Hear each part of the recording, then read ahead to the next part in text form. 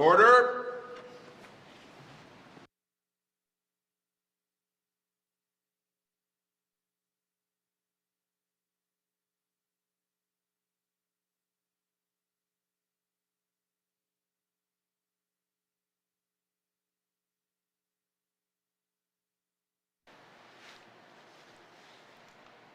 Kutunzinga no payas ke susitira marsinestanade John tunt isia yunan konte tonsion hayrun lag ea kenesondana nate hapautnia ea tuya kiuntira ke marsinestana hat atunsia kena payas ke ko beshu tanzon pesita kentene no kai gentai klanitin the guys at in the na color no neither in the yak eno that on isn't to nenek et eno that on in the but arts in it on to a night don't in it on il chu ok isn't on a hastin on a sorte no gun on in the no is neas and anathecha no gun your ana let a besnake in the net anathe the mari cannot on a car net siambos iron sequinets and ante Jesus was net chine there a kit in land the guy Maria Diabon and then no Charlie no Payanas cake on it is an adult Austin count in there. All others and us at dinner there, cold beer show, darners on to at on the any on it, a hot and in there, Mercedes since Daria, cold beer show, darners on the city container. Merci. Please be seated. I'd like to thank Martha Catholic for the opening prayer and reflections. Minister statements. Minister for ECC.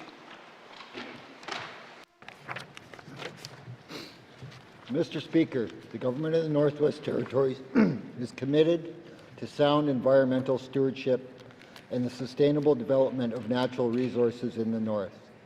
As part of this commitment and in accordance with the Federal Mackenzie Valley Resource Management Act and several land claims agreements, the government is responsible for facilitating and publicly releasing an environmental audit every 5 years. An independent contractor completed the 2025 NWT environmental audit earlier this year. It reviews how our environmental rules work and the reliability of the information we use to make decisions, how we monitor the effects of development, and how the government has responded to past audit suggestions. An audit steering committee made up of Indigenous, territorial, and federal representatives helped guide the process. They work together to set the goals for the audit and provide advice along the way. Earlier this week, I tabled the 2025 NWT environmental audit, and am pleased to report that the audit found the NWT's regulatory system continues to improve. No significant new concerns were identified and reported. Progress on many of the previous issues related to the last review. However, it has also pointed out some challenges. We need better data to track barren ground caribou. We also need to make cumulative impact monitoring information more readily available in areas where there is development, as well as continuing to work on land use planning, settling land claims, and involving communities. Mr. Speaker, the GNWT will track its progress in response to the recommendations made in the 2025 environmental audit through internal reporting and by coordinating across departments. We will ensure transparency and accountability, and we plan to implement recommendations using existing resources whenever possible. This work strengthens our regulatory system and helps build public confidence that the GNWT and our partners are making informed, balanced, and evidence-based decisions to protect the land, water, and wildlife of the Northwest Territories. Mr. Speaker, these efforts bring us closer to fulfilling our mandate to ensure safe communities, healthy ecosystems through collaborative partnerships with Indigenous governments and Indigenous organizations. Thank you, Mr. Speaker. Thank you, Minister of ECC. Minister statements. Minister responsible for housing NWT. Thank you, Mr. Speaker. Mr. Speaker, I rise today to highlight the progress the Government of the Northwest Territories has made in addressing homelessness and to acknowledge the ongoing needs ahead. We've taken important steps to remain committed to continuing this work with empathy, focus, and collaboration. Homelessness is a complex issue that intersects with all areas of the 20th Legislative Assembly priorities. It is influenced by the suitability, accessibility, and affordability of housing, a strong economic foundation, access to healthcare and addressing the effects of trauma, and ensuring safe residents and communities. Recognizing these connections is essential to developing effective long-term solutions. Teams across the GWT have worked together to transition leadership and ensure a smooth operational handover of A Way Home, a comprehensive strategy to address homelessness in the Northwest Territories from the Department of Executive and Indigenous Affairs to Housing NWT. This strategy guides our work and identifies areas of action to address homelessness. This includes enhancing support for those at risk of becoming homeless and improving person-centered services for those experiencing chronic homelessness. One of the most pressing needs identified in the strategy is to increase transitional and supportive housing across the Northwest Territories. I am committed to improving these services for our most vulnerable residents. Housing NWT and Health and Social Services have collaborated with the Salvation Army in Yellowknife and the Inuvialuit Regional Corporation in Inuvik to develop a transitional housing model tailored to the needs of residents returning from addictions treatment.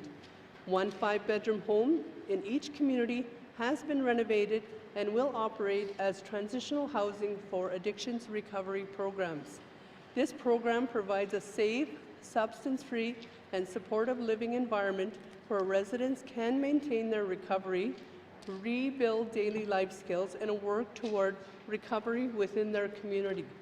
The GWT recognizes that some residents face various barriers that prevent them from accessing shelters. As a result, some residents establish encampments. We acknowledge the reason residents may choose to sleep rough rather than access shelter space. While this remains an individual choice, we will continue to extend shelter supports and work to reduce barriers for those in need. In response, we've been working to ensure shelter spaces remain accessible and are equipped to meet basic needs and to increase transitional housing facilities to help people move out of homelessness. A new transitional housing facility developed through collaboration between Housing NWT and Executive and Indigenous Affairs is set to open on Highway number 3 in Yellowknife. Offering 24 bedrooms, the facility is expected to begin operations before Christmas. The addition of transitional housing facilities is especially important for residents who are ready to transition out of emergency shelters but are not quite ready for independent housing. Since January 2024, Housing NWT has helped 18 shelter users in Inuvik transition to more stable housing with the help of our programs, such as the Homelessness Assistance Fund or public housing. In 25-26, $4.4 million in contributions are being provided through Housing NWT's 6 homelessness programs: Housing First, Emergency Overnight Homeless Shelters, Homelessness Assistance Fund, Small Community Homeless Fund, Shelter Enhancement Fund, and the Northern Pathways Program. This funding supports expenses such as one-time financial support for individuals facing homelessness, community-led projects to reduce homelessness, and loans to improve existing shelters. Our homelessness programs were developed to reflect the diverse needs of all NWT communities, which is why Housing NWT collaborates with local and Indigenous governments, non-governmental organizations, and community partners to implement solutions tailored to each community. As we continue to work towards preventing and reducing homelessness in the Northwest Territories, I want to emphasize that our progress would not be possible without the collaboration and guidance of local and Indigenous governments, non-governmental organizations, individuals with lived experience, and community partners.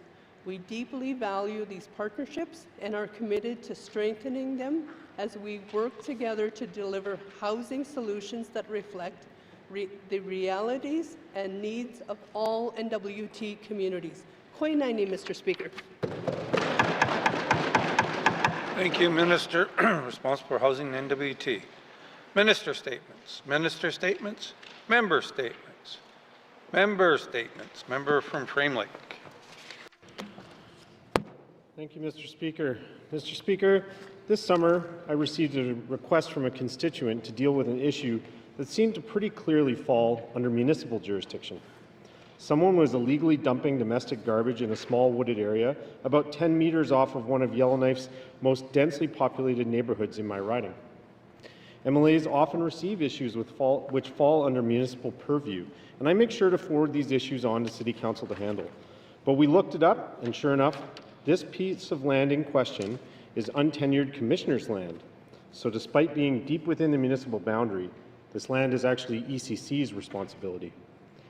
So that resulted in some back and forth between my office and the minister's office, and in the end, to the minister's credit, the department did come and deal with the trash. Thank you to the ECC public servants who performed that unsavory task. But Mr. Speaker, this statement isn't really about municipal waste. What I want to talk about is that I don't think this should have been a territorial responsibility to deal with in the first place. The City of Yellowknife is better equipped to deal with domestic littering within its boundaries, and a territorial department like ECC needs to focus its energy on matters of territorial significance. Technically, right now, that means issues outside and within municipal boundaries. Mr. Speaker, we established different levels of government for good reason. The current duplication of responsibility leads to confusion and inefficiency, and it's high time we resolve this issue. Yesterday, a few meters away from this assembly, tragedy struck as a canvas tent pitched on Commissioner's land was engulfed in flames. My colleague from Yellowknife Centre questioned the Minister of ECC about this, and as he was explaining his department's responsibility regarding encampments on Commissioner's land, the Minister said, "The encampments within the boundaries of the city are also partially a responsibility of the city, and there are certain bylaws that happen within the city that are relevant to the city that would need to also be adhered to." I think this comment highlights the dual jurisdictional issue well. It's confusing and difficult to minister as a result. We need to follow the lead of every other jurisdiction in Canada and ensure there are clear lines between territorial and municipal responsibility. It's time we put an end to the confusion, Mr. Speaker, and give our municipalities jurisdiction over the land within their boundaries. Thank you. Thank you, member from Frame Lake. Member statement. Member from the Sud-2. Thank you, Mr. Speaker. Mr. Speaker, the Sahtu region stands at a critical juncture with the Norman Wells oil field, Canada's longest operational onshore oil field, operating well beyond over 100 years. This legacy is approaching the phase end of life and moving on to remediation and reclamation. Mr. Speaker, in preparation for this huge tsunami, this economic tsunami, the remediation economy in the Northwest Territories is valued at $4.8 billion over the next 30 years, with as many as 500 sites requiring remediation. This represents an unprecedented economic opportunity for our territory, and in particularly for the Sahtu region. However, we are not taking measures adequate in preparatory positions. Mr. Speaker, education is security. The federal government currently holds $180 million in financial security for the oil field. However, the cost for cleanup is expected to be much, much more. The training plan and preparation must recognize domestic trades demands. Mr. Speaker, this is why I'm championing Nortran, a design readiness trades training program for remediation and reclamation. Nortran could partner with the Aurora College and other NWT accredited agencies together as collaboration. Mr. Speaker, the infrastructure exists in Norman Wells to support this. We have vacant commercial office spaces, student residential units, and the unoccupied Aurora College classroom. The time to act is now, Mrs. Speaker. We must ensure that when the Norman Wells oil field closes, Sahtu residents, youth are not watching from the sidelines, but credentially ready. I will later have questions to the appropriate minister, Mrs. Speaker. Hear, hear. Thank you, member from the Sahtu. Member statements. Member from the Mackenzie Delta.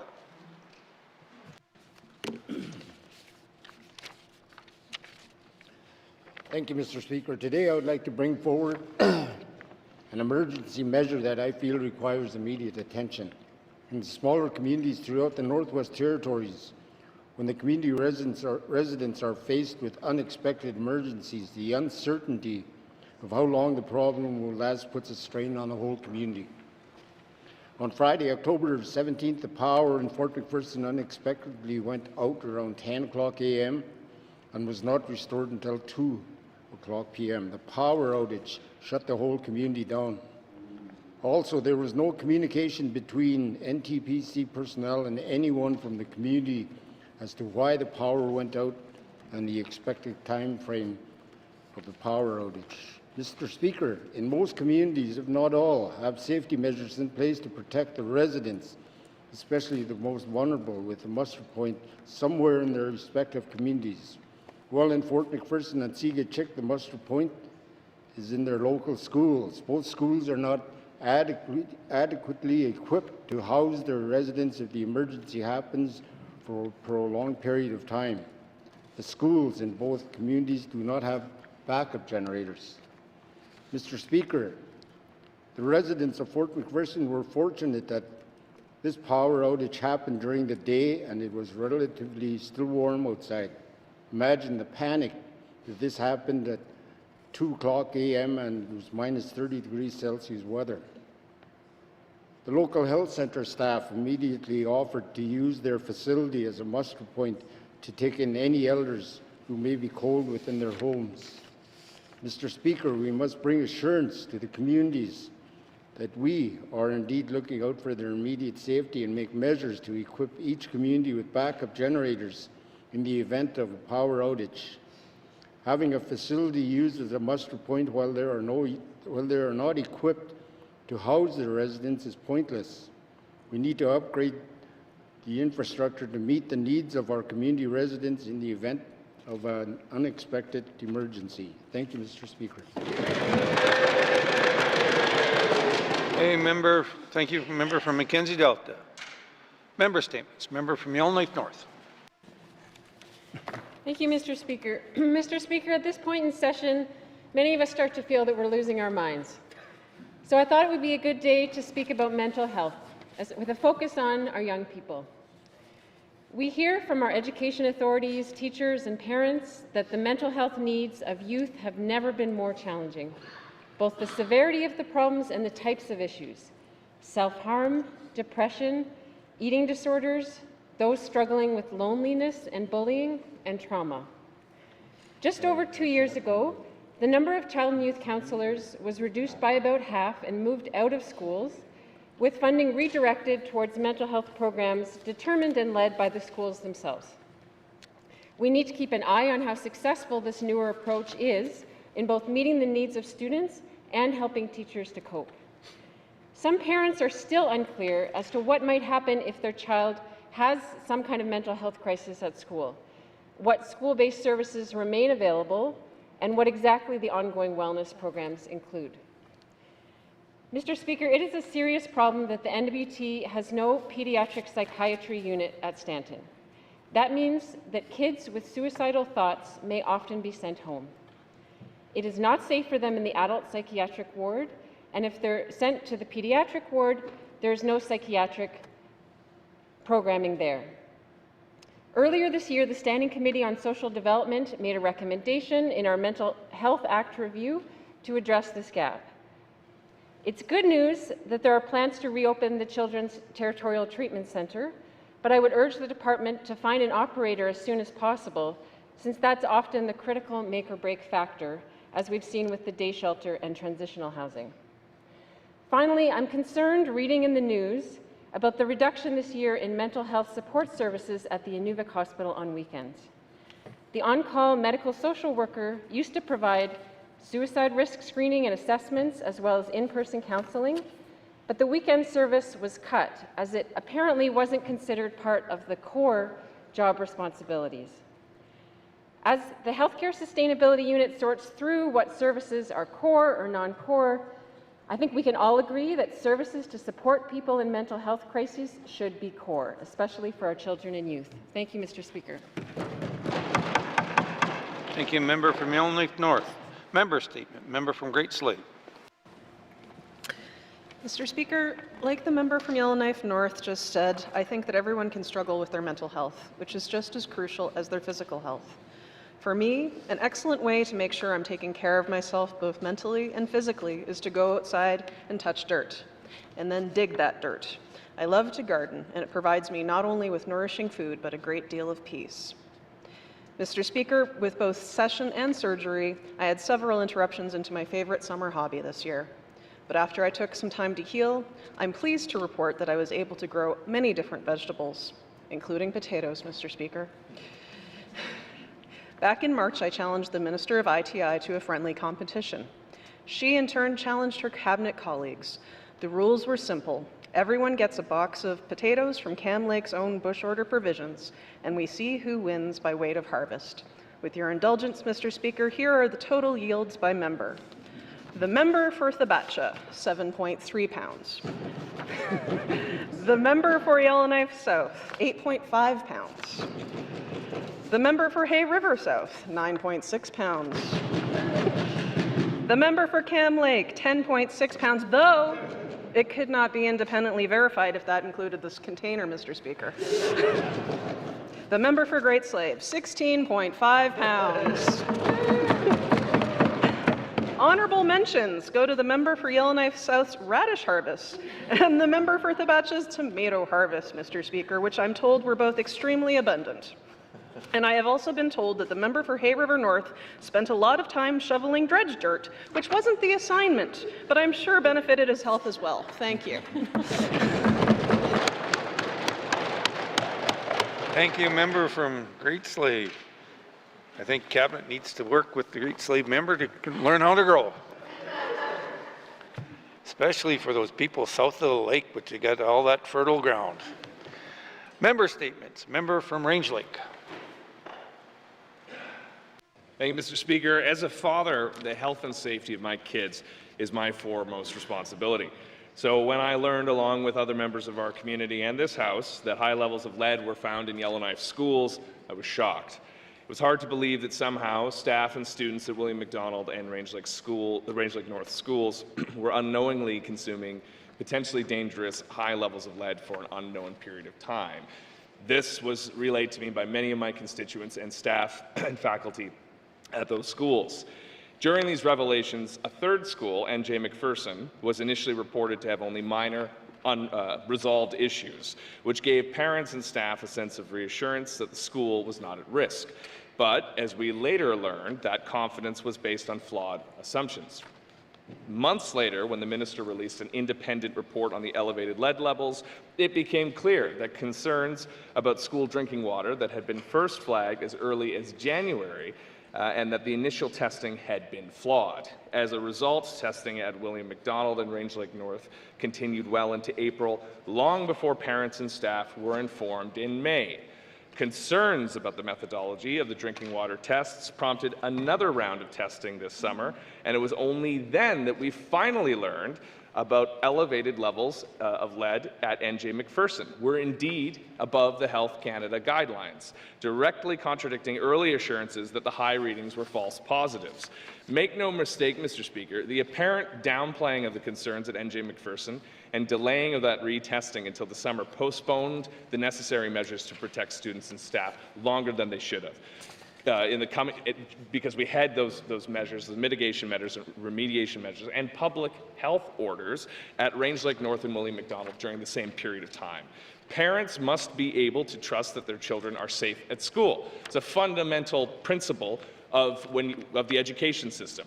When the minister released a report and accepted responsibility in July, the scale of the mismanagement on such a critical issue, the health of children, needs more reassurance from this government. We know remediation processes have been put in place. Now we need to know how serious this minister is that this never happens again. Thank you, Mr. Speaker. Thank you. Member from Range Lake. Member statements. Member from Boot Lake. Thank you, Mr. Speaker. Mr. Speaker, I want to bring attention to an event that's happening here in Yellowknife this week. It's been happening this week. Mr. Speaker, it's the Housing NWT Maintenance Conference. This event, Mr. Speaker, brings together LHO maintenance foremen and the district technical staff for a week to get together to discuss, of course, ongoing maintenance issues and the importance of preventative maintenance, Mr. Speaker.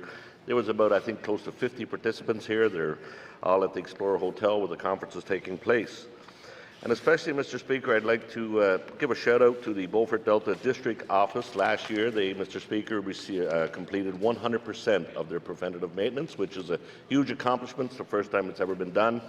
So, and Mr. Speaker, that Beaufort Delta District Office includes Inuvik, Tuk, Aklavik, Sigachik, Palatuk, Ulahaktuk, Sax, Harbour and Fort McPherson, Mr. Speaker. So again, a big congratulations to our staff up there. I know how hard they work. It's a small community, so obviously we all know each other, and I know how proud they were of that accomplishment, Mr. Speaker. So a big shout out to them. Thank you. Thank you. Member from Nuvik, Boot Lake, or sorry, Nuvik. Yeah, Boot Lake. Yeah, not Twin Lake. There. Member statements. Member from Tunadee-Willity. Thank you, Mr. Speaker. Earlier this year, the Dene Nation hosted a public safety forum here in Yellowknife to address the growing challenges our small communities face from violent crimes and drug trafficking. Across the north, our communities are hurting. Families are being torn apart as drugs spread deeper into our territory and into our homes of our people. Local leadership knows what's best for their communities, and this forum was an important chance to come together and find real solutions to keep our people safe.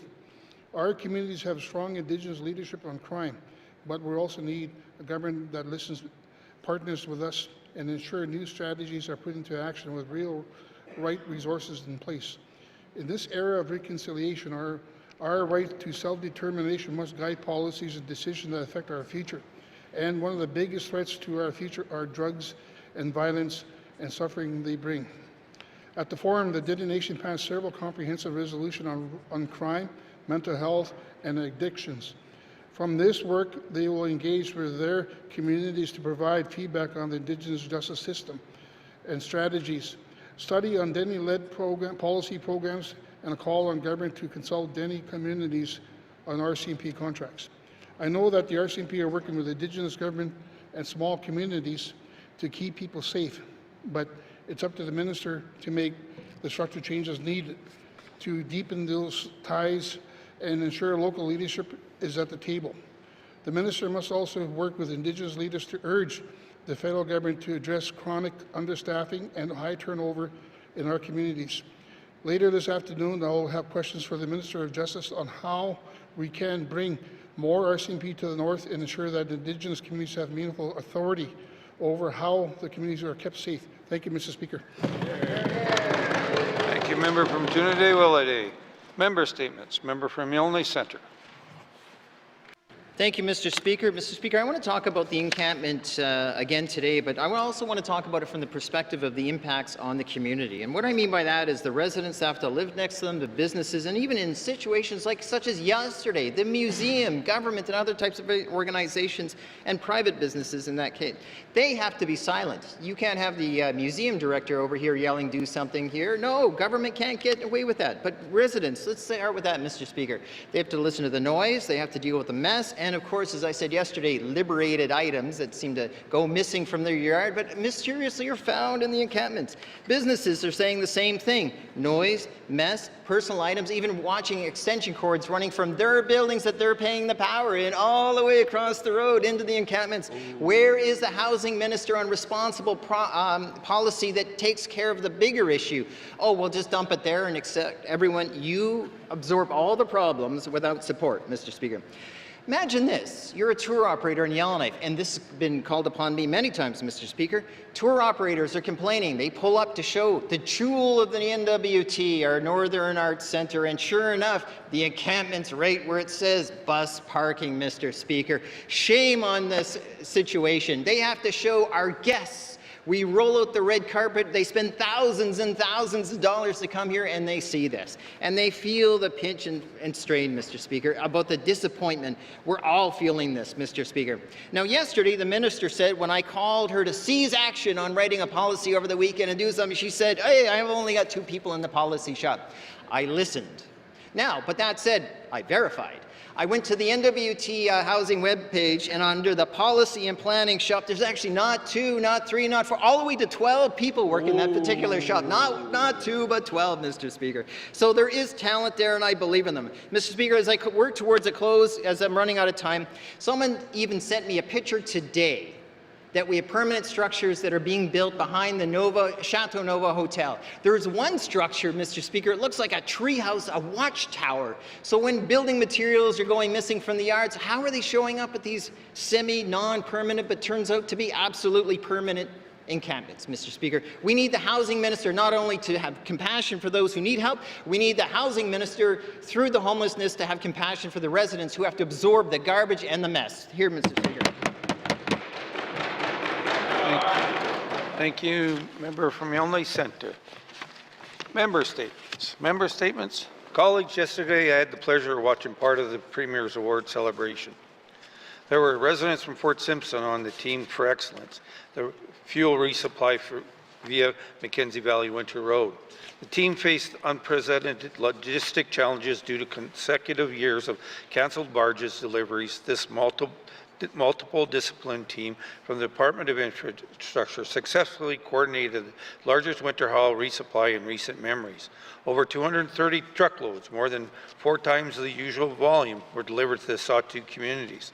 This complex operation required real-time tracking, strategic scheduling, and on-ground coordination, extreme temperatures. The team leveraged strong partnerships with fuel suppliers, contractors, Indigenous governments, and community leaders to ensure timely and safe delivery of essential fuel for heating, electricity, and transportation.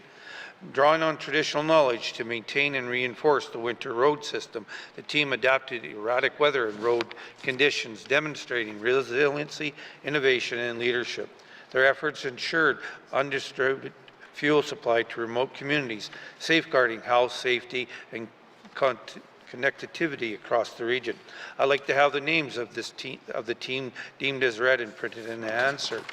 The second one was the Kristen McLeod Emerging Indigenous Leaders Award winner, which was Kristen Tanchik. I've known Kristen for a long time. Kristen is a visual leader who works, a visionary leader who works in Indigenous health and wellness, reflecting the spirit of the Kristen McLeod Emergency Indigenous Leader Award. As a regional health and wellness director in Decho First Nations, Kristen brings empathy, innovation, and culture integrity to every initiative she leads. Kristen's leadership is rooted in both academic excellence and community services. She's a graduate with a Bachelor of Social Work and has been accepted into the Master Social Work program of the University of Victoria, demonstrating her commitment to long learning and Indigenous-centered practices. Her work is trauma-informed and strengths-based and grounded in traditional knowledge. Being aware of time, I would like to have the rest of my speech deemed as read and printed and answered. Please join me in congratulating the award winners.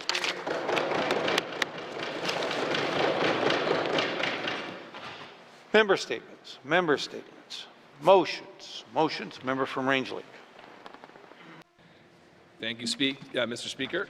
Whereas public safety is a key priority of the 20th Legislative Assembly established through safe and healthy communities, and whereas climate change is exacerbating the frequency and intensity of flooding, wildfires, and other natural disasters, and whereas the 2023 wildfire evacuations of 2/3 of the population of the Northwest Territories and subsequent evacuations due to severe climate events have resulted in continuing trauma and negative mental health impacts.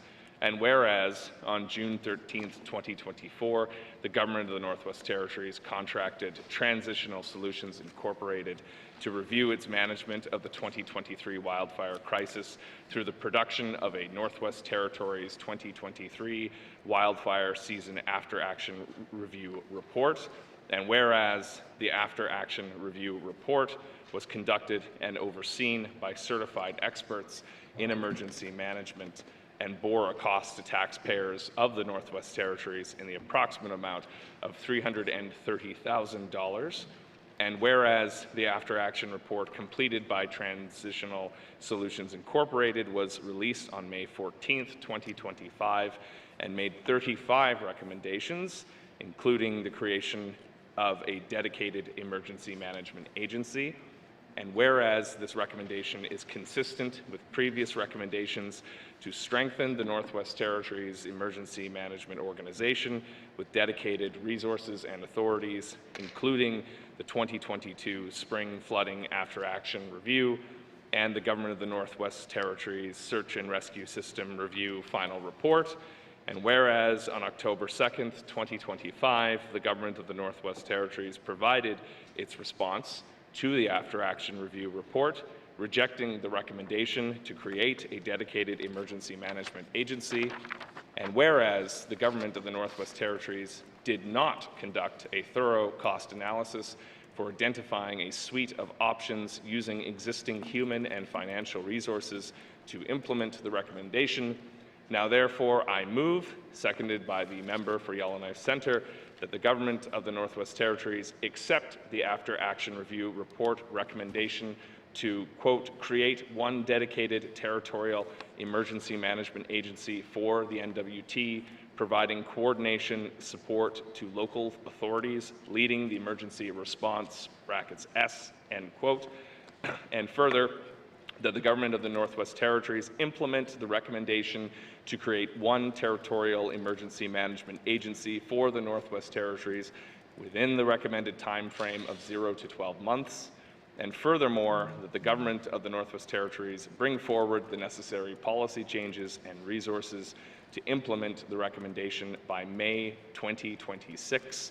as recommended by Transitional Solutions Incorporated, and furthermore, that in accepting the recommendation, the Government of the Northwest Territories consider repositioning existing resources within the public service, in addition to new investments, including establishing new mandates for existing, new, or amalgamated line departments, and furthermore, that a dedicated emergency management agency so established will work to implement the remaining recommendations of the After Action Review Report, including ensuring that the care of children, elders, and persons with disabilities are better supported by public safety policies and programs, and furthermore, that the Government of the Northwest Territories respond to this motion in 120 days. Thank you, Mr. Speaker. Thank you, member from Range Lake. The motion is ordered. To the motion. Member from Range Lake. Mr. Speaker, it is not unknown to legislatures or to government systems in Canada that independent reviews will contain recommendations that governments disagree with. Often when they agree with recommendations, there will be so many caveats, it might as well be a disagreement. In this case, there are 35 recommendations. One recommendation was not agreed with, and that is the recommendation to create a dedicated emergency management agency. Many times in our parliamentary procedures here in the House, we will disagree with the government's disagreement and encourage them to accept the recommendation. We have a standing committee of public accounts. Before that, we had various standing committees that would review independent reports or reports to the Auditor General and say the exact same thing. We disagree with your disagreement, we encourage you to accept that. The purpose of this motion is to do the same thing here, but it rises to a special attenuation in the minds of the public because it was the one recommendation that was rejected, and this wildfire evacuation review was so important to our constituents. The findings of the report were very clear, and for me the most concerning one is the lack of trust that Northerners placed in their government after that event. And trust is very slow to rebuild from governments or from anyone in a position of authority. It's easy to lose and very hard to get back. we need to do everything we can as an assembly to ensure that the government is working to restore trust with the public. And rejecting this crucial recommendation, one of the most urgently, one of the ones that was urged to be recommended with the same class of immediate recommendations in the report, just shows how crucial this was. And reading from the report, which I won't do at length, Mr. Speaker, but the independent experts that we retained for this work said establishing a dedicated wraparound emergency management model, such as an agency, rather than relying on the current as-needed linear EMO, Emergency Management Organization, approach, is essential for enhancing resilience and preparedness in the Northwest Territories. Agency models effectively oversee all phases of emergency management. This fosters a culture of preparedness and ensures a nimble and coordinated response to emergencies and disasters. They further state the agency organization would be responsible for facilitating collaboration between federal, territorial, and local governments, along with public and private organizations, to ensure a unified approach to emergency management while ensuring the local authority maintain ownership and authority for the emergency, implement strategies to reduce the risk of disasters through proactive planning, develop and maintain comprehensive territorial emergency plans and provide clear guidelines to communities for their local plans, conduct regular training and exercises to ensure all relevant parties are aware of these plans and how they complement one another rather than replace or hand off to one another, provide emergency management in unincorporated and special areas, and support communities to recover from disaster by providing resources, guidance, and assistance as a wraparound service. Now, Mr. Speaker, we have heard that the concerns from the minister are that such an agency would be seasonal. They would only work for the warm summer months and then sit around for the rest of the year doing nothing. And I think just the bullet points I read out show how that could be a year-round job. Ensuring training is ongoing, especially in the off-season, so you can be prepared for the next season. Ensuring that reports and plans are well documented, well vetted. Ensuring that disaster recovery efforts, these take years to facilitate. We have multiple members in this chamber, Mr. Speaker, who have communities who are still recovering, notably the member for Deschaux, who had another community over the summer evacuated. And it was not a smooth evacuation. We saw that very clearly. So when, and I said this at the time when queried by the media, I'll stop complaining about the lack of seemingly the lack of care towards public safety emergency management when the public stops complaining. Because when these evacuations are going on, yes, there's always two sides to a story, but we are hearing loudly from the community that alerts are coming too late or not at all, that firefighting activities are not listening to local community concerns, and these are all the things that a broader mandate on public safety would allow us to accomplish that we're currently not achieving as a government. And the recommendation is very clear about an agency, and it cites the Alberta Emergency Management Agency, the New Brunswick Emergency Measures Plan, and the Saskatchewan Public Safety Agency as best practices. I don't think government needs to, again, just do everything the recommendations say. They're to be interpreted, to be massaged. Let's figure out a way to do this.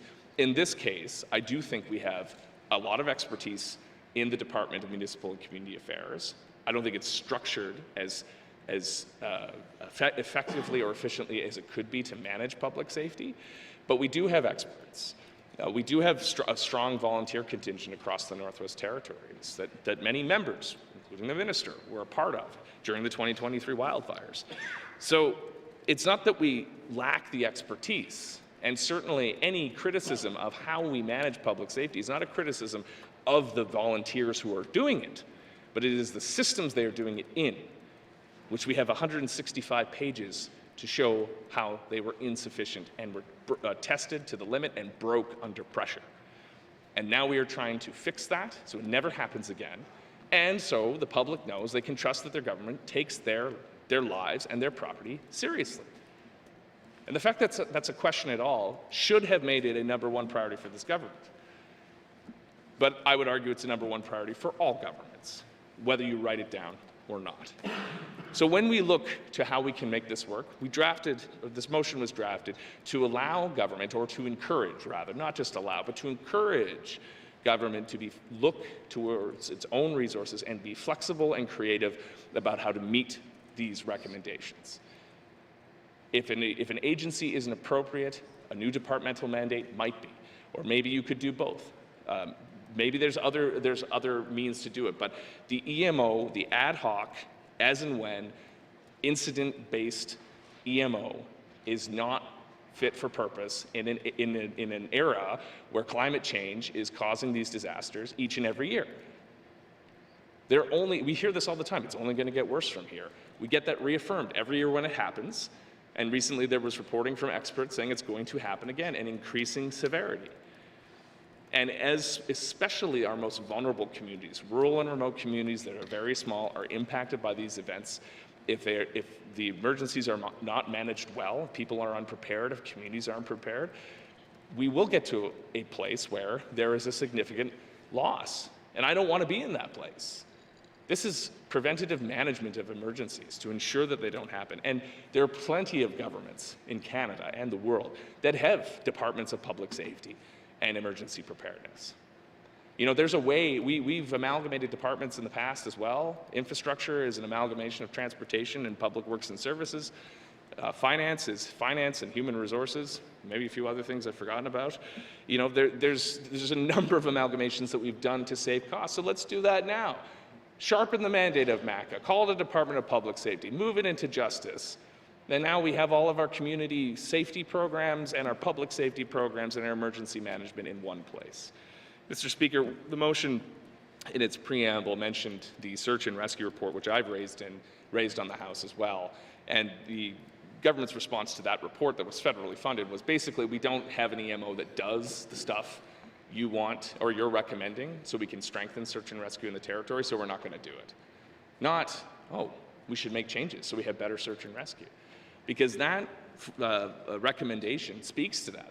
It's a vast territory, Mr. Speaker. You know this, we all know this. And when people go missing, it's a real concern to the community, and there are not a lot of resources. Again, they're ad hoc, volunteer-driven resources supported by RCMP and Coast Guard and other officials, but the people doing the work are volunteers. And there's only one volunteer search and rescue organization in the Northwest Territories that is organized, and that's here in Yellowknife. And that's not enough. You know, when people go missing in, again, rural and remote communities in the middle of the Arctic, that's when you need to have the support of a dedicated emergency management agency that can coordinate search and rescue activities, that can coordinate resources to ensure that volunteers are trained, that resources are marshaled effectively, and that communities are prepared when people go missing.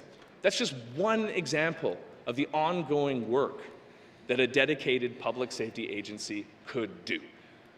And there are many, many more. They're enumerated in this report. So it just shocked me that this recommendation was rejected in the first place, that the costing, the options, the approach to how could we make this recommendation work was not taken, seemingly. I mean, I'm prepared to accept that fact might be untrue and there could be something we haven't considered. But at this point, questions have been asked and the answer have been, we dismissed it, we didn't try to make it work. And Northerners expect their government to at least try before dismissing it when the stakes are so great. And that's why this motion is here today.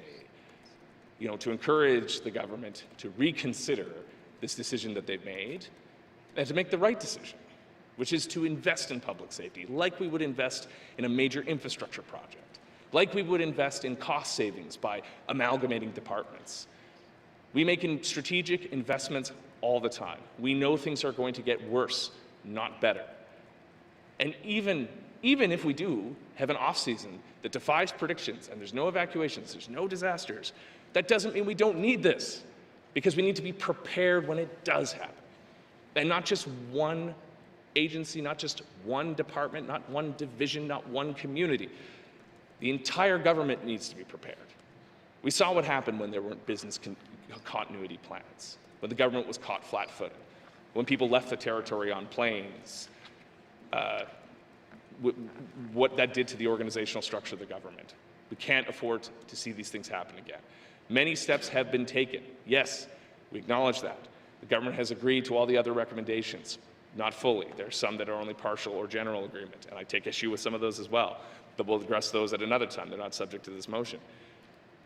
But we need to see a government that walks the talk, that talks the talk and walks the walk on public safety.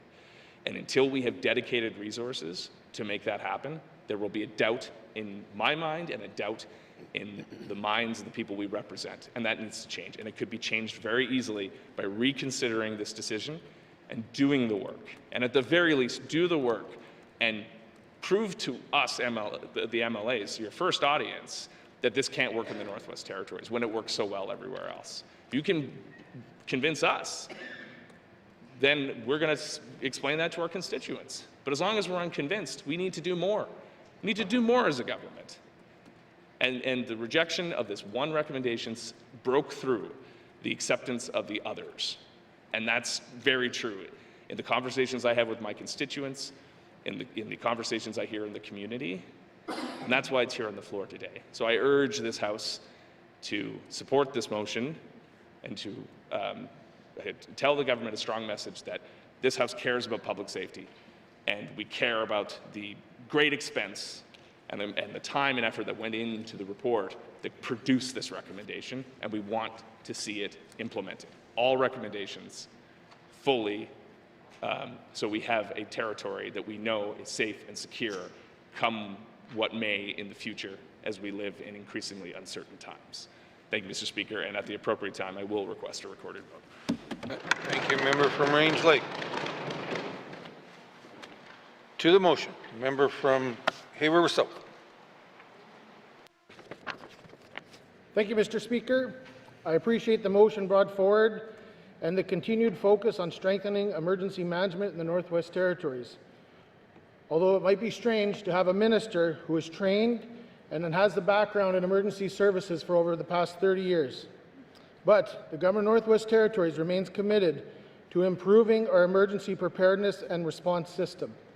Mr. Speaker, I would like to begin by clarifying the structure and responsibilities of emergency management organizations, or EMO, as it currently operates in the NWT.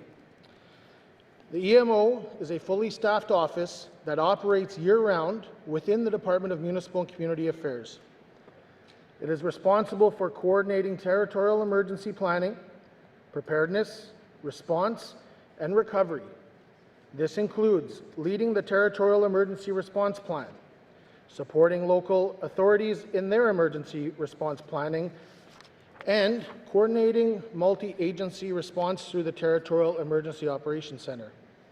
Mr. Speaker, the current EMO structure is consistent on how emergency management organizations in other jurisdictions across Canada operate. For example, the Yukon EMO is also located within the Department of Community Services.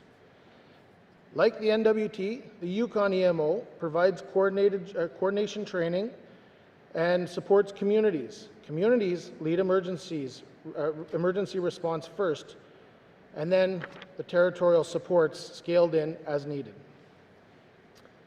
The Alberta Emergency Management Agency functions under the Ministry of Public Safety. While Alberta uses the term agency, it is not a standalone body, but part of a larger ministry. It performs coordination, planning, capacity building for municipalities who are responsible for leading emergency response with provincial support coordination as needed. Emergency Management BC is located within the Ministry of Emergency Management and Climate Readiness. It operates through regional offices and coordinates with local governments like NWT, BC, and emphasized local response with provincial supports as needed. PEI in Newfoundland also embedded their EMOs within the Department of Justice and Public Safety. Mr. Speaker, these examples show how emergency management does not require a standalone agency to be effective. Coordination, scalability, intergovernmental collaboration are the key success factors. Mr. Speaker, the GNWT's position is that the core responsibilities recommended in the after action review are already being carried out in the current EMO structure.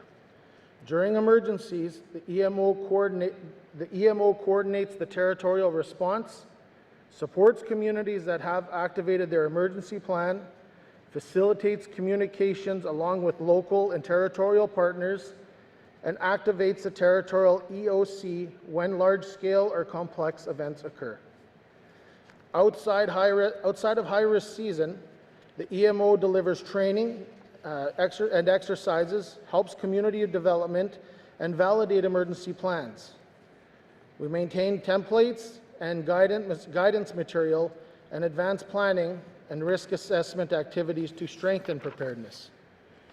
We recognize that the improvements were and are still needed, particularly on how we communicate, coordinate, and integrate with Indigenous governments and the local communities. And we are acting on those priorities. The EMO operates under the Incident Command System, or ICS, which provides a clear, nationally recognized structure for managing emergency response. This system allows operational decisions to be made by trained experts based on real-time conditions, while keeping elected officials informed and engaged in appropriate ways. MACA offers executive training to help leadership understand their roles in this structure, supporting effective governance and avoiding well-intentioned political actions that could disrupt the response and operations. Mr. Speaker, the After Action Review looked at the events from 2 years ago. It is looking backwards while we are looking forward and moving forward. Following the 2023 wildfire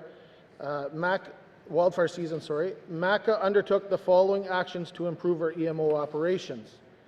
The NWT emergency plan was updated to clarify roles and responsibilities. Communication protocols and aids for communities were put into place. Surge capacity was increased and more training. New regional emergency coordinator positions in all regions were staffed, and a trainer to support communities in updating their emergency plans were hired. MACA also hired an additional communications officer to provide better support to communities during emergencies. All GNWT departments have developed business continuity plans that have been used to ensure core programs and services are delivered in the times of emergencies. We have seen real improvements in emergency response, coordination, and communication, and this was especially evident during the 2025 wildfire season. The coordination between community governments, Indigenous governments, to stand up local EMOs and coordinate with a regional EMO reflects on the strength of our improved collaboration on the ground. While the circumstances were extremely challenging, there were also clear successes, and we will continue to learn from each event, strengthening our system and improve with every response. Mr. Speaker, rather than restructure, our focus is on strengthening what already exists. Debriefing recent emergencies, enhancing local training and tabletop exercises, improving interdepartmental and intergovernmental coordination and response readiness. These are tangible, immediate actions that can build resilience. In closing, Mr. Speaker, we share the members' goal of improving emergency management. We believe the current structure, when supported with clear authority, community engagement, and interagency coordination, can meet the needs of the people of the Northwest Territories. For this reason, the GNWT does not support creating a standalone EMO agency. That said, Mr. Speaker, as this motion makes a recommendation to the government, Cabinet will be abstaining from the vote. Thank you, Mr. Speaker. Thank you, member from Hay River South. To the motion, member from Yonge Centre. Thank you, Mr. Speaker. Where do I begin my disagreement? There's so many spots. But I have to pick one. I'll start with the last one. Shame on the government saying that they're going to vote, take this recommendation, abstain from it. At least be on the record that you're voting it down. It's a shame. Politicians are meant to make decisions, and often I see when people abstain, such as the cabinet, the citizens see it as a very sincere disappointment. At least stand somewhere on the issue. Mr. Speaker, the decision made by, or I should rather coin it as the recommendation made by TSI, I think was a very clear argument of saying this is why I'm doing, or they're making this recommendation based on, it's not just sounds good, it's a reality. We need a coordinated approach. We need a territorial emergency management agency, and this is why. If you listen to the minister, it was clearly a justification why we're not doing something. And back to justification in on itself. To my questions earlier in the session, Mr. Speaker, I was actually quite shocked, not necessarily shocked and appalled, but quite shocked that they had not analyzed the cost of this position out, or this directorate concept out. I often think that they get this idea that we're going to create a new finance department, MACA department, whatever. It's not necessary to create something, a new megalith within the government to achieve the goals that the report is pointing out.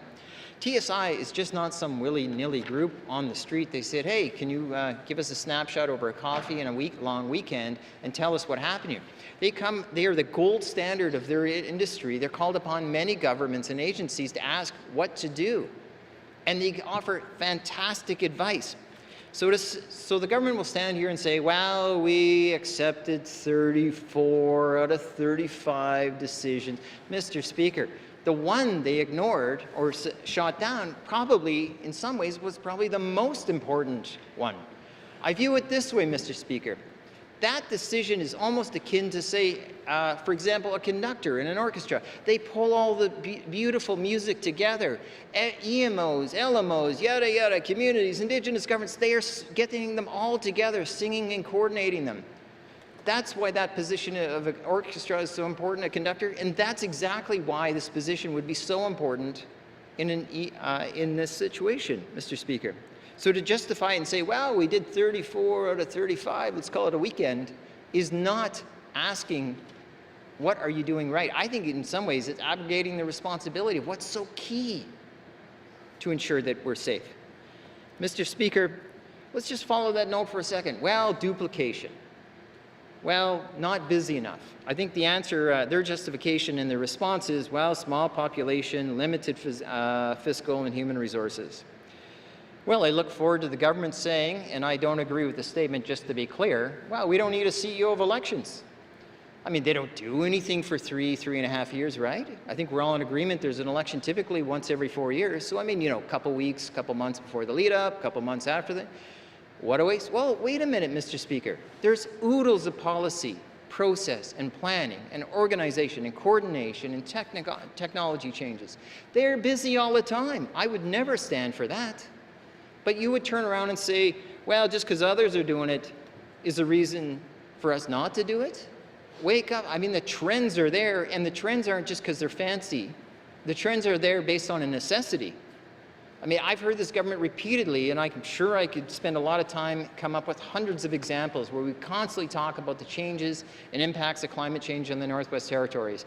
All the time we hear the phrase about how it impacts us here. Our weather is changing, our forests are changing, they're drier, there's more, the floods are coming in different ways. Sometimes there's no floods of water coming down the gate of Alberta through BC to us to make sure we can get our freight up the Mackenzie. So the world is changing before us.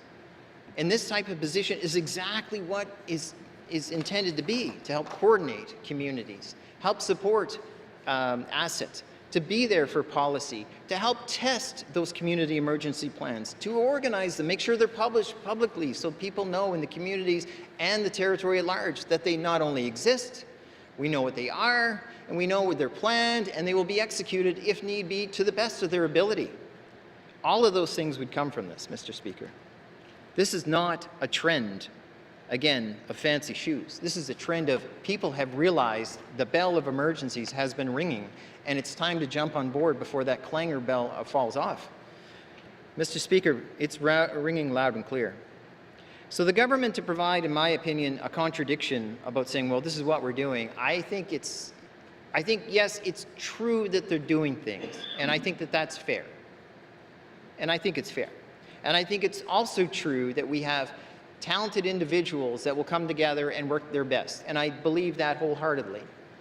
But what the keystone of all of this stuff is this type of management agency within the government. And you know, when I hear, well, fiscal is a problem, you know, I say, boy, we sure seem to have all these, you know, assistant deputy ministers and envoys popping up at all these dollar amounts. But this position, think about it, it helps us save millions, if not hundreds of millions of dollars we put at risk every year. I mean, when have we had a cheap fire?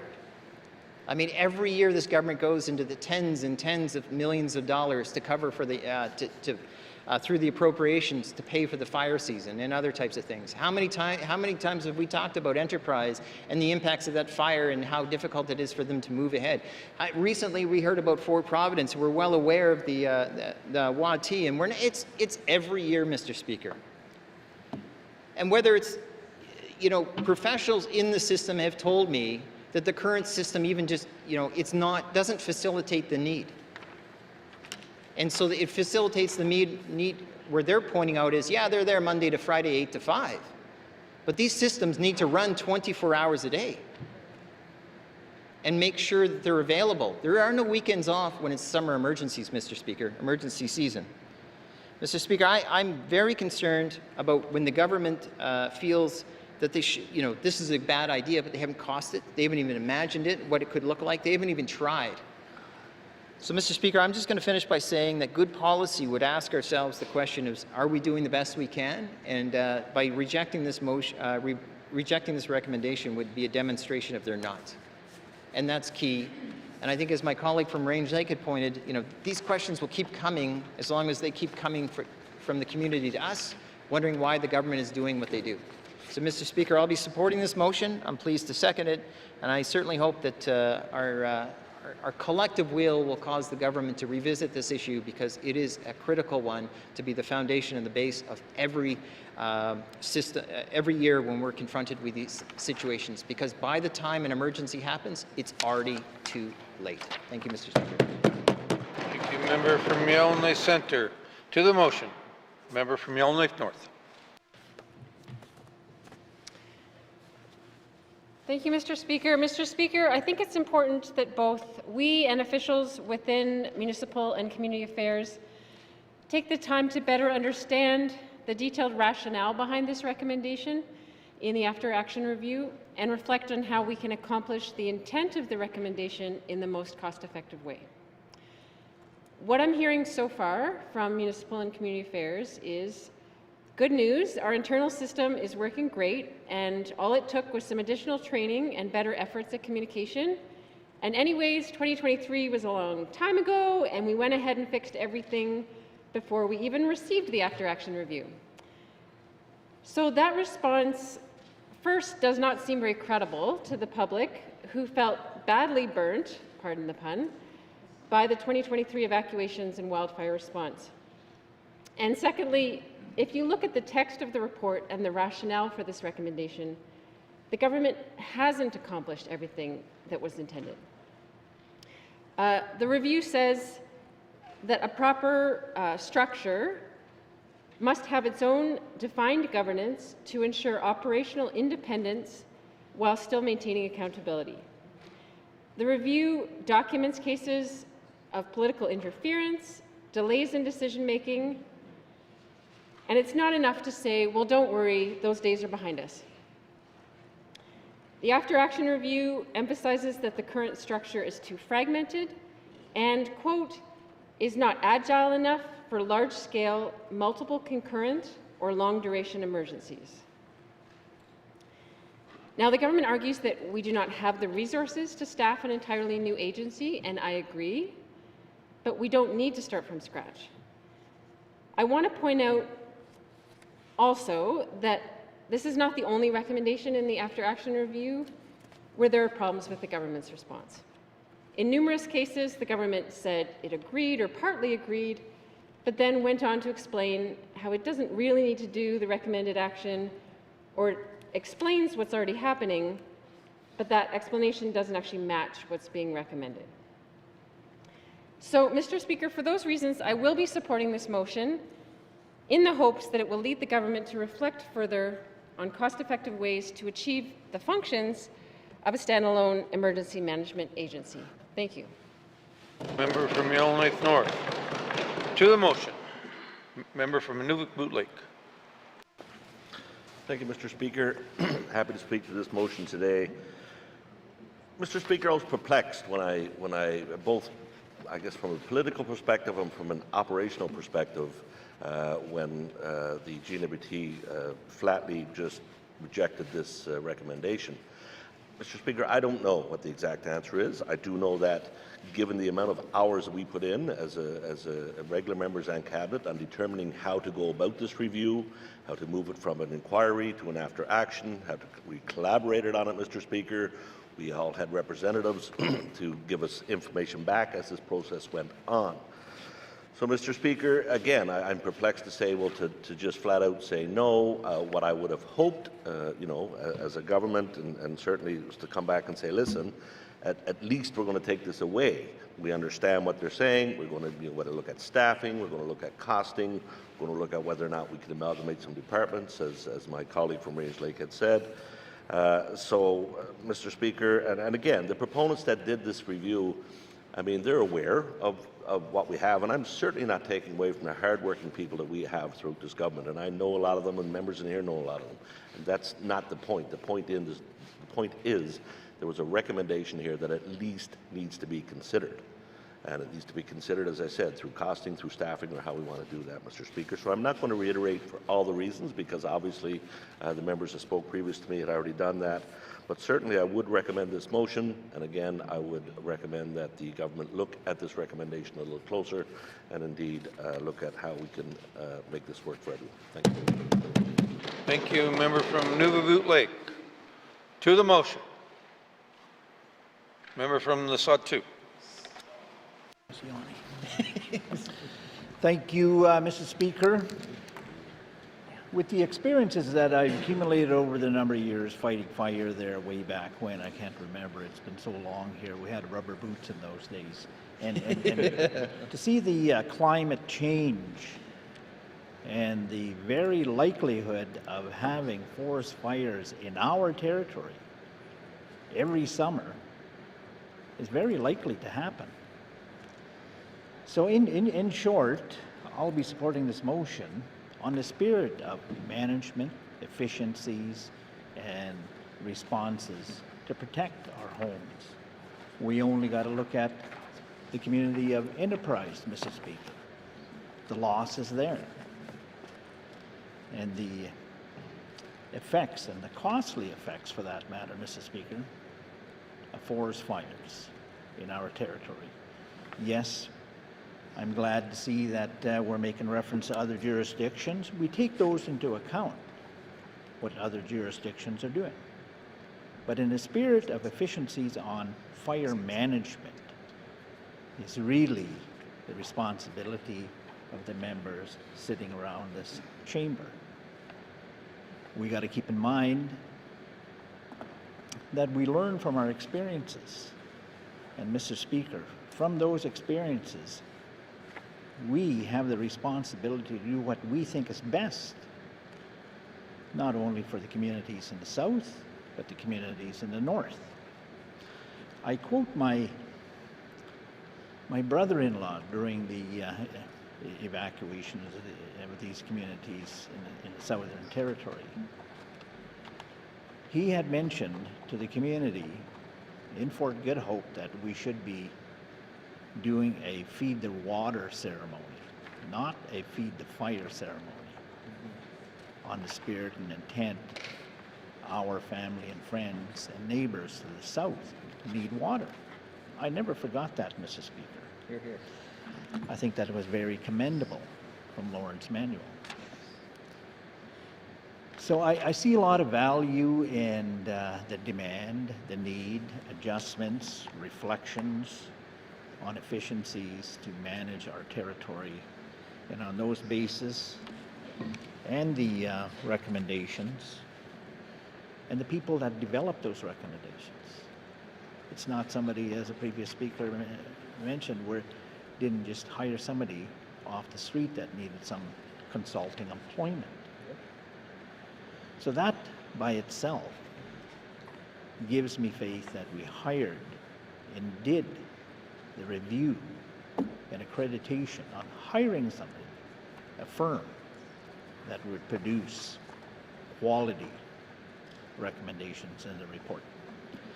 So in closing, I'll be supporting the motion, Mr. Speaker. Must You're here. Thank you, member from the Sawtoo. To the motion, member from Tuna Day, Welly Day.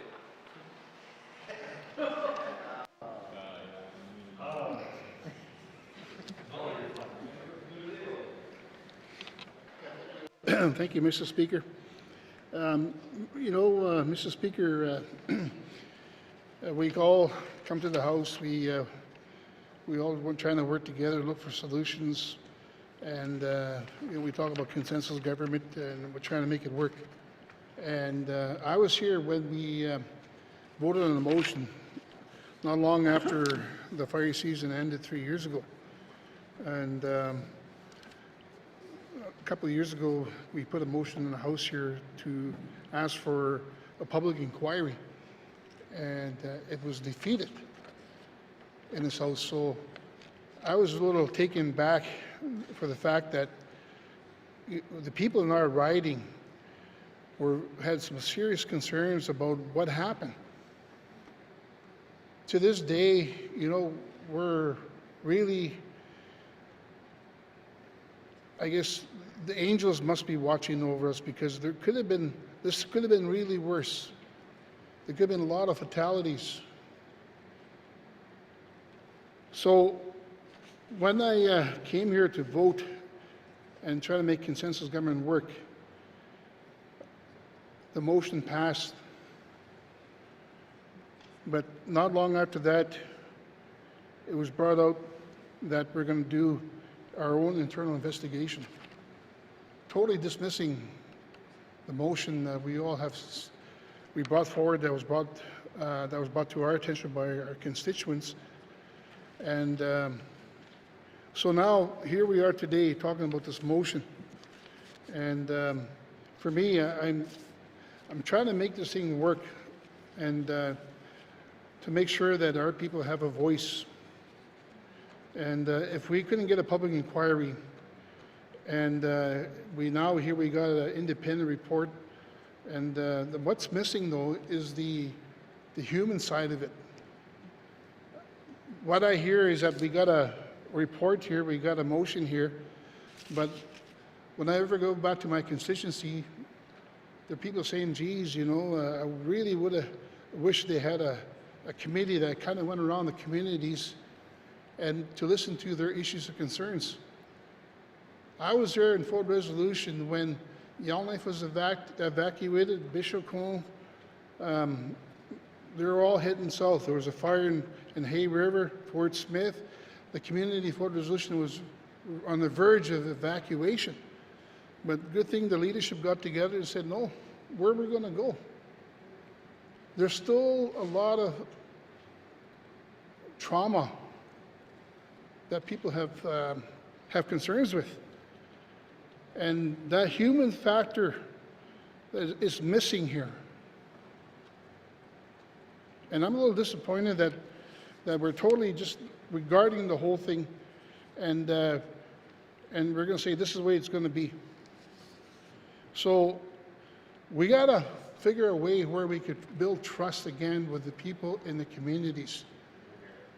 And I'm telling you, this time, the fatalities, we're really fortunate we didn't have any major fatalities.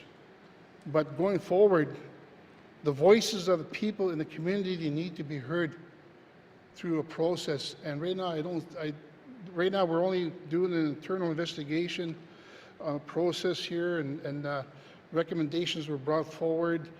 Again, why do we make motions in the House if the other side of the House are going to totally dismiss it? Then why am I here?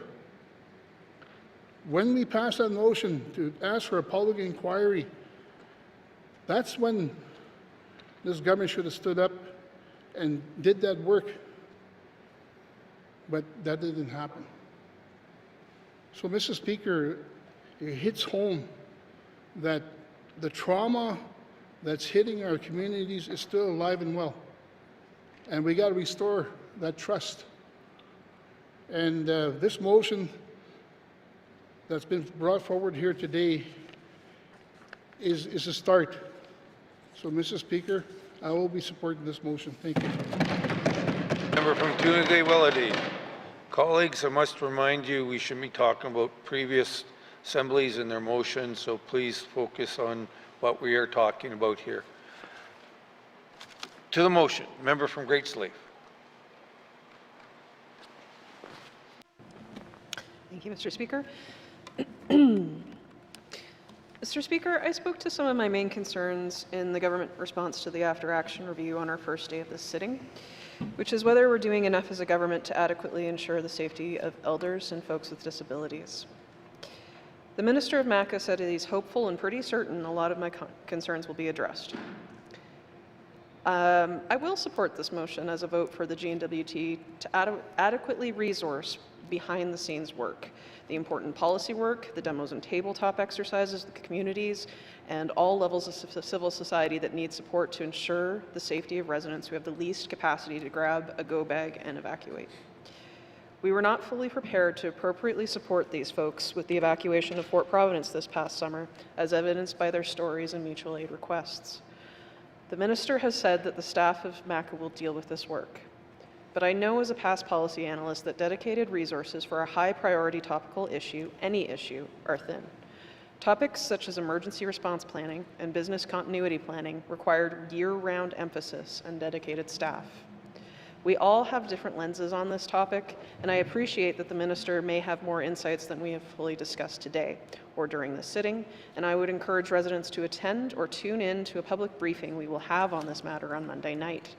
I know we're not as awesome as the Blue Jays, Mr. Speaker, but I'm very pleased we will dig into this issue deeper and examine complexities together. Thank you. Thank you, member from Great Slave. To the motion, member from Frame Lake.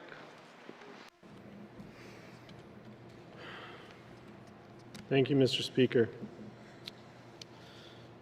Mr. Speaker, I understand that there's a desire among certain members to respond swiftly to things like a report like this. And certainly there can be merit in doing that. But I also want to note that it's important to me to take the time to understand an issue fully, give appropriate weight to a decision as impactful as departmental restructuring or establishment of a new agency altogether. We have limited resources, and we need to take the time necessary to be responsible stewards of those resources. For these reasons, I have advocated for, and I'm looking forward to a hearing with the department where we can dig further into this, develop a better understanding of the department's rationale for rejecting this recommendation, and ensure that the response which is put in place is an appropriate and effective response to the findings of the after-action review. I want to be clear that at this time, similar to a few of my colleagues who have spoken, I don't think the government's response to this recommendation is comprehensive enough or gives me confidence that the government have fully accepted the gravity of the report's findings in this area. That said, similar to a few of the colleagues that have spoken already, I'm not necessarily convinced that the best course of action at this time is necessarily to establish a standalone organization. I'm not going to pretend to know more about structuring an emergency management organization than our departmental experts. But that is exactly why we commissioned an outside entity to conduct an after-action review. So when the government rejects recommendations such as this, it certainly gives me pause. And so I can understand the sentiment behind this motion coming forward. Mr. Speaker, the motion is not binding. If it were, I think I'd have to speak a bit differently on it. But I am going to lend my support insofar as it provides weight behind the point that I'd like to see the government fully acknowledge the various issues raised in the after-action review which led to the recommendation to establish a standalone agency. I want to read a bit from the after-action review itself to highlight some of the concerns that were raised. The review noted that our current emergency response structures often lead to confusion, blurred lines of authority, and fragmented communication. The lack of a cohesive and coordinated system appeared to hamper the effectiveness of the emergency management during the 2023 wildfires. Structural weaknesses within the governance framework became apparent as wildfire events began compounding. The local EMO, regional EMO, and territorial EMO system, while designed to provide accountability and oversight, proved ineffective during a large-scale disaster. Competing layers of authority created delays in decision-making and confusion about jurisdictional boundaries and roles throughout the 2023 wildfire season. There was confusion from communities and GNWT staff in understanding how the territorial EMO operates internally and its interoperability with local EMOs. This fragmentation highlighted the need for a more unified command structure and an emergency governance model that prioritizes speed, clarity, and collaboration during crises. A lack of cohesion and preparedness planning left smaller, remote communities particularly vulnerable. Mr. Speaker, these findings of the after-action review accurately capture the issues with our current structures. And I am not confident right now that if we end up in a situation as serious as 2023 again, the outcome will be significantly different. Now, I would be remiss if I didn't acknowledge the improvements MACA has already made. And the City of Yellowknife did their own after-action review, which they're implementing, so we have made some progress towards necessary change, and I applaud that. But when I think of all the different pieces that were in play during the evacuation, all the various departments, agencies, NGOs, and governments involved, I think we still have a long way to go in getting ourselves to a position of being fully prepared. That's a real problem, and we have to address it in a timely manner. To that point, I also note that the government has noted in response to a number of other recommendations in the report a timeline of 5 years to get legislative changes in place. And I think we need to take another look at that and see if we can respond within the time frame recommended in the report, which I think was reasonable. Mr. Speaker, like my colleagues, I'm looking forward to discussing this further in the briefing and at the hearing that we've organized. Mr. Speaker, I want to note that if the model that we land on, as the Minister is advocating for, is to draw on resources from other organizations versus the suggested recommendation of the after-action review of having excess capacity waiting in the wings, and the coordination between organizations and understanding the triggers and who does what are the areas that we can improve on most from a practical response and a structural legislative policy standpoint. This needs to include details like what staff are essential, what role they shift to in an emergency, and an agreement that their responsibilities go on hold during an emergency. Some of this exists, but I think everyone needs to have a better shared understanding of how it all works and recognize that government capacity is limited. So, Mr. Speaker, those are all the comments I had written down. I think that I've captured my thoughts well here. I really do want to emphasize I'm looking forward to the briefing that we have scheduled with the Minister. What's important to me is that we take the time to fully unpack this, to understand why the rejection of the recommendation, but most importantly, understand that whatever solution is put in place, it responds to all the issues raised in the after-action review appropriately. So regardless of whether we have a standalone agency, whether we have functions within the department act like a standalone agency, we just need to ensure that everybody understands fully exactly what happens when an emergency strikes. Thank you, Mr. Speaker. Thank you, member from Frame Lake. To the motion, member from Mackenzie Delta. Thank you, Mr. Speaker. We are living in a totally different world with uncertainty today. Low water levels, forest fires, erosions, permafrost melting that's impacting our buildings, roads, and highways. This bill will benefit all the communities throughout the NWT. They need to contact somebody during the day or during the night. They'll have a number to and an answer for their inquiries.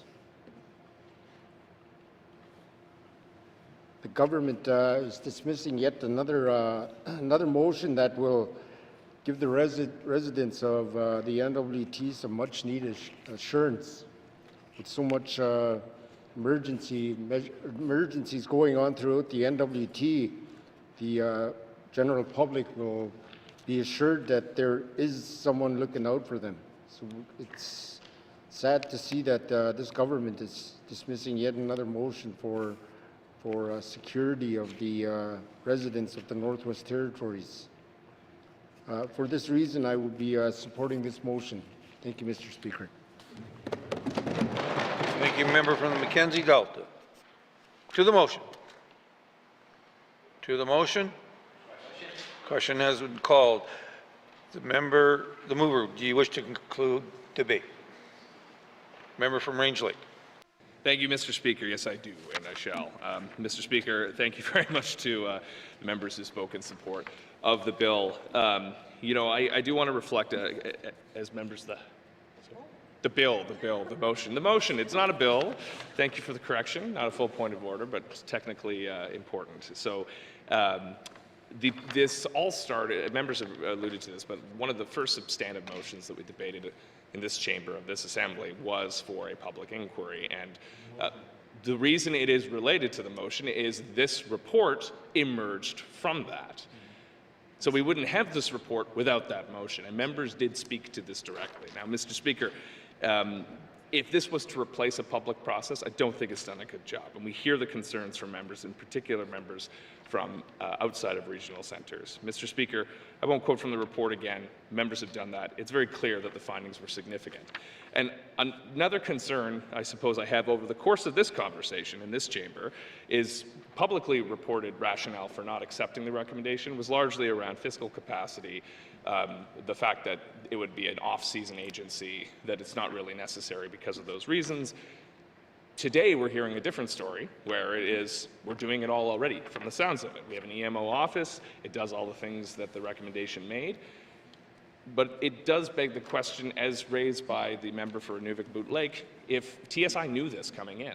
The structure hasn't drastically changed in 2 years. So this structure is not novel. The structure has not undergone major reform. There's been improvements, absolutely. The minister spoke to those improvements. But it's the underlying structure that was recommended for change. And that's what we're talking about here. You know, we're not saying progress hasn't been made, but we're saying progress on this fundamental recommendation, the skeleton of our entire system of how we manage emergencies, that's unaffected. And until that changes, until we deal with what you could call root causes of a lack of emergency preparedness, we will continue to experience them.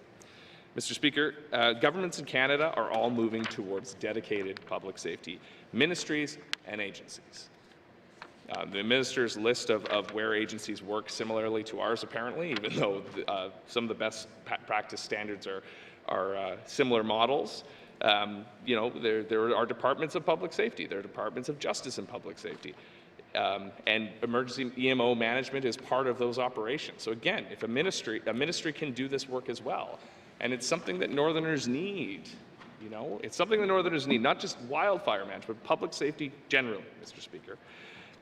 Mr. Speaker, one of the things I'm also concerned about the report at large is that it speaks frequently to the need for a culture of safety throughout the government, not just in one office, but throughout the government, and numerous recommendations made, including recommendations around incident command management system training and usage, are only speak to what's happening in the Department of Municipal and Community Affairs and not across the whole government. We like to have whole government approaches, at least we like to talk about it. So if we're going to have a culture of safety, then we need to have structural institutions of safety. That is what they're getting at when they're making these recommendations. It's not that we're not doing stuff, it's that we're not changing the underlying culture of the GNWT as it relates to this important priority. Mr. Speaker, okay, I think I sense that we should move on, and we have other business to attend to, but Mr. Speaker, I do also agree that I don't want to see a recommendation 120 days that says, we already told you we weren't going to do it, we're not going to do it now. So this is very unusual, I've never done this before, but I'm going to urge the members opposite who seek to abstain to vote against this. Because I'd rather have a vote against on the record if they're not going to respond to this in a meaningful way, because that's the antithesis of what this motion is supposed to do. It's supposed to consider the clauses, evaluate them, and respond with an open mind, not a mind already made up. So if they're going to vote against, I encourage them to vote against it. Thank you, Mr. Speaker. Thank you. Thank you, member from Yellowknife Centre, from Range Lake. The member has asked for a recorded vote. For all those in favor, please stand. The member for Range Lake, the member for Inuvik Boot Lake, the member for Frame Lake, the member for Great Slave, the member for Mackenzie Delta, the member for Yellowknife North, the member for Tunadé-Welidé, the member for Sahtu, the member for Yellowknife Centre. All those opposed, please stand.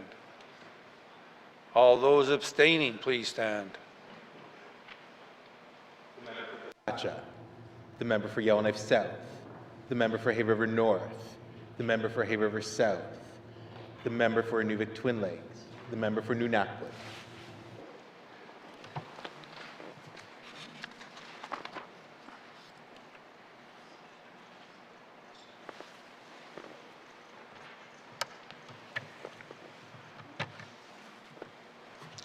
Thank you, Glenn. Colleagues, 9 in favor, 0 opposed, 6 abstaining. The motion has been carried. Glenn? Motions. Returns to oral questions. Recognition of visitors in the gallery. Recognition. Member from the Sahtu. Thank you, Mr. Speaker. I'd like to welcome Miss Christina Gadet to the House here. Christina has been a friend to the family here for many decades, and she's the regional superintendent of MACA for the Sahtu region. Welcome. You're here. Recognition of visitor gallery. Member from the Yellowknife Centre. Thank you, Mr. Speaker. I'd like to try to recognize each session, to the best of my ability, one of the interpreters, one of my friends, Miss Sarah Cleary.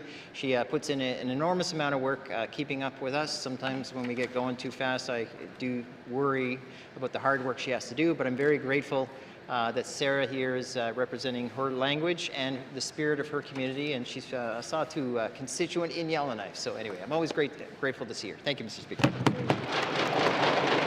Thank you. Member from Yellowknife Centre. Recognition of visitors in gallery.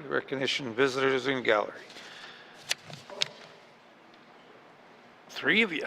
Oh, member from Nunakwood. Oh. Thank you, Mr. Speaker. Mr. Speaker, I'd like to recognize 2 pages from the Nunakwood riding. Nita Lucas and Emery Kiogak are from the Inuktitut School in Sax Harbor.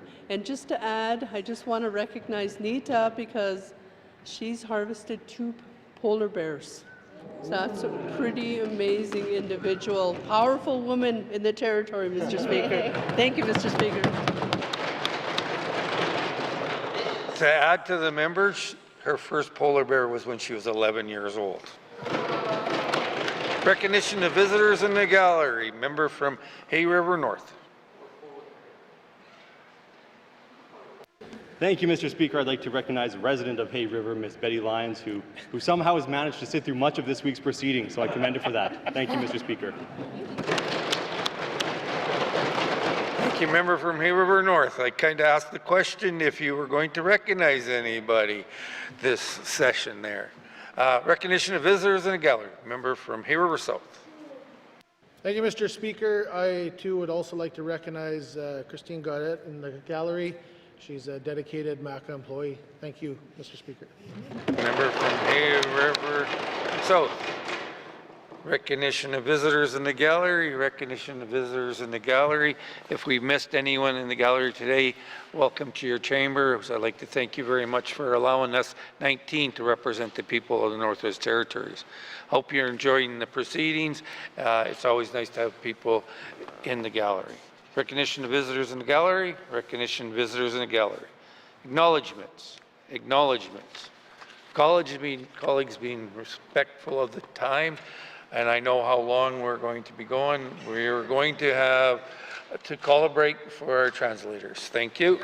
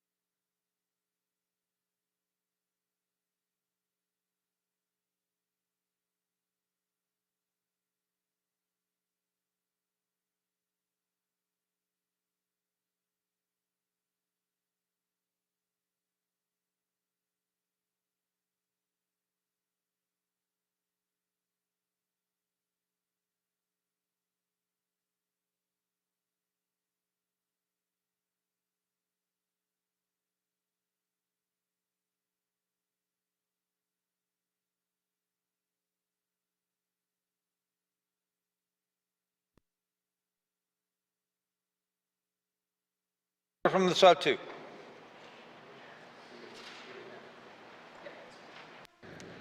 Thank you, Mr. Speaker. Mr. Speaker, if I can request on returning to the number 6, recognition of visitors in the gallery. Massey. Thank you. Member from the Sawtoo is asking unanimous consent to return to recognition of visitors in the gallery. Seeing no nays, you may return. Member from the Sawtoo. Thank you, Mr. Speaker. Thank you, colleagues there. We can't forget about our youth. I'd like to recognize 2 pages there. Alex Avagana from the community of Colville Lake and Nevaeh Jackson from Fort Good Hope. Welcome to the House there, young people. Here, here. Recognition of visitors in the gallery. Member from Toonaday-Willity. Thank you, Mr. Speaker. I too want to recognize a young page from my riding, Matthew Yonka. Thank you. Recognition of visitors in the gallery.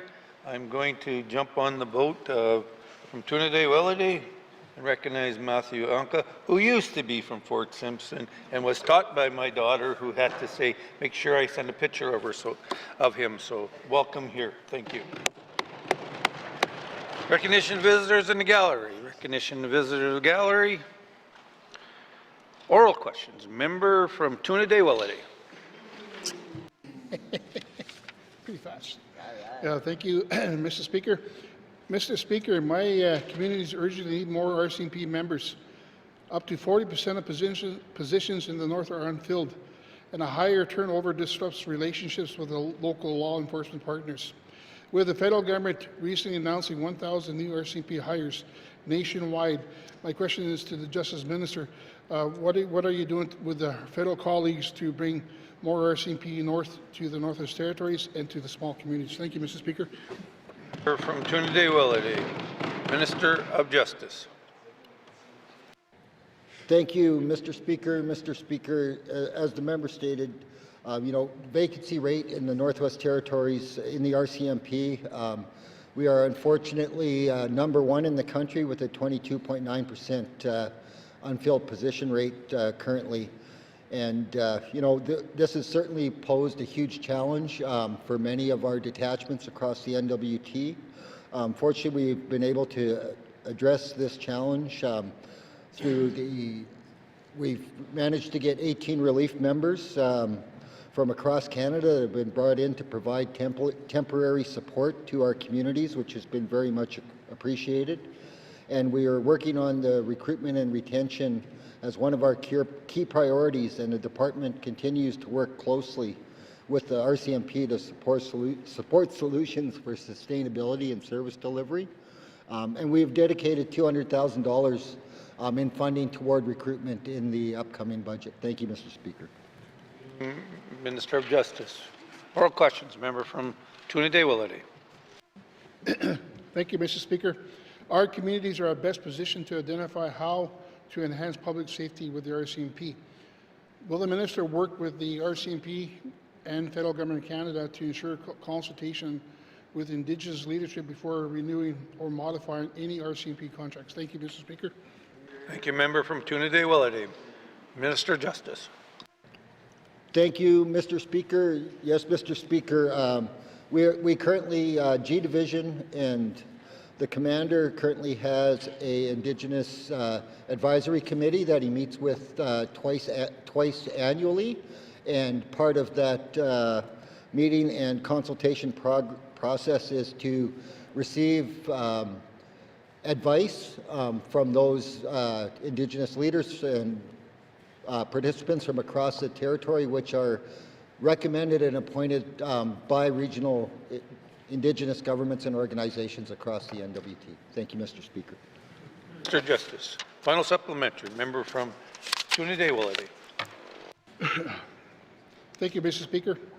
The TRC and MIGWIG calls for Indigenous people to have greater authority over policing in their communities, and these principles are reinforced by UNDRIP. Can the minister update this House on what steps that the GNWT has taken to integrate these rights and calls to action into policing, especially when Indigenous governments point out gaps in the public safety. Thank you, Mr. Speaker. Member from Trinity-Willity, Minister of Justice. Thank you, Mr. Speaker. Mr. Speaker, this question is a little bit more involved and detailed and will require some additional work. So what I am prepared to do today is commit to the member that I will reach out to the other departments, EIA and other departments, etc., have my department do that and provide a response back to the member on this question. Thank you, Mr. Speaker. Minister of Justice. Oral questions. Member from Mackenzie Delta. Thank you, Mr. Speaker. My questions will be directed to Maca, Minister of Maca. Can the minister inform this House as to how many of our schools within the NWT have backup generators to serve as muster points within our smaller communities? Thank you, Mr. Speaker. Thank you. I think that question may go to ECE. Yeah, I think that's if we're talking about schools and backup generators. So, Minister of ECE. Thank you very much, Mr. Speaker. Mr. Speaker, I'd have to go and look and see which schools are designated as muster points and which one of those have backup generators, but I can confirm that the two of the schools the member was discussing in his member statement do not have backup generators. Thank you.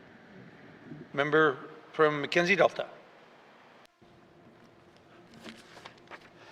Thank you, Mr. Speaker. Will the minister look at equipping the schools that are not equipped with backup generators to have them installed within the schools? With the local, recent power outage in Fort McPherson, it shut the whole community down, even the schools, and in recent years, before the school burnt down, we were able to attend school because they had a backup generator, but the new school doesn't. So will the minister look at equipping schools within NWT with backup generators in the future? Thank you, Mr. Speaker. Mackenzie Delta, Minister of Education, Culture and Employment. Thank you, Mr. Speaker. Mr. Speaker, I can look at the capital standards to see if new school builds that are designated as muster points in the community for emergency purposes do have the requirement that they have backup generators, and then I can also commit to getting a comprehensive list of the status of existing school infrastructure for the member as well. Thank you. Minister of Education, Culture and Employment. Final supplementary. Member from Mackenzie Delta. Thank you, Mr. Speaker. Thank you to the minister. They have these C cans now that are they can be adjusted to fit these buildings. Will the minister look at consulting with the two communities in my riding to see to look at the process of obtaining backup generators for these schools in the immediate future so they can be utilized as muster points? Thank you. Mr. Member from Mackenzie Delta, Minister of Education, Culture and Employment. Thank you very much, Mr. Speaker. Mr. Speaker, any kind of investment of that size would have to go through our capital planning process, and so I can certainly look into what the cost would be and make sure that the member is aware and commit to bringing that back to the member. Thank you. Minister of Education, Culture and Employment. Oral questions. Member from Yellowknife North. Thank you, Mr. Speaker. So my first set of questions are for the Minister of Education, Culture and Employment.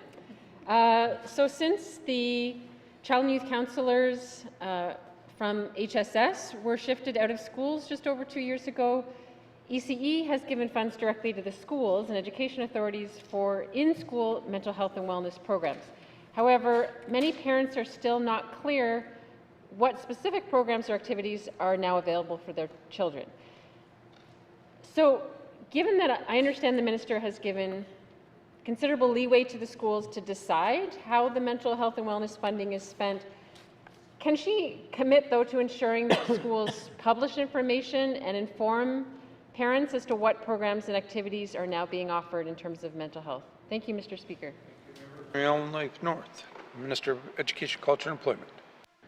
Thank you very much, Mr. Speaker. So, Mr. Speaker, just to acknowledge the member is correct. So while Health and Social Services provide services that are clinically based, education, culture, and employment, acquired funding to focus more on the prevention side. And I can confirm for the member, yes, I agree with the member, there needs to be a transparency and public awareness component to this.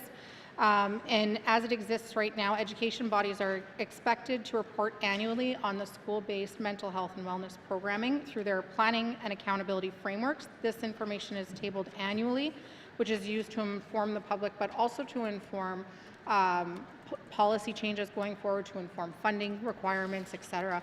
And I can also commit to the member that I can bring this forward as well, as far as making this information potentially more digestible for parents from an education by education body case. Thank you. Education, Culture, Employment. Member from Yellowknife North. Thank you, Mr. Speaker, and I'd appreciate if the minister could also direct us to where those annual reports are found. I'm wondering, does ECE have any requirements in terms of what the school-based programs must include in terms of parameters? For example, does it need to include some service to be able to respond to a mental health crisis by a student, or options for one-on-one support in addition to group activities? Thank you, Mr. Speaker. From Yellowknife North, Minister of Education, Culture, and Employment. Thank you very much, Mr. Speaker. So, Mr. Speaker, there are guidelines for this program and also policy direction on how education bodies provide access to mental wellness services. And that's divided up by a whole school approach, classroom-based approach, small group, and also one-on-one. It's important to note that it is not expected by the school-based mental health and wellness program from the education side that educators also be clinicians, or that the peer support workers be clinicians. And so what they've identified is through a tiered approach to supporting students at the end of the day, Mr. Speaker, so that there is both a proactive and prevention focus on the mental health supports that schools are providing. And it's incredibly important that this program can be flexible to the needs of the school itself, because our educators are best placed to understand the needs of the students, what they're going through. Our kids are talking to one another, they're talking to the adults in the school, and that is how educators are able to be responsive to what students need. That doesn't replace, though, the clinician approach from Health and Social Services. Thank you. Minister of Education, Culture, and Employment. Final supplementary. Member from Yellowknife North. Thank you, Mr. Speaker. So, just finally, can the minister tell us how she's monitoring the success of these programs to make sure it's accomplishing what it's meant to accomplish? Thank you, Mr. Speaker. Yellowknife North, Minister of Education, Culture, and Employment. Thank you very much, Mr. Speaker. Mr. Speaker, I meet twice a year with our education body leaders, and we do that in the spring and then again in the fall. That meeting is happening in mid-November. And that's an opportunity to have really candid, frank conversations with all the leaders, superintendents, and chairs about how the program is going. And I'm very clear at every single meeting that I expect and ask for updates on everybody's programs and how it's rolling out, because the mental health of our students is incredibly important. In addition, Mr. Speaker, we also have our education accountability framework. This includes annual operating plans, budgets, performance measures, and monthly data submissions from education bodies. We also have our early development instrument and middle years development instrument, and this is success monitoring over time. And then we also have that data that I spoke to earlier with the member that informs policy development, funding decisions, and service improvements, but that again is over time. Thank you. To Employment. Oral questions. Oral questions. Member from Yellowknife Centre. Thank you, Mr. Speaker. Mr. Speaker, I'd like to ask questions to the Minister of ECC about encampments. Mr. Speaker, the GNWT has designated Commissioner's Land as a place to go. So in other words, they're actually sanctioning encampments on Commissioner's land. And by directing them in that particular area, there must be some responsibility that is taken.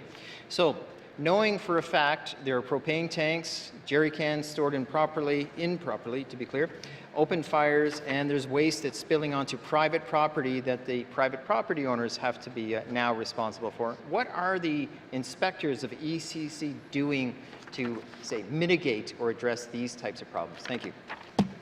Member from Yellowknife Centre, Minister of ECC.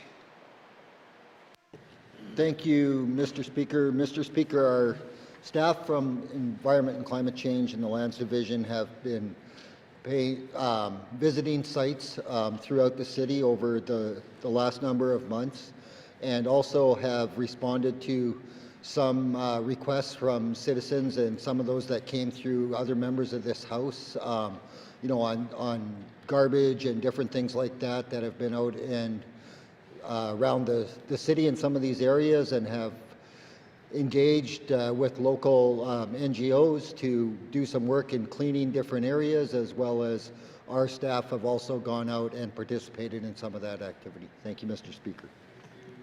Minister of Education, or ECC. Member from Yellowknife Centre. Thank you, Mr. Speaker. If someone went out on the Ingram Trail and built a permanent structure, and the one example I'll give is the treehouse tower of some sort out of building material and other types of things, who knows what it's made out of, it doesn't look safe. The Department of ECC would be instructing that that had to be cleaned up, torn down, etc. So why are these structures being allowed on Commissioner's land? Because they're downtown Yellowknife, but if it was on the Ingram Trail, they'd be posted and ordered to clean up. Thank you, Mr. Speaker. Thank you, member from Yellowknife Centre. Minister of ECC. Thank you, Mr. Speaker. Mr. Speaker, unauthorized occupancy is certainly an area of concern. Within the Commissioner's land and public land, the ability for any resident of the Northwest Territories to occupy that land in a tent, you know, in a camping situation is within the allowable activities.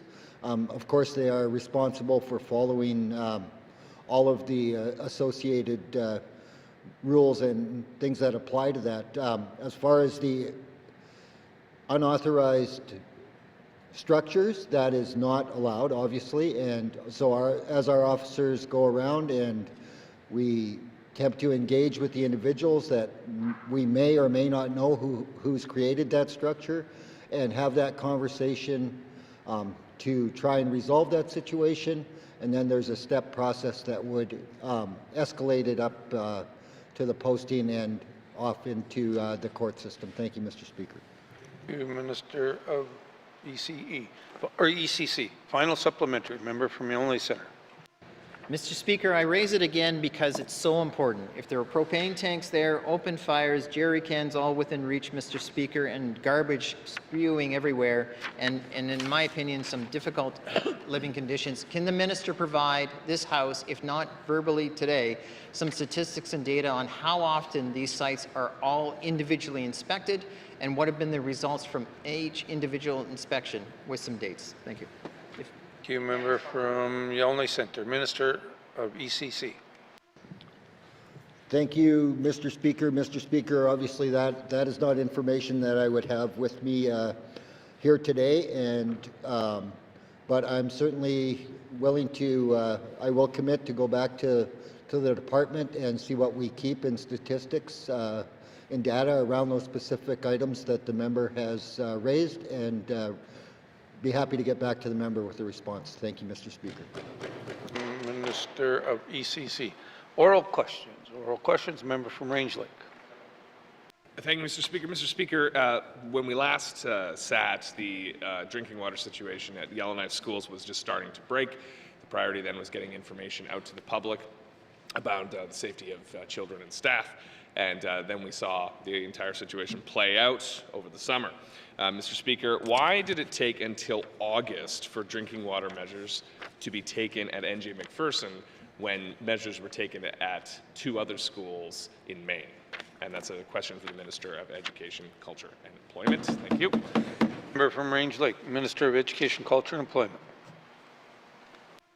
Thank you very much, Mr. Speaker. So, Mr. Speaker, as we know, there was 42 out of 44 schools that were tested originally. The original test that came back for NJ McPherson School was right on the cusp, and so the GNWT retested that school, and it was found to be significantly lower than required MAC levels. And then, out of an abundance of caution, following the testing protocol that was established, it was identified that the GNWT would retest MJ McPherson School based on the original test result that was received. Thank you. Minister of Education, Culture, and Employment. Member from Range Lake. Thank you, Mr. Speaker. Mr. Speaker, it's a relief then that the new protocol does seem to be working and it's being done properly. Are there any other schools that were initially tested that were now need to be retested based on the new protocol? Thank you, Mr. Speaker. From Range Lake. Minister of Education, Culture, and Employment. Thank you very much, Mr. Speaker. So, Mr. Speaker, from the original test numbers, it was isolated to those 3 schools that had the high numbers. Thank you. Education, Culture, and Employment. Final supplementary. Member from Range Lake. Thank you, Mr. Speaker. Mr. Speaker, the minister commissioned this independent study to look into why this happened. What actions has she directed the department to take to ensure there's accountability over decisions that are being made? We've had health protocols in place. This government's been through COVID. So are we going to ensure that the Chief Public Health Officer is consulted going forward anytime there's a situation like this again so we can ensure the safety of our kids? Thank you. From Range Lake. Minister of Education, Culture, and Employment. Thank you very much, Mr. Speaker. Mr. Speaker, I can assure the member as well as the public that I take this very seriously. As a government and as a cabinet, there's been changes that have been made government-wide from this lessons learned, but also specifically for water testing of our schools. Specific for water testing of our schools, we've worked with the Office of the Chief Public Health Officer to establish a testing protocol territory-wide for all schools in the Northwest Territories. In addition to how we move forward as a government, we have also implemented project charters so that we understand as a government how projects are going to unfold and how we're going to work together as we do that. Thank you. Education, Culture, and Employment. Oral questions. Oral questions. Member from the Sawtooth. Thank you, Mr. Speaker. Following up on my statement my questions are directed to the Minister of Education, Culture, and Employment. Thinking and looking outside the box there, my first question to the Minister would be, is the Minister willing to support and have discussions on forming a delegation to have a strategy session in Norman Wells? She may have ideas. We may have ideas on the list of delegation. Would the Minister support that delegation selection? From the Sawtooth, Minister of Education, Culture, and Employment. Thank you very much, Mr. Speaker. Mr. Speaker, I'm going to make an assumption that we're talking about Nortran based on the member statement for today. I'm certainly very happy to sit down with the member and discuss Nortran specifically, for sure. The Education, Culture, and Employment definitely has different workforce development programs and labor market programs that individuals, employers, and organizations and communities can apply for, and would also be happy to specifically also work with Education, Culture, and Employment along with the member to be able to have a conversation about what Nortran ultimately is, what programs could be applied for in order to fund parts of it, and go from there. Thank you. Employment. Member from the Sawtooth. Thank you, Mr. Speaker, and thanks to the Minister for that reply. Yes, my questions are a follow-up to Nortran. I see a lot of value in divesting into Nortran. Would the Minister look at funding commitments to offset the travel cost of this delegation? That could be minimized by utilizing the winter road season. Mussy. Member from the Sawtooth, Minister of Education, Culture, and Employment.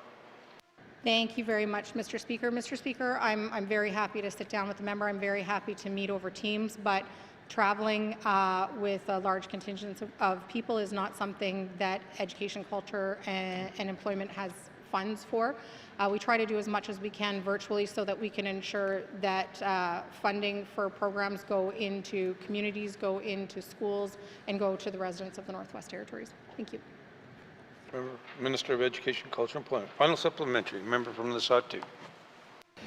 Thank you, Mr. Speaker, and thanks to the Minister here. My last question is, ultimately our goal is to seek O&M to support Nortran.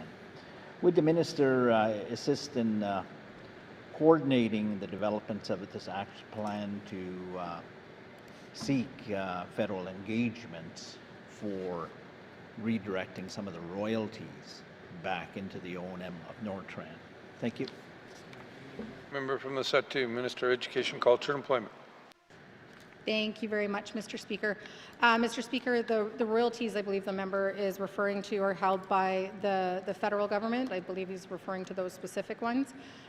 Certainly, I'm always happy to do what I can within my role as Minister of Education, Culture and Employment. Also happy to work with the department to review the initiative and point out different ideas of how we can all work together. I'm also happy to connect the member with private institutions here in the Northwest Territories who have gone through the accreditation process of some of their programming, and certainly happy to also connect the member with the chair of Aurora College's Board of Governors, who certainly has an interest in the trades and trade development across the Northwest Territories. So happy to work together with the member to make some good partnership connections. And also connections to both workforce development programs that can be applied for and even seed programs that have been used for business plan development as well. Thank you. Oral questions. Member from Frame Lake. Thank you, Mr. Speaker. Mr. Speaker, my question is for the Minister of ECC. Mr. Speaker, what is the status of the initiative to bulk transfer commissioners' land within the municipal boundary of the City of Yellowknife at this time? Thank you. Thank you. Member from Frame Lake, Minister of ECC.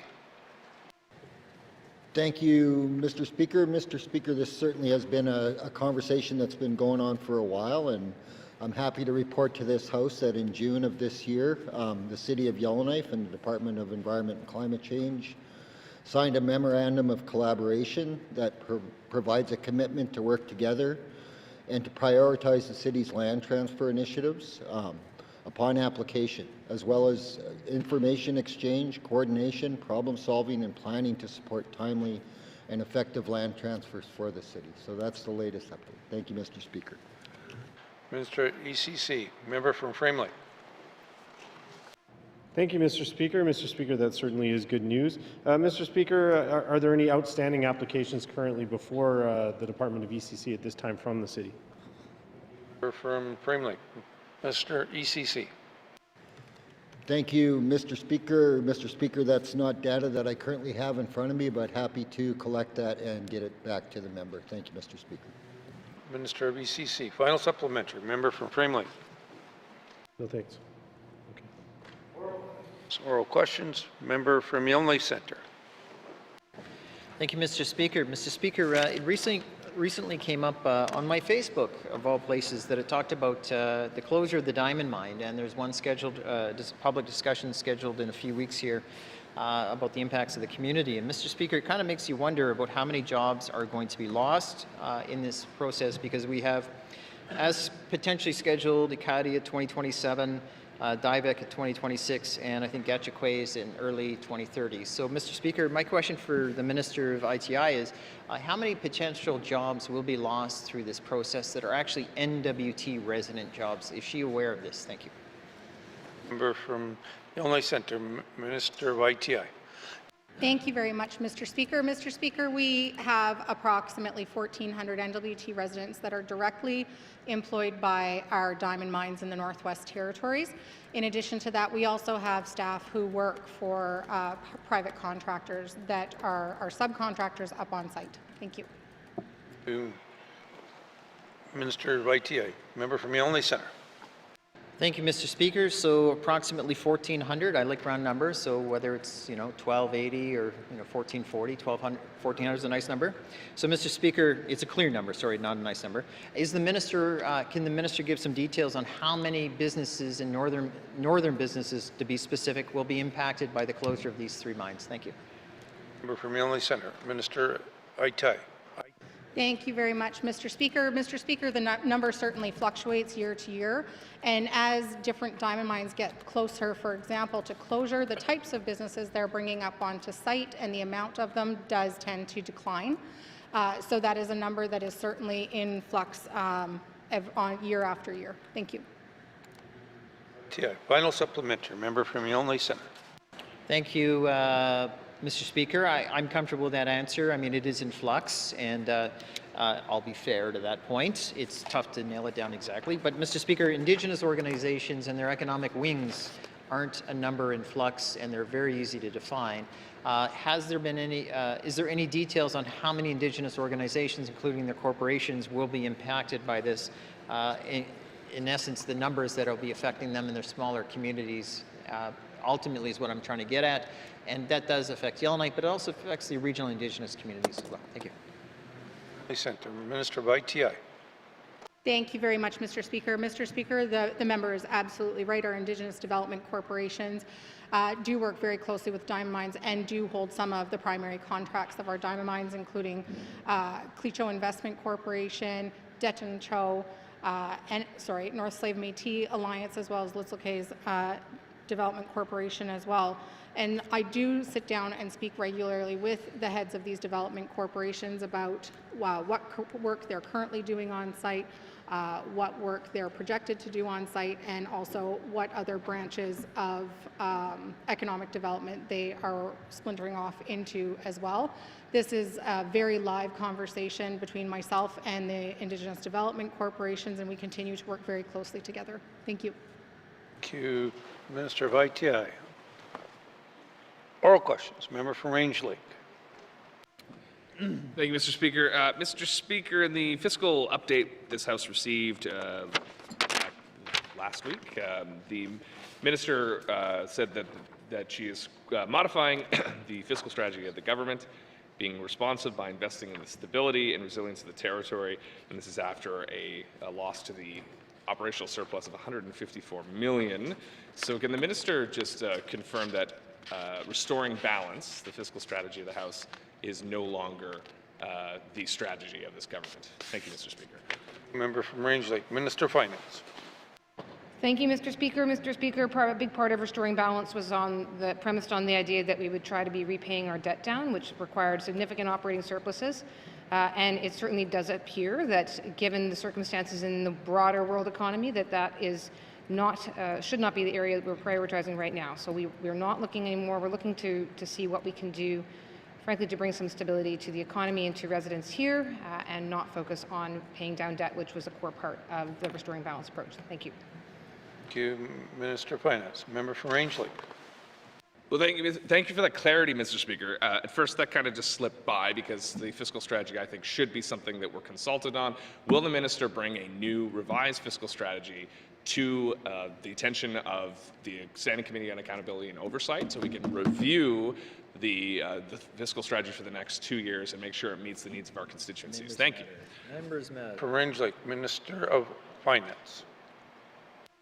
Thank you, Mr. Speaker. Mr. Speaker, I had the pleasure of appearing in front of Standing Committee prior to the start of the capital planning session, at which time we did discuss the direction of the current fiscal situation that we're in and changes to the fiscal strategy, namely that there would not be that there would be some changes. I'm happy to appear back again before committee and to certainly commit to doing so. That's certainly, as I said, happy to appear back again whenever it works out. Thank you, Mr. Speaker.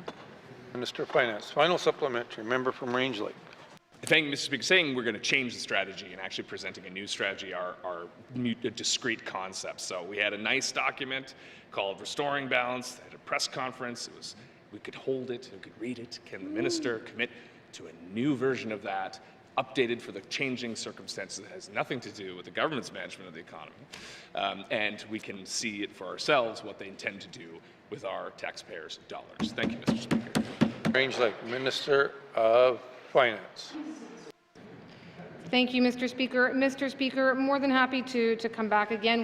Every year before and as part of the budget process, there's a fairly lengthy set of papers that get produced. Also this term, there would have been the fiscal update that was provided to give the public a sense of where we're at in terms of a government and our fiscal situation and the fiscal responsibility policy and a lot of the indicators that go with it. So I'm pleased that people want to hold those documents. I also want to hold those documents.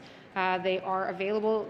They generally are made available on the website. I will make sure that that's again happening and certainly can commit to making sure that we're, again, putting fiscal papers out both online and if people want them printed, well, that costs money, Mr. Speaker, but they're online. Thank you. Minister of Finance.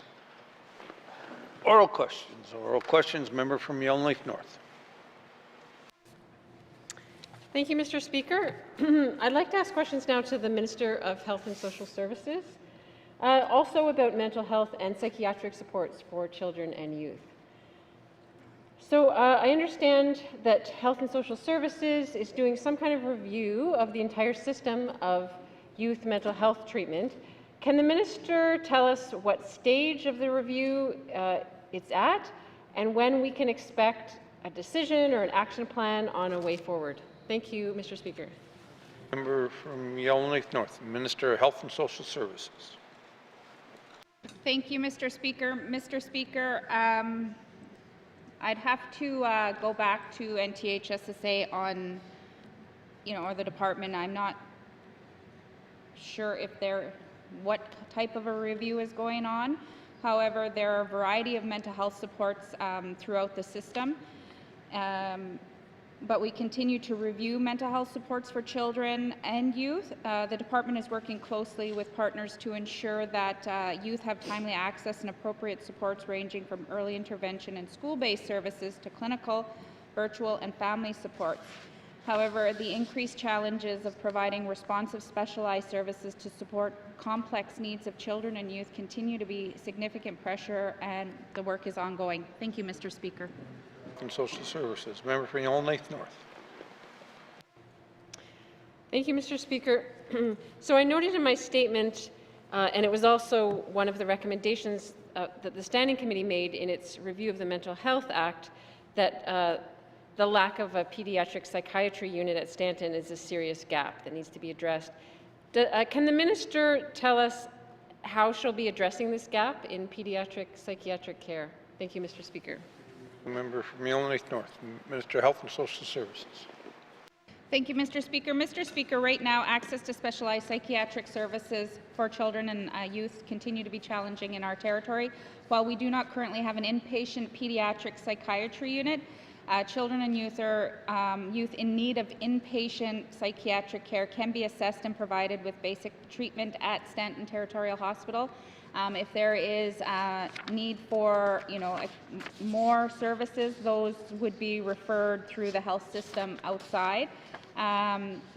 So to better meet the pediatric mental health needs, we also are utilizing the CYC staff, which do provide connection when there are youth that are admitted inpatient to on-site at Stanton. As mentioned previously, engagement with other providers, and so there is a review of best practices and considerations of potential options underway in a response to Standing Committee's recommendations. Thank you, Mr. Speaker. Minister of Health and Social Services. Final supplementary. Member from Yellowknife North. Thank you, Mr. Speaker. And in terms of options for out-of-territory psychiatric treatment, my understanding currently is that to get your child enrolled, you have to go to social services and prove that you've exhausted all in-territory options. So given that many families may avoid going to social services for fear of having their kids taken away, worst case scenario, will the Minister investigate other options for approving out-of-territory psychiatric treatment for children, such as referral by a psychiatrist, for example? Thank you, Mr. Speaker. Member from Yellowknife North, Minister of Health and Social Services. Thank you, Mr. Speaker. And Mr. Speaker, I just want to first of all say that Child and Family Services is there to support families and children. So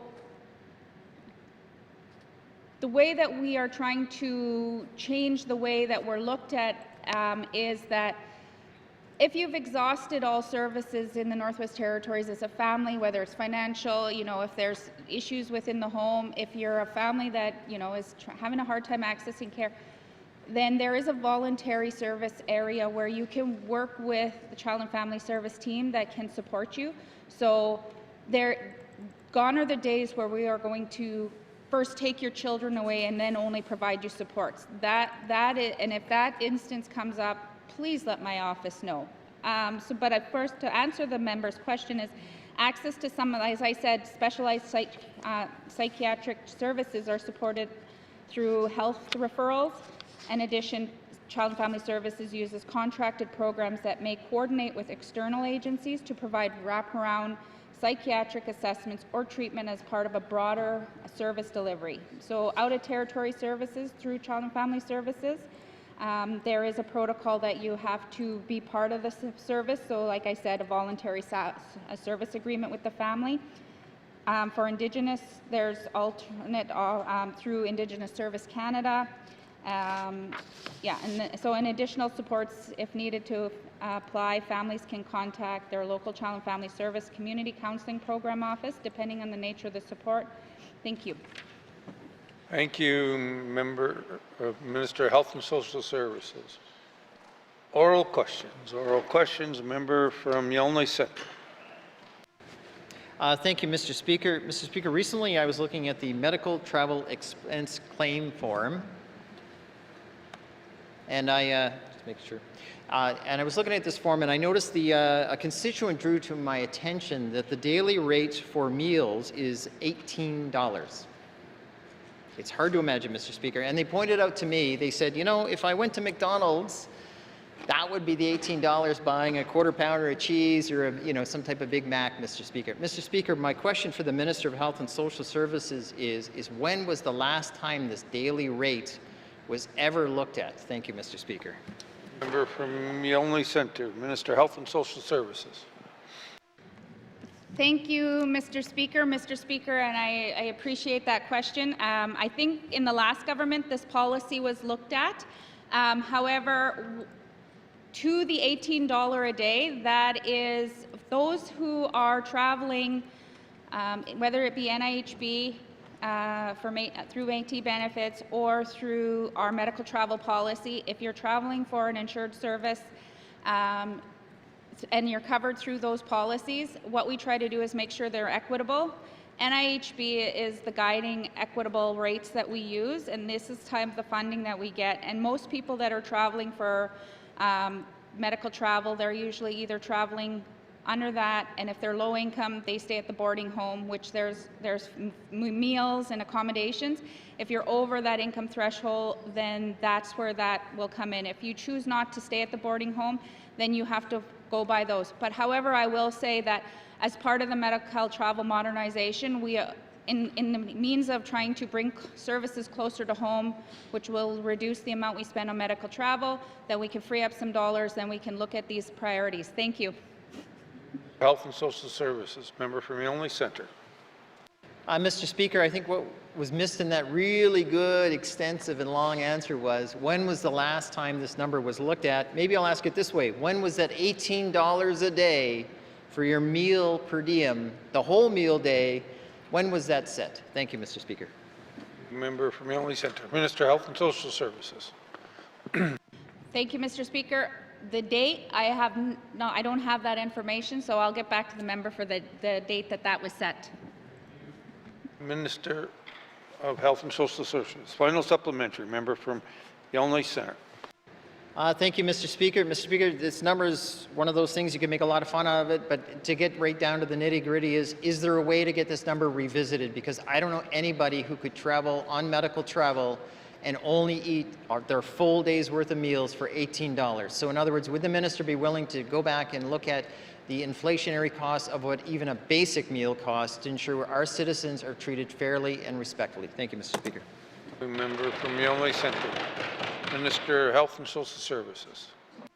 Thank you, Mr. Speaker. Mr. Speaker, through our medical travel policy, as I stated, we do have the boarding homes in the capital here for those that are traveling into the capital for specialized appointment, as well as in Inuvik in the regional centre and in Edmonton at Larga. And so those most people, if they're traveling through, if you have work insurance, that your work insurance will be paying that. If you do not have work insurance, or if you're a senior, you will qualify, and you're not under NIHB, you'll qualify if you're low income. And if there's hardship, then you can stay at the boarding home and you will get your meals. So those are always exceptions. Thank you, Mr. Speaker. Thank you, Minister of Health and Social Services. Oral questions, member from Range Lake. Thank you, Mr. Speaker. Mr. Speaker, members have raised the issue of online bookings for primary care appointments in this House often. If you go to a private clinic in Yellowknife, you can do online booking, as I have done from time to time. stay out of the emergency room. So my understanding is the Health Information Act is preventing this change. Can the minister confirm if it is, in fact, the Health Information Act that prevents us from online booking systems in primary care appointments? Thank you. Minister of Health and Social Services. Thank you, Mr. Speaker. Mr. Speaker, there is it is more complex, and so in order to get the okay, we have to go through I think it's information systems, and so that is a critical part of this. The other piece is it's not connected to our EMR, and that is the system that they use for appointments in our EMR system, and they will not talk, and therefore it will duplicate work, making more work for the frontline staff if there were more processes. We are looking at options in the interim. However, we are just looking to replace our EMR. So thank you, Mr. Speaker.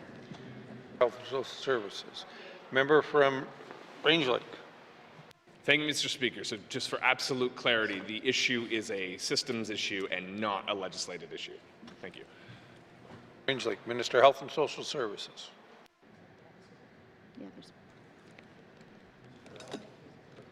For that level of detail, I will have to get back to the member. Thank you, Mr. Speaker. Member from Minister of Health and Social Services. Member from Range Lake. Thank you, Mr. Speaker. Well, I have spoken to information systems consultants, and this is a concern. So, will the members committee get me information? Will the minister explore this with her department and see if there are holdups in the Health Information Act and identify any legislative change that needs to be done and report back to either me or the House? Thank you, Mr. Speaker. Member from Range Lake. Minister of Health and Social Services. Thank you, Mr. Speaker. What I will do is I will have my staff talk to the Information Protection of Privacy, and we will get back to the member. Thank you. And Social Services. Oral questions. Member from YK Centre. Thank you, Mr. Speaker. Mr. Speaker, I'm going to ask the Minister of Housing about transitional housing. So why don't we just start with the question, what is the ministerial's understanding or definition of transitional housing? Because we hear that phrase all the time. So we want to make sure we're talking about the same thing and the right thing. Thank you. Member from Illinois Centre. Minister responsible for housing NWT. In terms of the definition for transitional housing is individuals that are in transit, so they're looking for independent living. And unfortunately, many times in the Northwest Territories, we have people on the wait list for many, many years.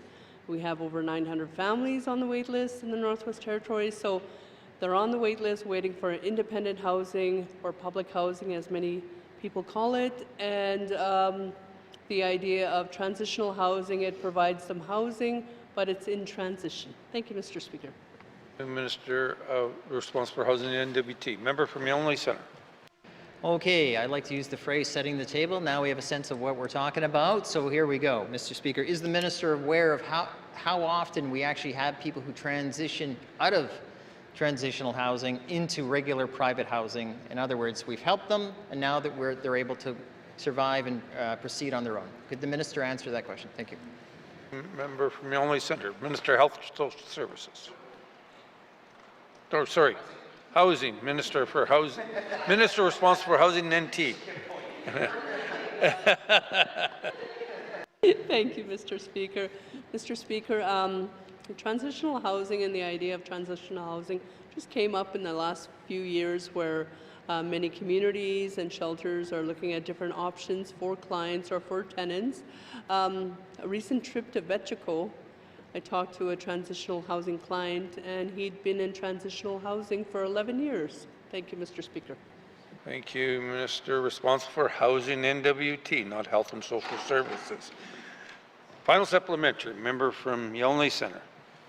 Thank you, Mr. Speaker. Transitional housing, given what I've heard today, sounds like the whole idea is to help you out, but is it to help you out just to get you in the public system forever, or is it designed to help you out so you can become independent and a contributor or balance the appropriate needs in your lifestyle and your family in the community on your own with the independence philosophy? Can the minister help with that? Because all I know is people, once they get into transitional housing, it's almost like they're there forever. So I need some clarity on that. Thank you.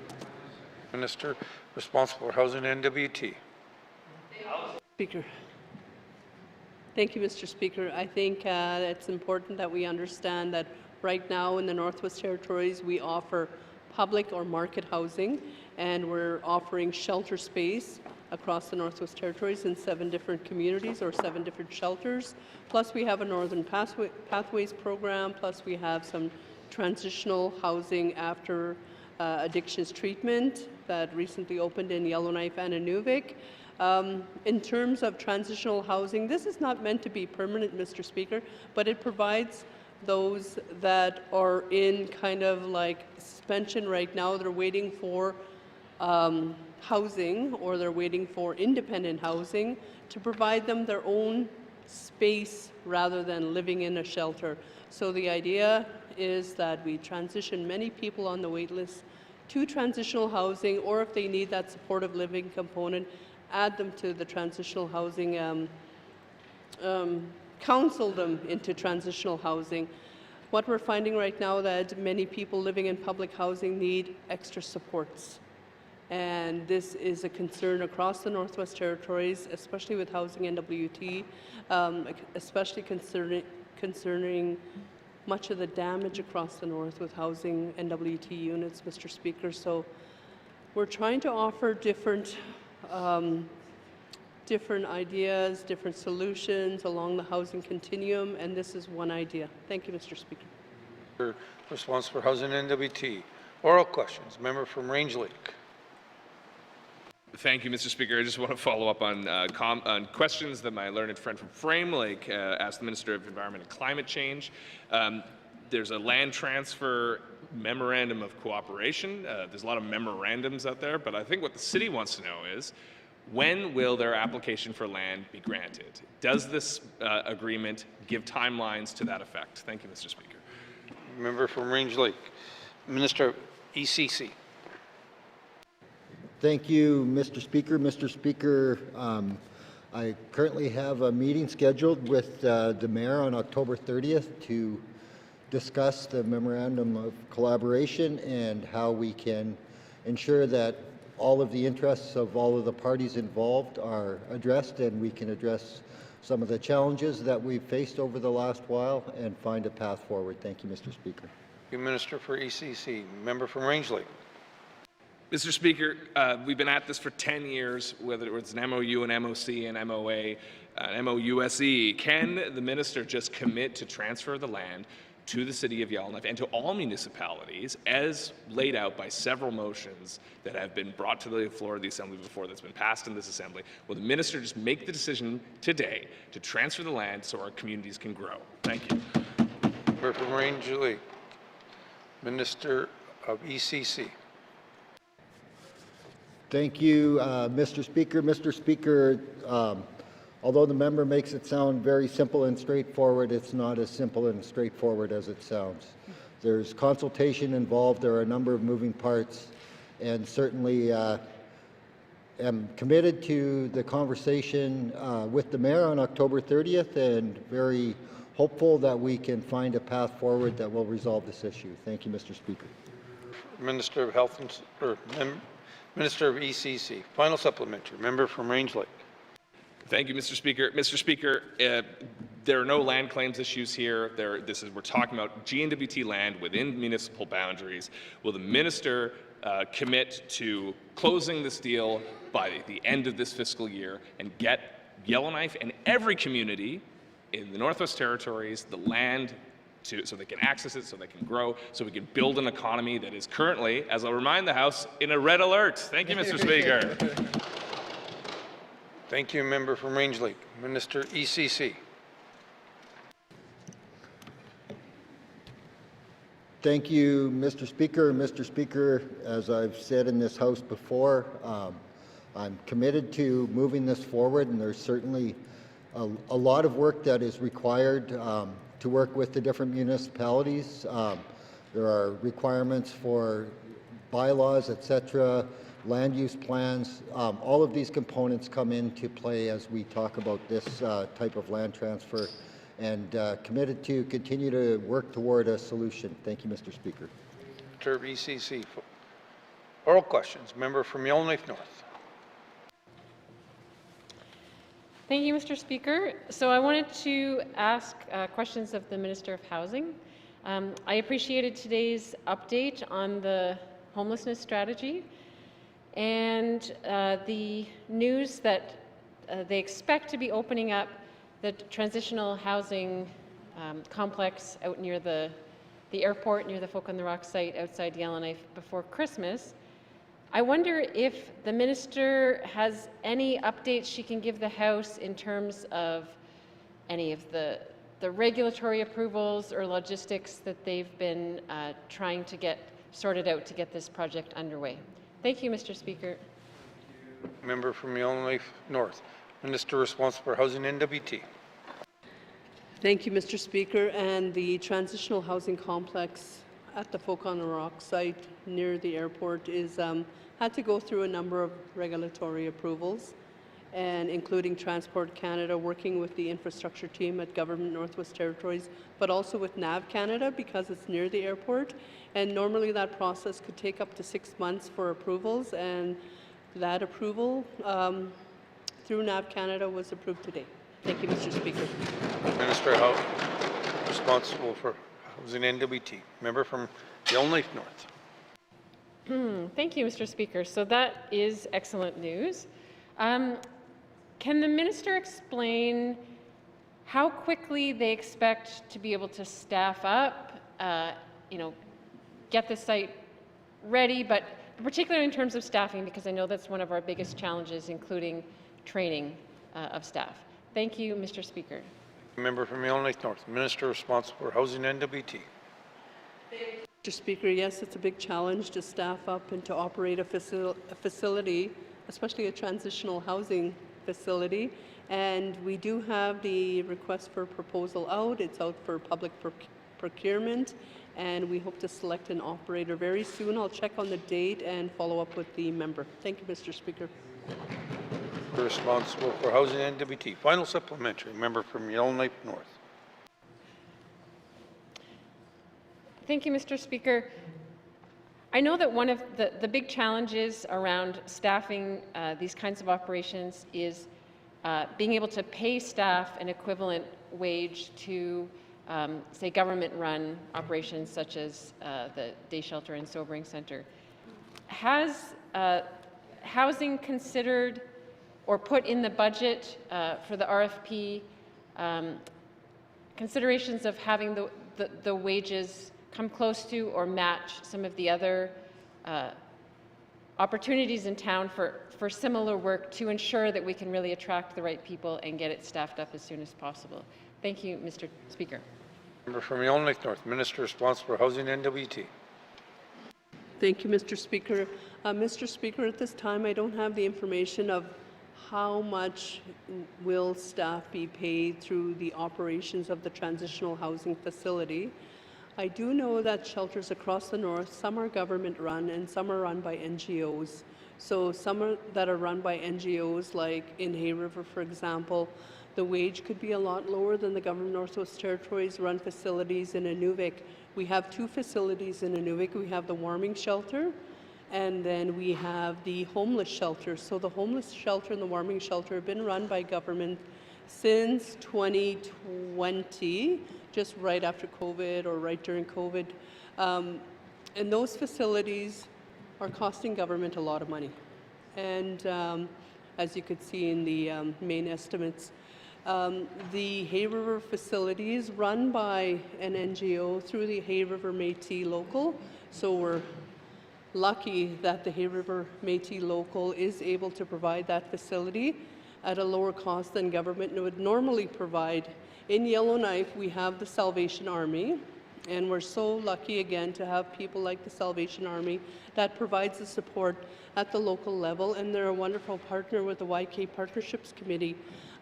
We have the Yellowknife Women's Society, another NGO that's providing shelter supports, and we have the YWCA, another society that's providing shelter supports. So finding that balance between government-run facilities and NGOs it's a critical balance, and we're trying to meet those needs.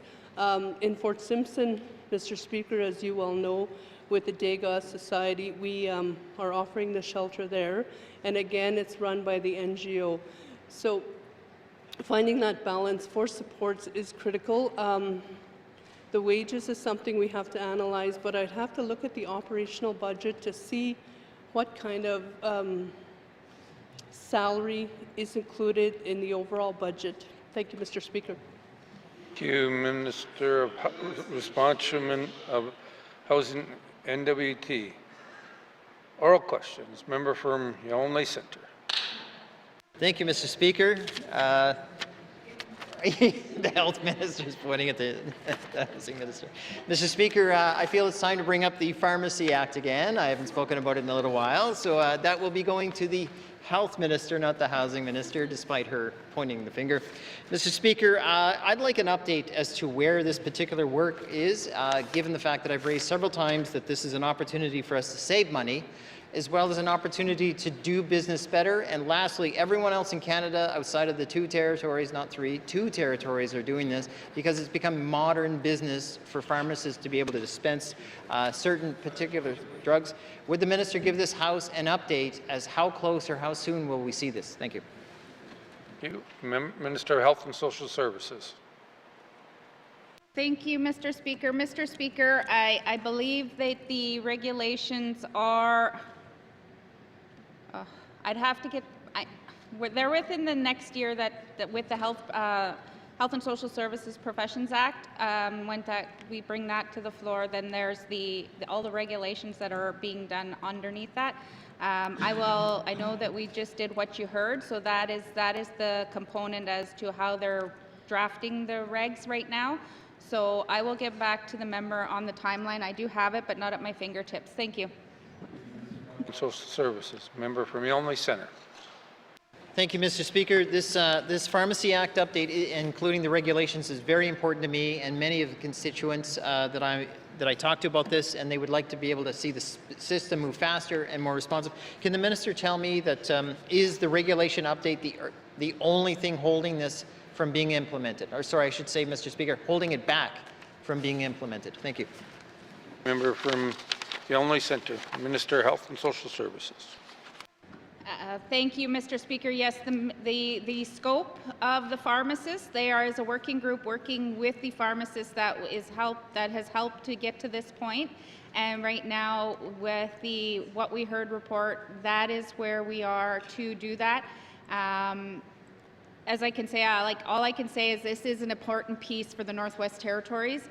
It is an important piece for us to free up, some of our clinic space that we continuously hear about, so that pharmacists can do their expanded scope as they do in many other jurisdictions. And as I mentioned in my first comment, I will get back to the member on the timeline for this. Thank you. Minister of Health and Social Services. Final supplementary. No more questions. Colleagues, before I call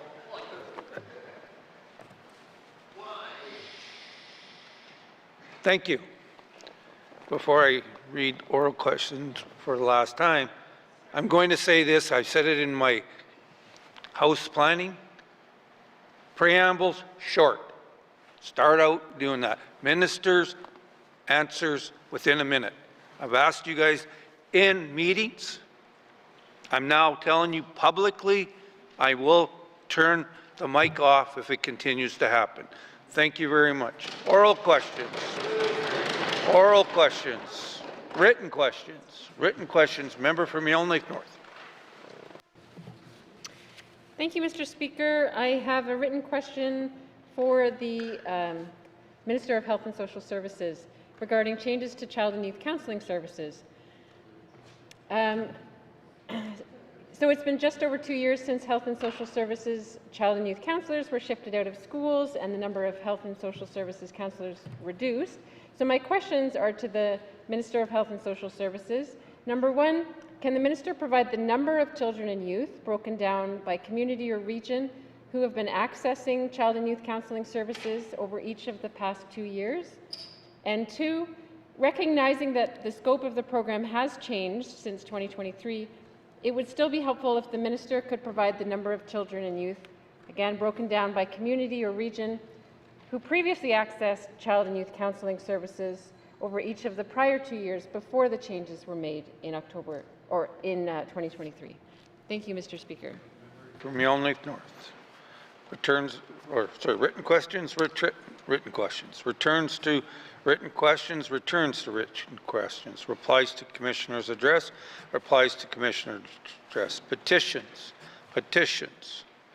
Reports of committee on the review of bills, reports on committee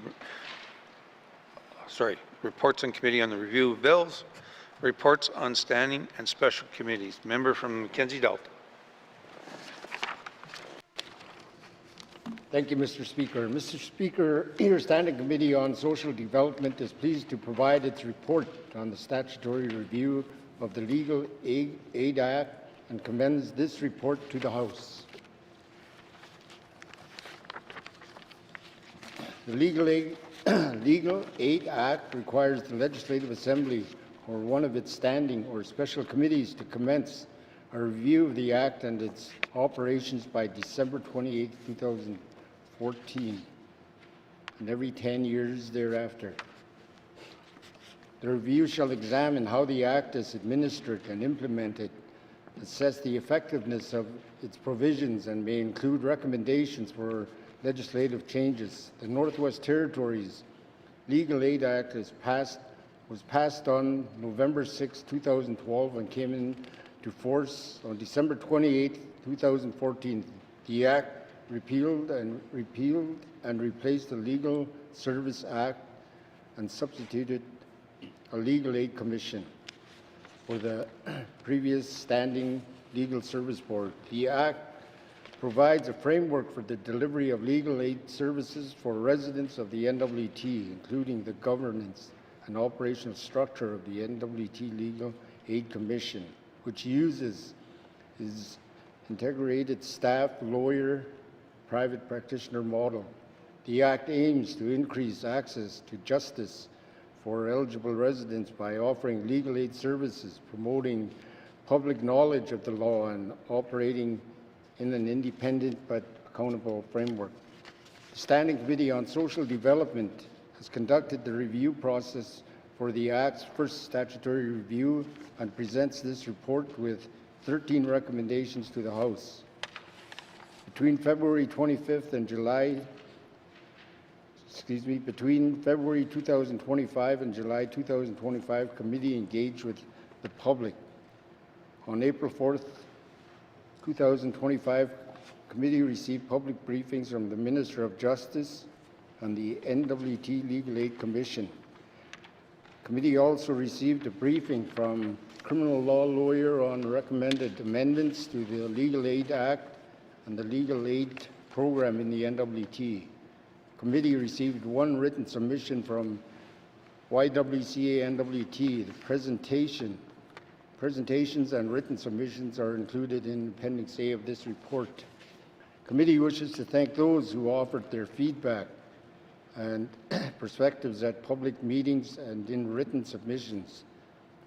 This input helped shape committee's understanding of the Act and the recommendations for change. Committee categorized public comments received into 4 themes: 1, administration; 2, provisions of legal aid services; 3, legal aid lawyers; and 4, governance. On April 4, 2025, committee received a presentation from John Hale, a criminal law lawyer practicing in the NWT. Committee was provided with context on the legal aid program in the NWT and was presented with recommendations to improve the Legal Aid Act and its regulations. Section 6 of the Act currently requires that the executive director of the commission be a lawyer.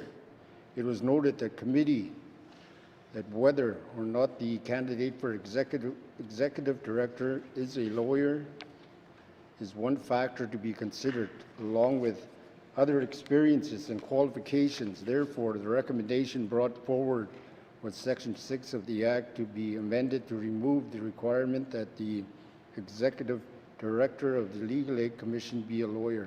Committee agrees with this suggestion and presents the following recommendations. Recommendation 1, the Standing Committee on Social Development recommends the Government of the Northwest Territories review and amend Section 6 of the Northwest Territories Legal Aid Act to remove the requirements that the Executive Director of the Northwest Territories Legal Aid Commission be a lawyer. 2, provisions of the Legal Aid Services Section 9 and 10 of the Act relate to the eligibility for legal aid services and whether eligible persons should be authorized or approved to receive legal aid. In his presentation to committee, Hale recommended changes to these sections, suggesting that the individuals who have an active legal aid approval in place or who have been approved in the past 12 months be deemed to be eligible for legal aid services upon advising the Commission that their financial situation has not materially changed. Committee agrees that with this feedback and believes this suggestion will be significantly streamline the admission of legal aid and potentially reduce administration burden. The following recommendation is presented. Recommendation number 2. The Standing Committee on Social Development recommends the Government of the Northwest Territories review and amend Section 9 and 10 of the Northwest Territories Legal Aid Act to deem individuals automatically eligible for legal aid if they already have an active legal aid application approved in place, or B, have been approved in the last 12 months so long as they confirm with the Northwest Territories Legal Aid Commission that their financial situation has not materially changed. Committee had discussion during April 4th public ministerial briefing about the expansion of legal aid services available in the NWT in the Northwest Territories. During the briefing, the Department of Justice noted that current legal aid services, including services for criminal offenses, child protection matters, family law matters, NWT legislative offenses such as Motor Vehicles Acts and Liquor Act offenses, and for youth in youth court. They also noted that the Act does not allow legal aid services for defamation actions, business or real property transactions, labor matters, or election dispute matters. During their briefing with the Minister and through committee's own research, committee noted legal services that are needed in communities across the NWT, such as legal assistance with land entitlement, with the drafting of wills and estates, with access to justice for evictions and housing-related matters, as well as legal assistance for those held under mental health legislation.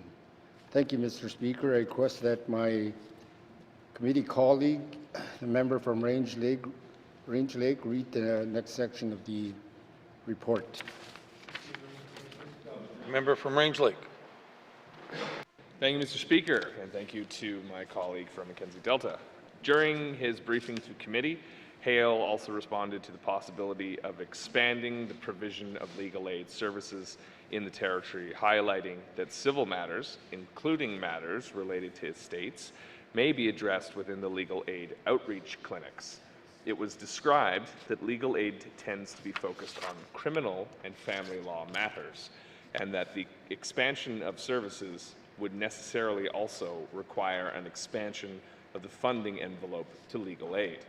Committee acknowledges these challenges and supports expanding restorative justice strategies alongside legal aid as part of a wraparound approach to improving the justice system and access to justice. In addition to restorative justice strategies, committee believes it is important to increase the public's knowledge of the law, and in doing so suggests that lawyers and staff of the Commission be able to conduct outreach activities in smaller communities in the days leading up to the territorial court circuit. Committee defines outreach activities as activities that build knowledge and trust in the justice system, specifically in smaller communities.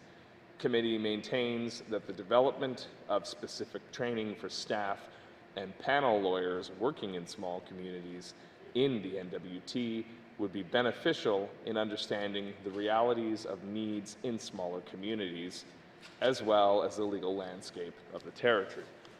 Lastly, in its own research, committee found its sentiments aligned well with the Yukon Legal Services Society's Act's provisions on legal aid services.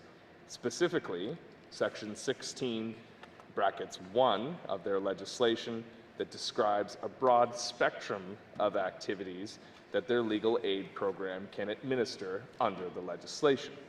In summary, their provision of legal aid services states that their legal aid society may provide legal aid to individuals for criminal proceedings, civil proceedings, proceedings respecting domestic disputes, or legal problems that threaten their livelihood, the physical or mental safety or health of themselves or their families, or their abilities to provide food, clothing, and shelter for themselves or their families. Committee therefore presents the following 3 recommendations to ensure that the legal aid envelope can be expanded when required and as needs arise for residents of the Northwest Territories, as well as ensuring that restorative justice practices and outreach strategies are prioritized. Recommendation 3. The Standing Committee on Social Development recommends the Government of the Northwest Territories review and amend Section 8 of the Legal Aid Act to align with wording presented in Section 16, brackets 1 of the Yukon's Legal Services Society Act to ensure the provision of legal aid services is broad and nimble to address emerging legal needs in the Northwest Territories. Recommendation 4. The Standing Committee on Social Development recommends the Government of the Northwest Territories increase funding allocated to restorative justice programs in the Northwest Territories, in addition to budgeting more time for panel lawyers to conduct outreach activities during the territorial court circuit. Recommendation 5. The Standing Committee on Social Development recommends the Government of the Northwest Territories develop specific training for staff and panel lawyers practicing in the Northwest Territories to ensure they understand the legal landscape of the Northwest Territories and remain sensitive to different cultures and ways of life of residents in smaller communities. Thank you, Mr. Speaker. I request that my committee colleague, the member for Sauk 2, read the next section of the report. From Sauk 2. Thank you to my colleague, member on the Standing Committee. Committee continues to be concerned that residents of the Northwest Territories have adequate access to justice for evictions and housing-related matters, notably the legal aid regulations expressingly includes matters arising under the Residential Tenancy Act as services for which legal aid is provided. In committee's report on housing as a human right, committee outlines its learnings on promoting the right to housing through enhanced legal assistance for tenants, access to justice for evictions can often be contradicted as non-complex law, although research has shown there is no lesser form of legal aid. There is often a visible or invisible power differential between the landlord and the tenant. It is difficult to receive access to legal help or representation for tenants across Canada, and this struggle often means the tenants do not have coverage when facing eviction. In its study on housing as a human right, committee learned that the federal blueprint for the Renters' Bill of Rights, which aims to build a national consensus on principles to protect renters' rights. It includes the principles of fairness, transparency, specifically in respect of ensuring the protection and enforcement of existing tenants' rights. Committee presented the following recommendations to increase legal assistance for the tenants. Committee has also included this recommendation in its report on the housing as a human right. Recommendation number 6, the Standing Committee on Social Development recommends the Government of the Northwest Territories amend the Legal Aid Act and its regulations to include matters arising underneath the Residential Tenancy Act, as well as other housing-related legal matters, such as evictions that may fall outside of the Residential Tenancy Act, as subjects to which legal aid services may be provided. The Government of the Northwest Territories should utilize the upcoming new federal blueprint for a Renter's Bill of Rights to inform the development of effective legal aid services for tenants that reduce the power imbalance. To provide effective legal aid services, the Government of Northwest Territories should allocate funding to the legal aid program to support services provided for housing-related matters. Section 3, legal aid lawyers. Committee received the recommendation to amend Section 15(2) of the Act by adding as a consideration whether there is a pre-existing lawyer-client relationship. This section deals with how the executive director assigns lawyers to the cases, which during committee ministerial briefing, the department noted that currently the legislation gives power to the executive director to assign a case to either a panel lawyer or staff lawyer.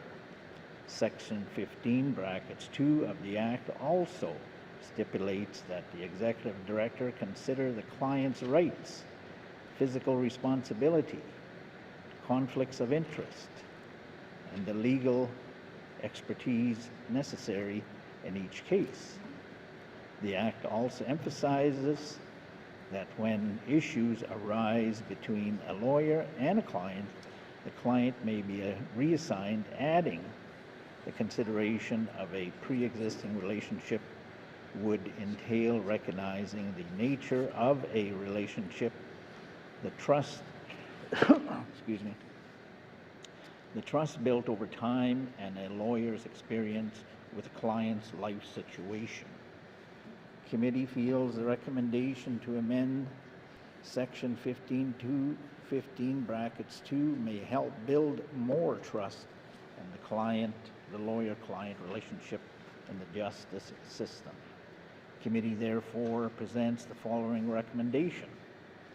Recommendation number 7. The Standing Committee on Social Development recommends the Government of the Northwest Territories review and amend Section 15(2) of the Northwest Territories Legal Aid Act to add the consideration of a pre-existing lawyer-client relationship as and when the executive director assigns lawyers to cases. I will now, thank you, Mr. Speaker, I will now request that the committee colleague, as a committee colleague, I pass this section over to the member of Yellowknife North. Mussey. Thank you, member from the Sawtoo. Member from Yellowknife North. Thank you, Mr. Speaker. Elements related to the retention and remuneration of panel lawyers was also brought to committee's attention. Section 22 of the Act authorizes the Commissioner, on recommendation of the Minister, to make regulations under the Act with respect to the remuneration and reimbursement of lawyers, the way remuneration is paid, and prescribing legal aid services that may be provided, etc. Hale focused on discussing with committee 4 areas with respect to the legal aid regulations, including suggesting improvements to hourly and daily rates of pay for panel lawyers, noting that they have not changed since December 2014. He suggested Table 1, Tariff of Rates, which provides an outline of the remuneration of panel lawyers, be increased by 29% to keep up with rates of inflation. It was also suggested that there be a built-in annual cost of living increase to the rates. Notably, at the ministerial briefing, the Legal Aid Commission described difficulties in retaining staff and panel lawyers, as similar struggles are occurring in many jurisdictions across Canada. According to suggestions and considering retention remarks made by the Commission, committee recommends Recommendation 8. The Standing Committee on Social Development recommends the Government of the Northwest Territories review and amend the legal aid regulations under the Legal Aid Act to increase hourly rates and daily circuit rates in Table 1 Tariff of Rates by 29% to reflect rates of inflation, and that annual cost of living increases are built into the rates to ensure competitive pay. Committee was made aware of issues with panel lawyer remuneration, specifically that lawyers are currently being paid within 30 days of rendering an account. The suggestion presented was that this timeline be changed to 2 weeks, and in addition that there be a way for lawyers to be reimbursed immediately for expenses incurred, such as airfare for court circuit work under Section 15.1 of the Legal Aid Regulations. Committee understands these suggestions and recommends the following. Recommendation 9. The Standing Committee on Social Development recommends the Government of the Northwest Territories review and amend the legal aid regulations under the Legal Aid Act to ensure panel lawyers are paid within 14 days of rendering an account, and include in the legal aid regulations that panel lawyers be reimbursed immediately for expenses incurred, such as airfare and accommodations for court circuit work.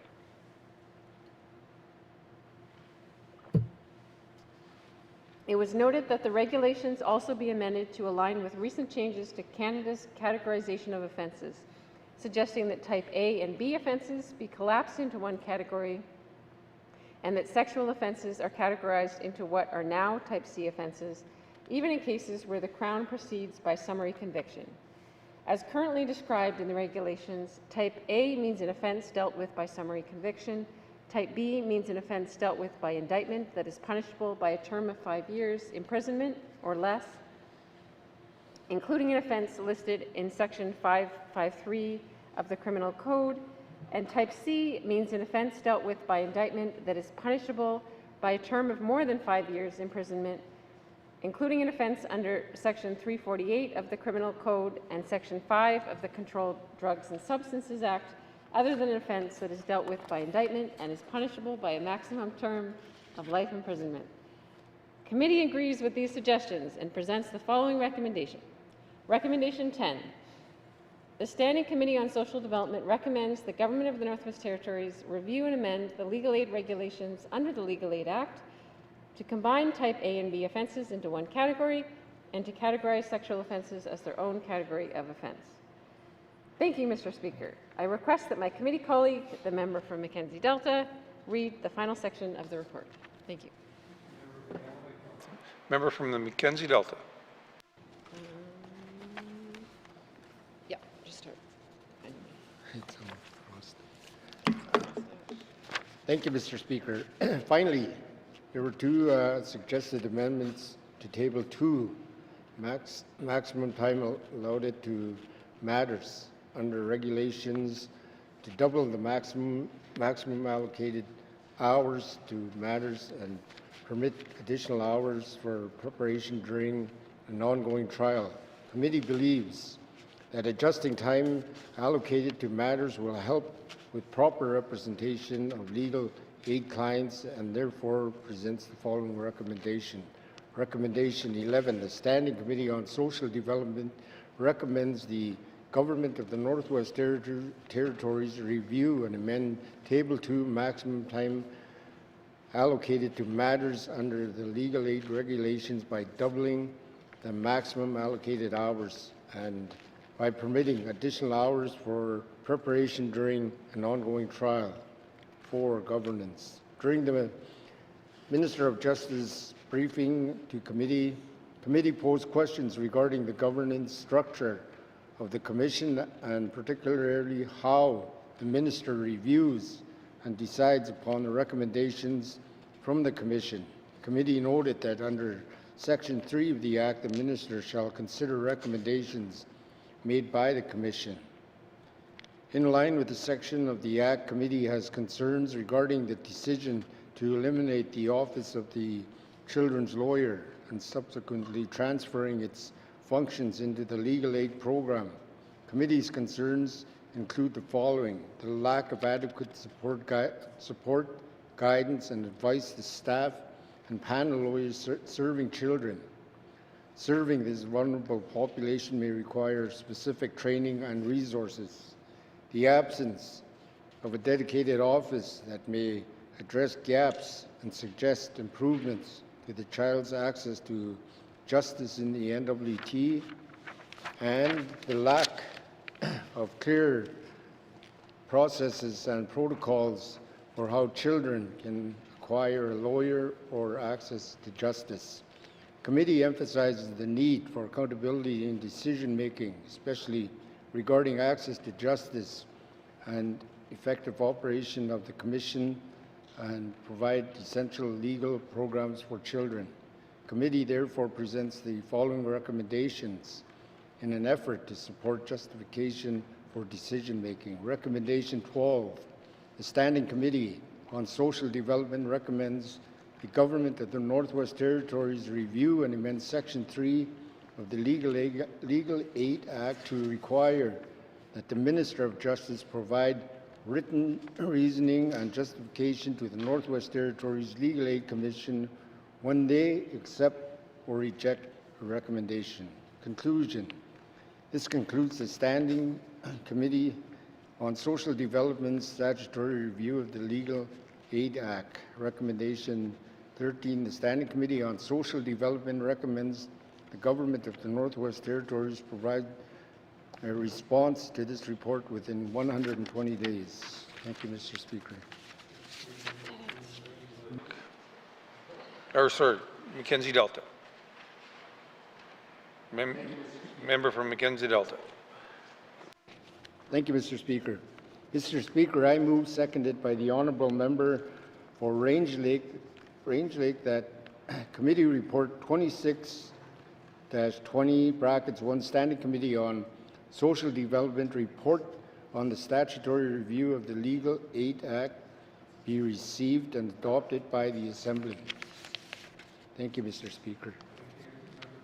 Delta, can I get a seconder, be not Range Lake, but from Yellowknife North, please? Member from Mackenzie Delta. Yeah, I'm just going to get him to.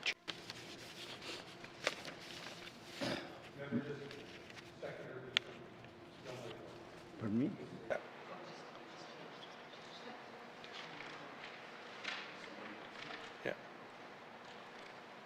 Mr. Speaker, I move, seconded by the honourable member of Yellowknife North, that pursuant to Rule 9.4 (5) (a), the Government of the Northwest Territories table a comprehensive response to this report, including all recommendations within 120 days or at the earliest opportunities subsequent to the passage of 120 days. Thank you, Mr.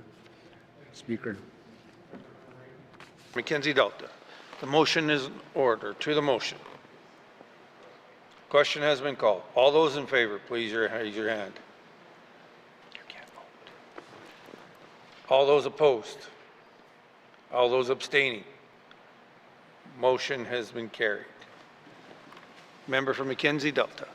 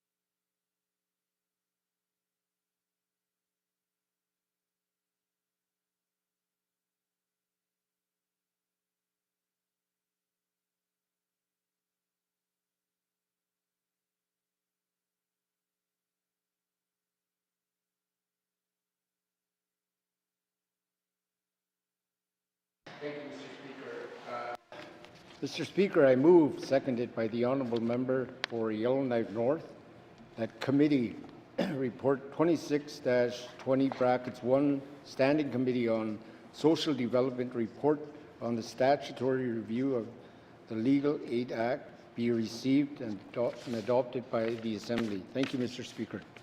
Thank you. To the motion is in order. To the motion. Question has been called. All those in favor, please raise your hands. All those opposed, please raise your hands. All those abstaining, please raise your hands. Motion is carried. Member for Mackenzie Delta.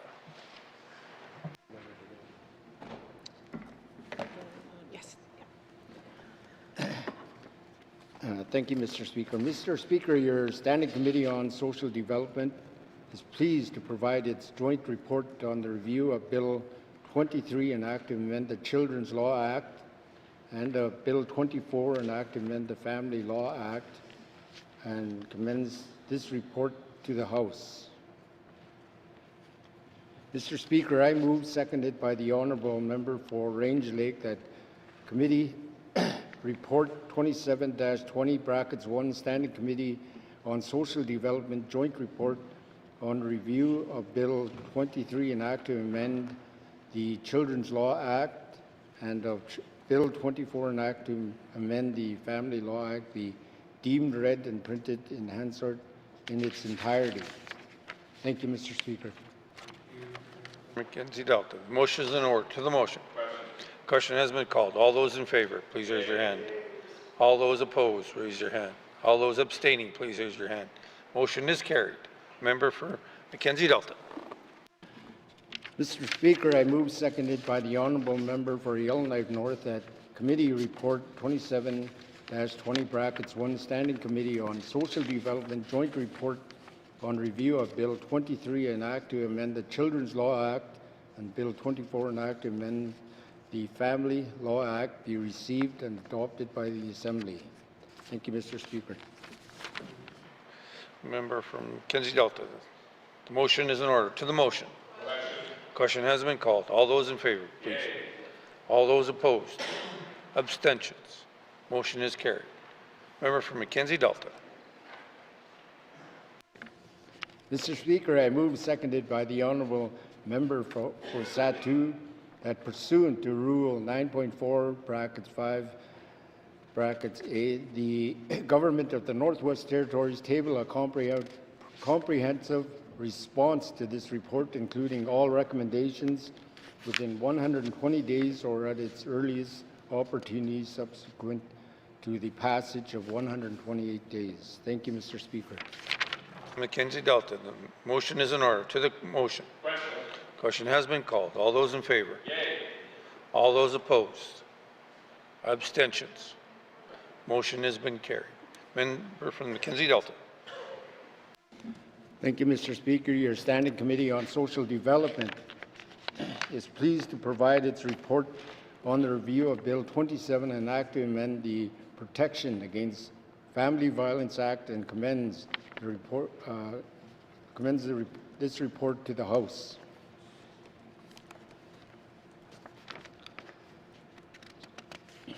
Report on Bill 27, an act to amend the Protection Against Family Violence. The Protection Against Family Violence Act has been in place in the Northwest Territories since 2005, offering emergency and long-term legal measures to support individuals experiencing family violence. These protections go beyond what is available under the Federal Criminal Code. The Act outlines what constitutes family violence and specifies who is eligible to apply for emergency protection orders, which can be issued at any time by a justice of the peace when there is evidence of violence or imminent risk. Bill 27 proposes changes to improve access to emergency protection orders and to address both physical and online forms of harassment. The amendments expand the definition of who qualifies for protection to include individuals in ongoing dating relationships, those in dependent care arrangements, and people who may reasonably be considered family. The bill also introduces a definition of stalking, complete with examples, and formally includes stalking as a recognized form of family violence under the Act. Additionally, the proposed changes would allow the RCMP to support victims by identifying individuals responsible for stalking and sharing that information with those affected. The bill also introduces a new civil legal option establishing a tort of stalking that enables victims to pursue legal action through the courts. Bill 27 was read in the Northwest Territories Legislative Assembly for the second time on May 27, 2025, and referred to the Standing Committee on Social Development for further study. Committee has undertaken extensive study on the bill and moved 5 motions at the clause-by-clause review to improve the bill.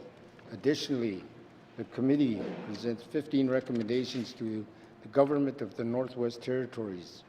Recommendation 1, the Standing Committee on Social Development recommends the Government of the Northwest Territories provide a detailed overview of what funds are currently available for culturally appropriate social programs, frontline services, and capital infrastructure designed to prevent and mitigate family violence in the Northwest Territories.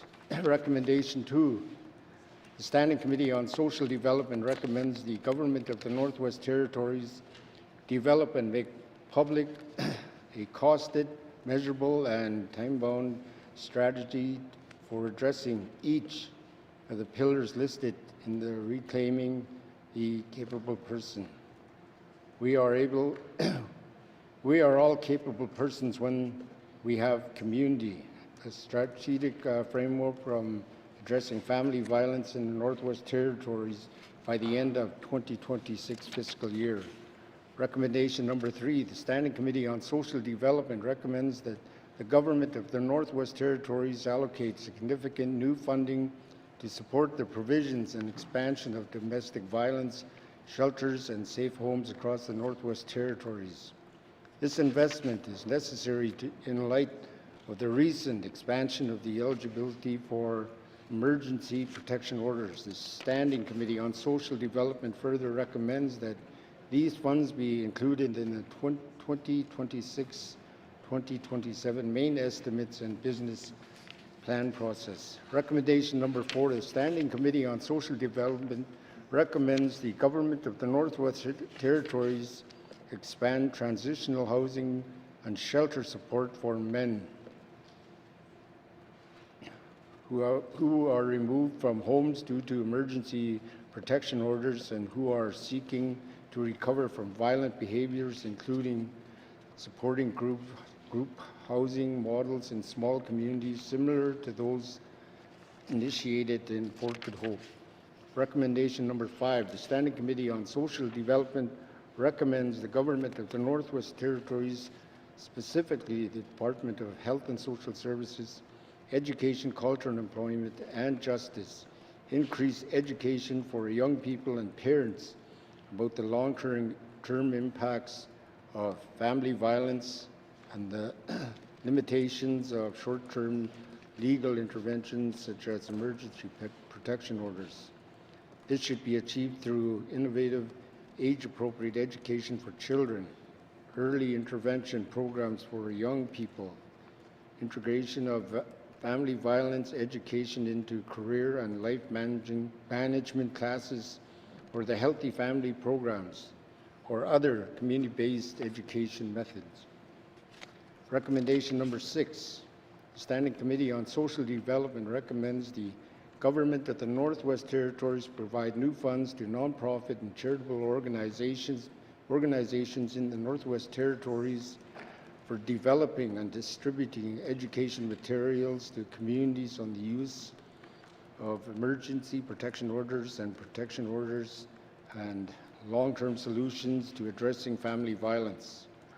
Recommendation number 7, the Standing Committee on Social Development recommends the government of the Northwest Territories initiate a comprehensive review of the entire emergency protection order and protection order system using Section 16.1 of the Protection Against Family Violence Act. Recommendation number 8. The Standing Committee on Social Development recommends the government of the Northwest Territories formally responds to each of the recommendations of the 2020 case study done by the YWCA on the effectiveness of emergency protection orders in the NWT, including 1, improve emergency protection order service delivery and consistency through the development of the emergency protection order training, which shall include NWT specific education and awareness of the emergency protection orders for service providers, including lawyers, RCMP, and Justice of the Peace. 2, improve risk assessment tools to repeat severe and violent offenders to establish the best form of protection, particularly in remote communities without police presence. 3, develop an effective tracking system of emergency protection orders that are breached, the circumstances surrounding the breach, outcome, and consequences of the breach. 4, strengthen effective safety planning strategies that include trauma-informed training for lawyers, RCMP, justices of the peace, and victim service workers, particularly in remote communities without police presence. 5, provide an effective tracking system for protection order breaches, the circumstances surrounding breaches and the outcome to improve the current system. 6, explore legal advice or representation for emergency protection orders. The Standing Committee on Social Development further recommends the government of the Northwest Territories share details about the progress, timeline, milestones, and funding required to address and implement these recommendations with committee. Recommendation 9. The Standing Committee on Social Development recommends the government of the Northwest Territories deliver regular interactive training on emergency protection order system and other components of the protection against family violence. This training should 1, be trauma-informed and culturally aware. 2, be provided biannually to key system stakeholders, including Justice of the Peace, RCMP, the YWCA, Northwest Territories, and others. 3, include guidance on the types of evidence accepted to prove the breach of an order and how to clearly communicate this to applicants. 4, incorporate survivor and advocate perspectives with a focus on the lived realities in rural and remote communities. Section 10, the Standing Committee on Social Development recommends the government of the Northwest Territories conduct research on the appropriate duration and flexibility of the emergency protection orders under the Protection Against Family Violence Act and in alignment with the government of the Northwest Territories recommendations in the Reclaiming the Capable Person. We are all capable persons when we have community, a strategic framework for addressing family violence in the Northwest Territories to allow for emergency protection orders to be amended extrajudicially and make any necessary legislative amendments without delay. The Standing Committee on Social Development further recommends that provisions and measures be developed to prevent emergency protection orders variations from being made under duress or intimidation, drawing on practices in other jurisdictions such as Manitoba and Nunavut. Recommendation 11. The Standing Committee on Social Development recommends the government of the Northwest Territories expand the authority to issue emergency protection orders to a wider range of designated officers and to add more officers to cover critical delivery gaps in the communities. This change is intended to improve timely access to emergency protection orders for individuals who need immediate protection. Recommendation 12, the Standing Committee on Social Development recommends the Government of the Northwest Territories conduct a comprehensive review of elder abuse, including research to understand its scope, analysis of the existing legislative framework, and development of an appropriate legislative framework by address identified gaps. This may include introducing a dedicated Adult Protection Act to ensure that elders receive timely and appropriate protection.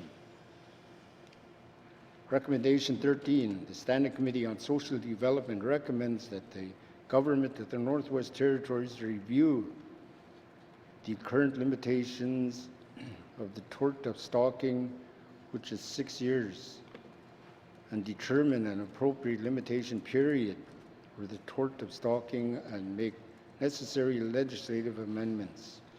Recommendation 14, the Standing Committee on Social Development recommends that the Government of the Northwest Territories collaborate with the Northwest Territories Judiciary to assess whether emergency protection orders are being reviewed within the legislated 3-day time frame. If reviews are not occurring as required, the committee recommends that the corrective measures be implemented without delay and that any identified interventions be reported back to the committee. This assessment should include data collection and analysis to determine the extent of the delays, their underlying causes, and appropriate solutions. Recommendation 15, the Standing Committee on Social Development recommends the Government of the Northwest Territories provide a response within 120 days.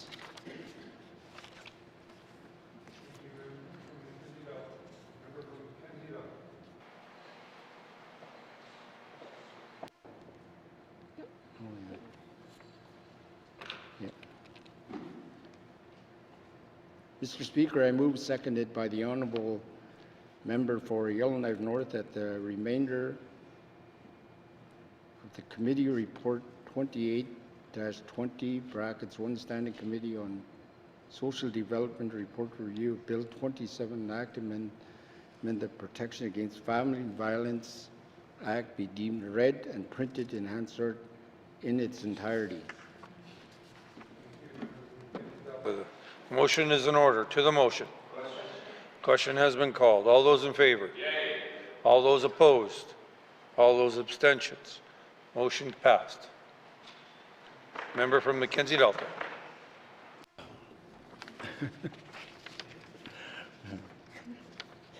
Mr. Speaker, I move, seconded by the Honourable Member for Range Lake, that Committee Report 28-20 brackets 1 Standing Committee on Social Development report on the review of Bill 27 and Act to amend the Protection Against Family Violence Act be received and adopted by the Assembly. Thank you, Mr. Speaker. Member from Mackenzie Delta. The motion is in order. To the motion. Question has been called. All those in favor? Yay. All those opposed? All those abstentions? The motion is carried. Member from Mackenzie Delta.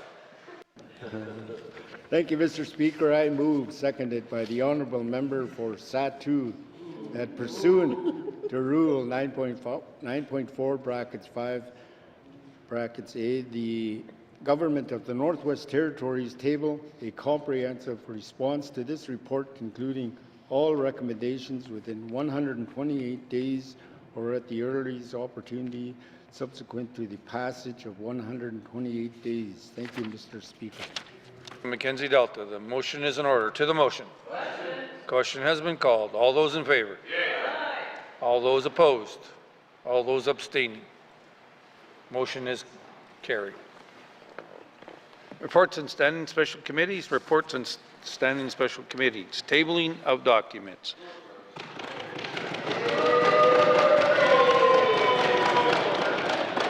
Tabling of documents. Minister of Justice.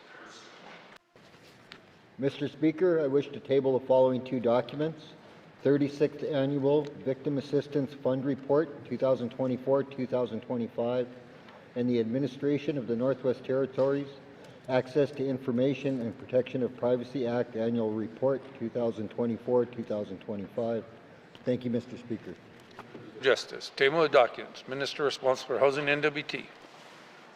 Mr. Speaker, I wish to table the following document: Housing Northwest Territories Annual Report 2024-25. Thank you, Mr. Speaker. Minister responsible for Housing and NWT. Tabling of documents. Minister of ECE. Mr. Speaker, I wish to table the following two documents: Annual Report on Official Languages 2024-2025 and Aurora College Corporate Plan 2025-2026. Thank you, Mr. Speaker. Minister of ECE. Table of documents. Minister of Municipal and Community Affairs. Mr. Speaker, I wish to table the following document: Northwest Territories 911 Service 2024-2025 Annual Report. Thank you, Mr. Speaker.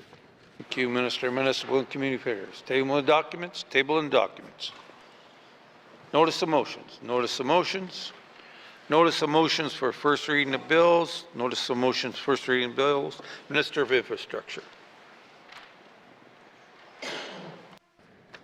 Mr. Speaker, I give notice that on Wednesday, October 29, 2025, I will present Bill 33, Technical Safety Standards Amendment Act, to be read for the first time. Thank you, Mr. Speaker.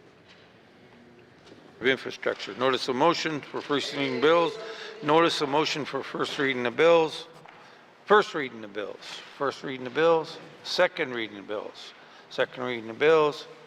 Consideration in Committee of the Whole of bills and other matters. Bill 23, Bill 24, Bill 27, Table Documents 385-20 brackets 1, Table Documents 386-20 brackets 1, Table Documents 387-20 brackets 1, Table Documents 388-20 brackets 1, with the member from Tuna-de-Willity in the chair.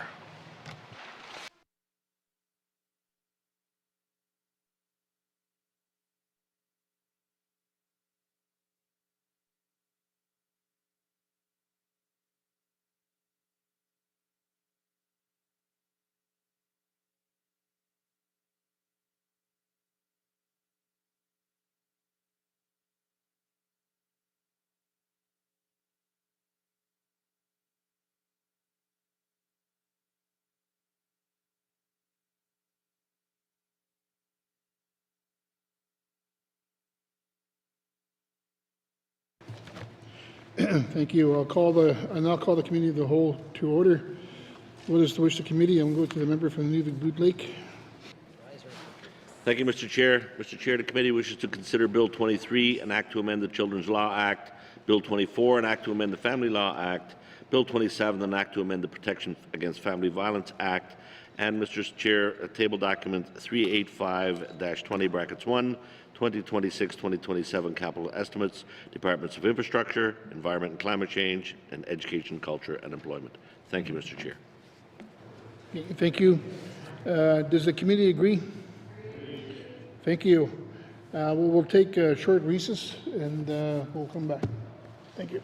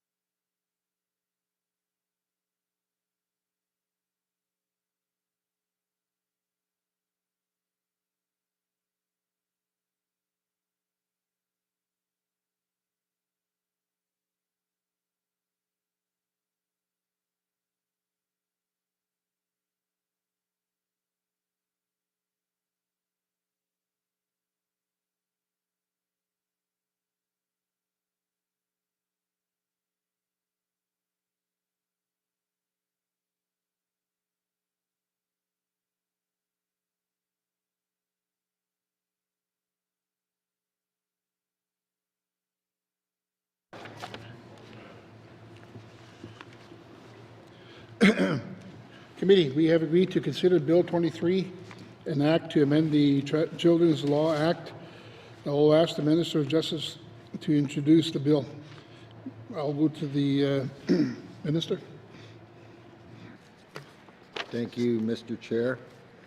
I'm here today to present Bill 23, an act to amend the Children's Law Act for consideration by Committee of the Whole.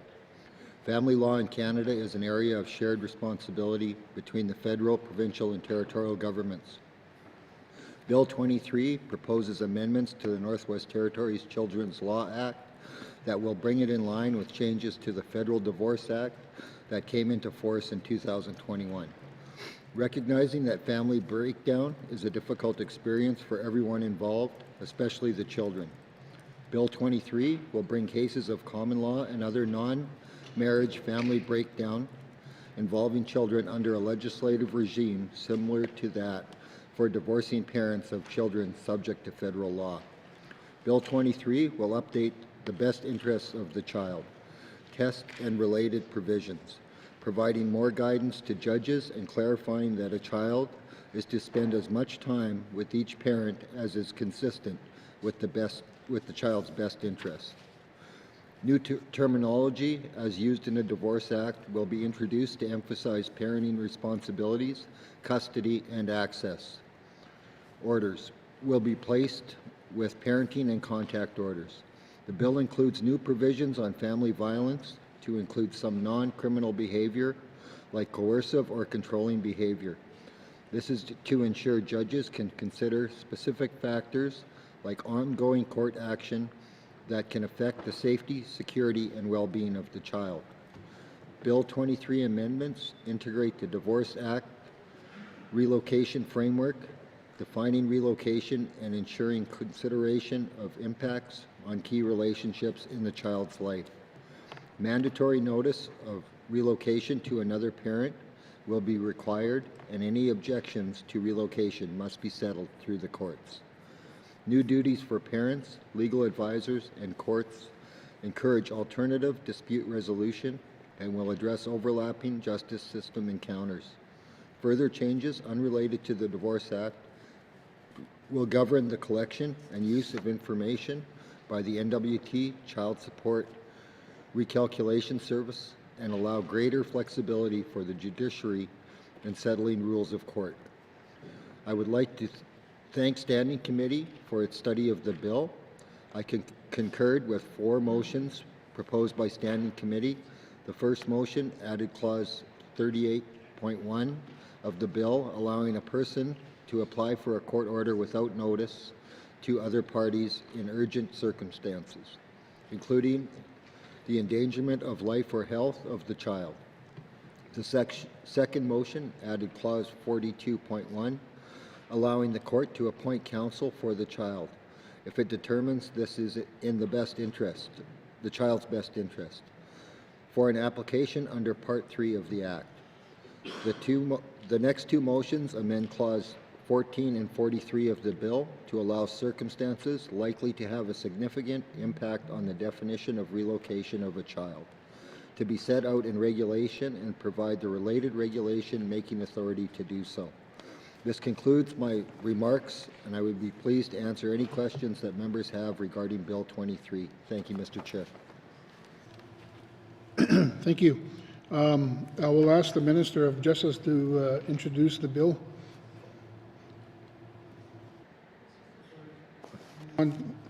Minister, would you like to bring witnesses into the chamber? Yes, Mr. Chair. Thank you. Does the committee agree? Thank you. Sergeant at Arms, please escort the witnesses into the chamber.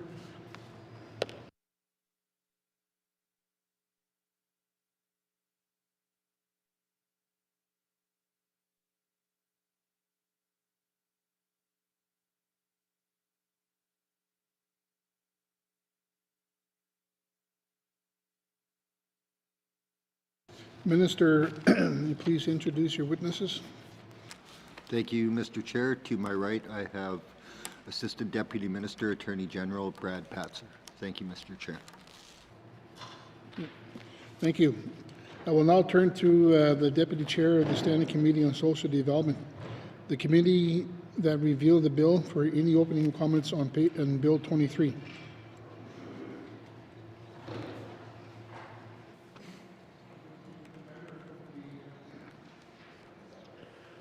Thank you, Mr. Chair. Mr. Chair, Bill 23, an act to amend the Children's Law Act, received second reading in the Legislative Assembly on March 13, 2025, and was referred to the Standing Committee on Social Development for review. On October 20, 2025, the Standing Committee held a public hearing with the Minister of Justice and completed its clause-by-clause review of the bill. I thank the committee for their efforts in reviewing this legislation. Individual members may have additional comments. Thank you, Mr. Chair. Thank you. The member from Mackenzie Delta. Are there any other members that want to make comments? I'll go to the member from Yellowknife North. Thank you, Mr. Chair. So I mean, I definitely want to thank the other committee members and Minister and his staff and all of the members of the public who helped give us insights and advice on this bill. And I do think we ended up making some positive changes, and we have a bill that is going to make some positive changes in terms of addressing family violence. But I just wanted to note, you know, this came up again and again with some of our witnesses. This bill itself, and certainly the Protection Against Family Violence Act, can only tackle, you know, a small part of all of the work that needs to be done to address family violence. It's certainly not a comprehensive solution, and even within that, certainly there's been enough research so far to show that there needs to be a broader review, and in terms of specifically the emergency protection order system. And so as we started to dig into this bill, I certainly felt a little frustrated and disappointed that the scope of the bill was fairly narrow. And so I do hope that the government will take to heart, particularly the recommendation 7 around asking the government to initiate a comprehensive review of the entire emergency protection order and protection order system, as that is available to the government as part of the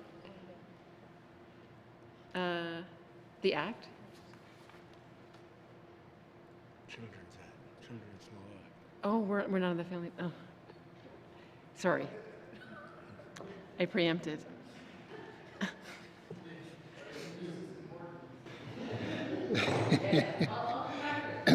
Okay, thank you. Is there any further comments on Bill 23? I'll now open the floor to general comments on Bill 23.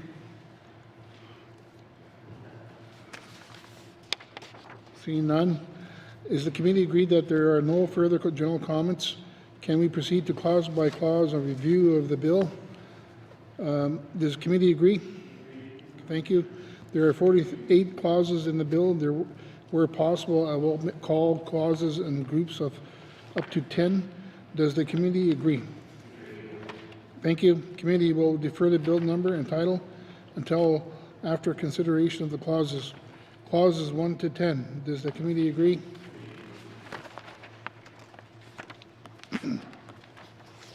Clauses 11 to 20. Does the committee agree? Thank you. Clauses 21 to 30. Does the committee agree? Clauses 31 to 40. Does the committee agree? Thank you. Clauses 41 to 48. Does the committee agree? Bill 23, an act to amend the Children's Law Act. Does the committee agree? Thank you. The bill as a whole, does the committee agree? Thank you. Does the committee agree that Bill 23, an act to amend the Children's Law Act, is now ready for the third reading? Does the committee agree? Thank you. Does the committee agree that this concludes our consideration of Bill 23, an act to amend the Children's Law Act? Does the committee agree? Thank you. Minister, and thank you to the witnesses. Sergeant Arms, please escort the witnesses in the chamber.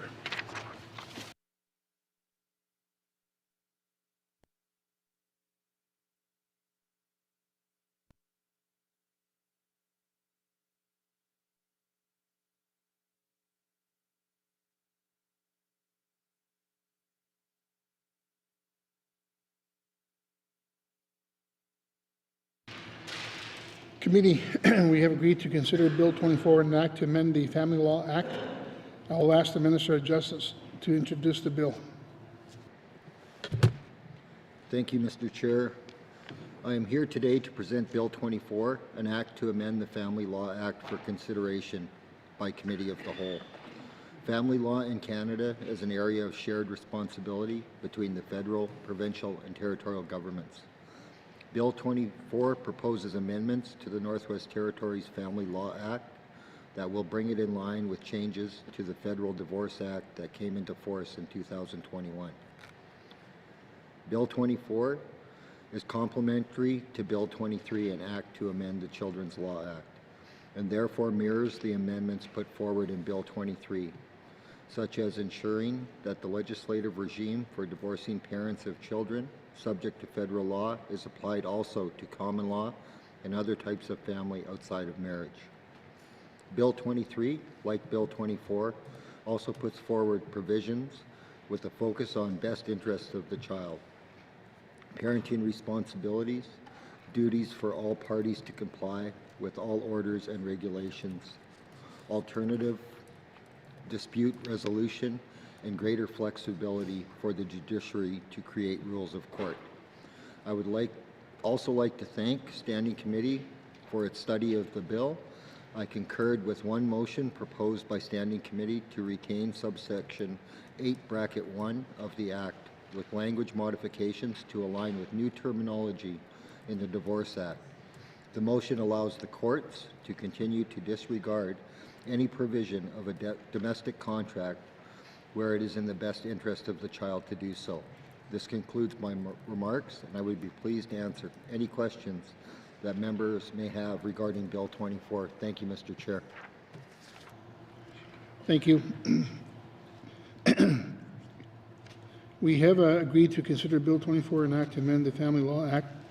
Now I'll ask the Minister to bring the witnesses into the chambers. Oh, sorry, I would like to, yeah. Sorry, Minister would like to bring the witnesses into the chamber. I'll go to the Minister.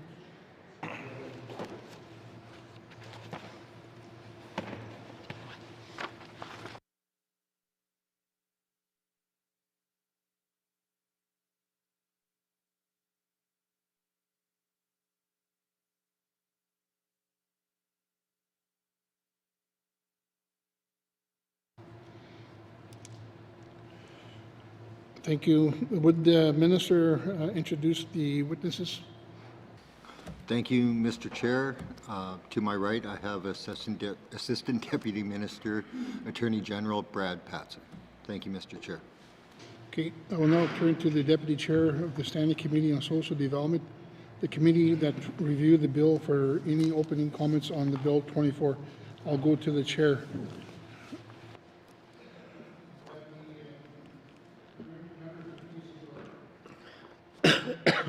Thank you, Mr. Chair. Mr. Chair, Bill 24, an act to amend the Family Law Act, received second reading in the Legislative Assembly on March 13, 2025, and it was referred to the Standing Committee on Social Development for review. On October 20, 2025, the Standing Committee held a public hearing with the Minister of Justice and completed its clause-by-clause review of the bill. I thank the committee for their efforts in reviewing this legislation. Individual members may have additional comments. Thank you, Mr. Chair. Thank you, the member from Mackenzie Delta. I'm going to go to, is there additional members that want to make opening comments? None? Now I will open the floor to general comments on Bill 24.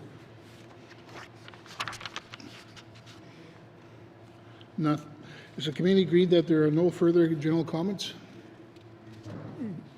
Agreed? Can we proceed to clause-by-clause review of the bill? Does committee agree? Thank you. There are 28 clauses in the bill. Where possible, we'll call clauses in groups of 10. Does the committee agree? Thank you. Committee will defer the bill number and title until after consideration of the clauses. Clauses 1 to 10. Does the committee agree? Clauses 11 to... hang on a second.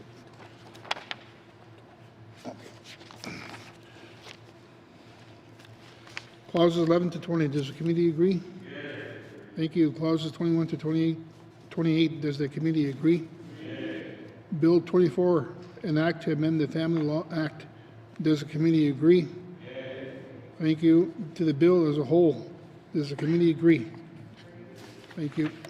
Does the committee agree that Bill 24, an act to amend the Family Law Act, is now ready for third reading? Yes. Thank you. Does the committee agree that this concludes our consideration of Bill 24, an act to amend the Family Law Act? Does the committee agree? Yes. Thank you. Thank you, Minister, and thank you to the witnesses. Sergeant Arms, please escort the witnesses from the chamber. Thank you.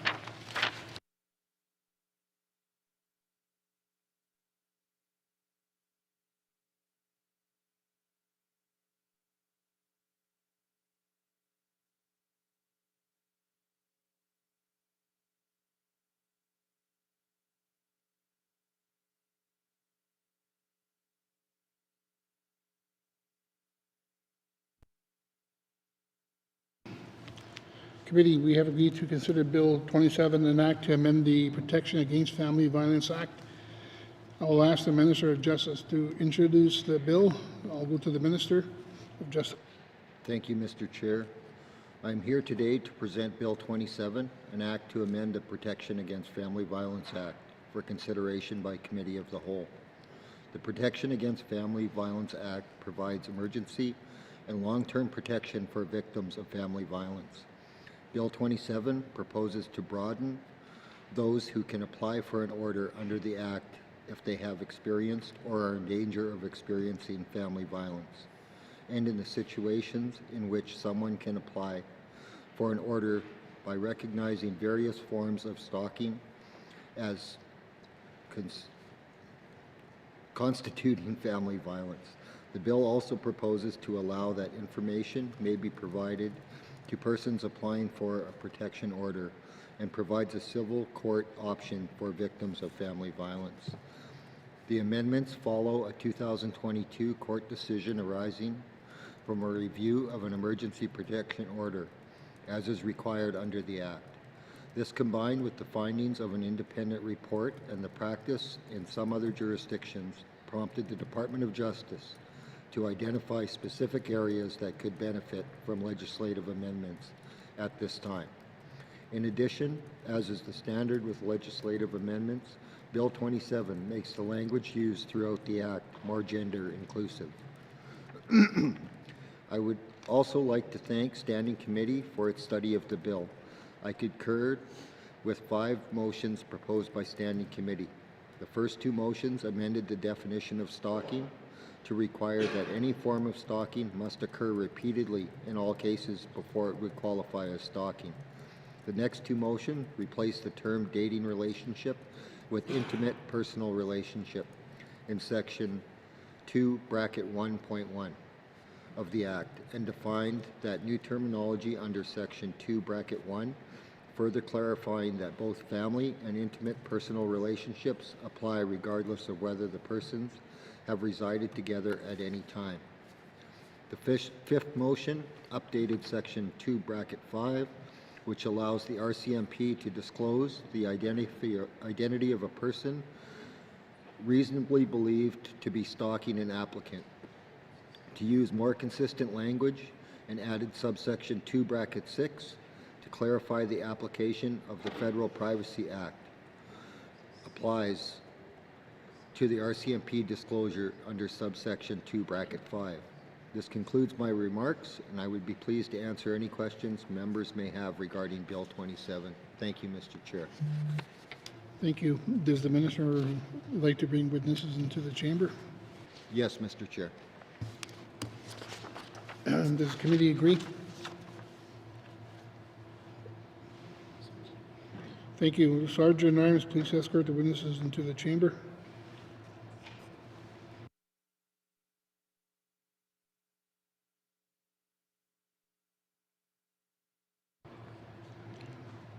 Thank you. And the Minister, please introduce your witnesses. Thank you, Mr. Chair. Assistant Deputy Minister, Attorney General Brad Patzer. Thank you, Mr. Chair. Thank you. I will now turn to the Deputy Chair of the Standing Committee of Social Development and the committee that reviewed the bill for any opening comments on Bill 27. I'll go to the member from Mackenzie Delta. Thank you, Mr. Chair. Mr. Chair, Bill 27, an act to amend the Protection Against Family Violence Act, received second reading in the Legislative Assembly on May 28, 2025, and was referred to the Standing Committee on Social Development for review. On October 20th, 2025, the Standing Committee held a public hearing with the Minister of Justice and completed its clause-by-clause review of the bill. I thank the committee for their efforts in reviewing this legislation. Individual members may have additional comments. Thank you, Mr. Chair. Thank you. I'll now open the floor to general comments on Bill 27.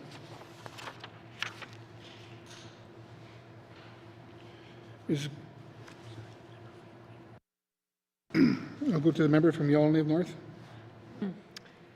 Thank you, Mr. Chair, and I apologize for getting lost in the proceedings earlier. Just to conclude, I just wanted to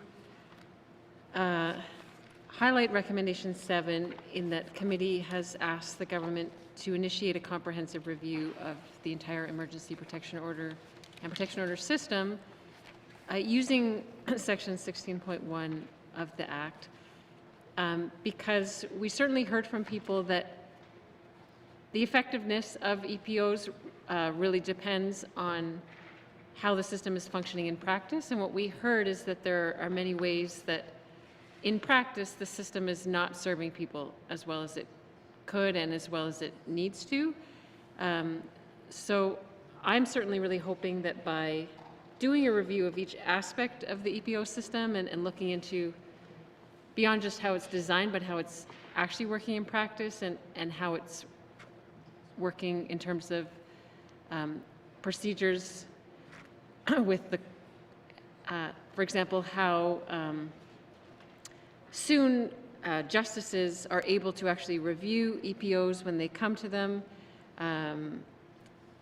ways that people can apply for altering the terms of an emergency protection order. Things like that I think could make a big difference in terms of how well these are serving people. So I do urge the government, even though it feels like, okay, this part's concluded and the tendency might be to just put this aside and, forget about it for a while.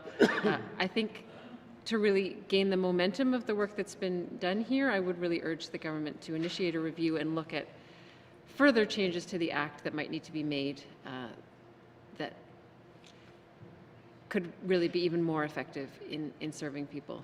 I know that the government will have to take that recommendation away and come back to us, but I just wanted to highlight that in my comments. Thank you, Mr. Chair.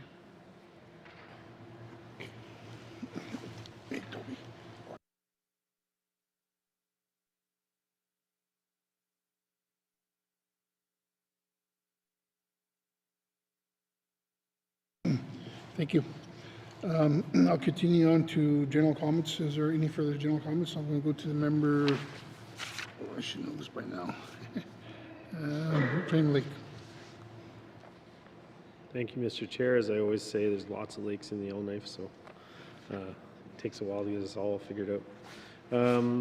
Mr. Chair, I really just wanted to put my comments on the record and just compliment the committee on an excellent and comprehensive review, and really wanted to highlight again the recommendations that committee made. They're extensive. There's 15 of them in total, and I think it's important to note that if you take the recommendations in their entirety, and I guess I would direct these comments towards Cabinet. I mean, they're going to be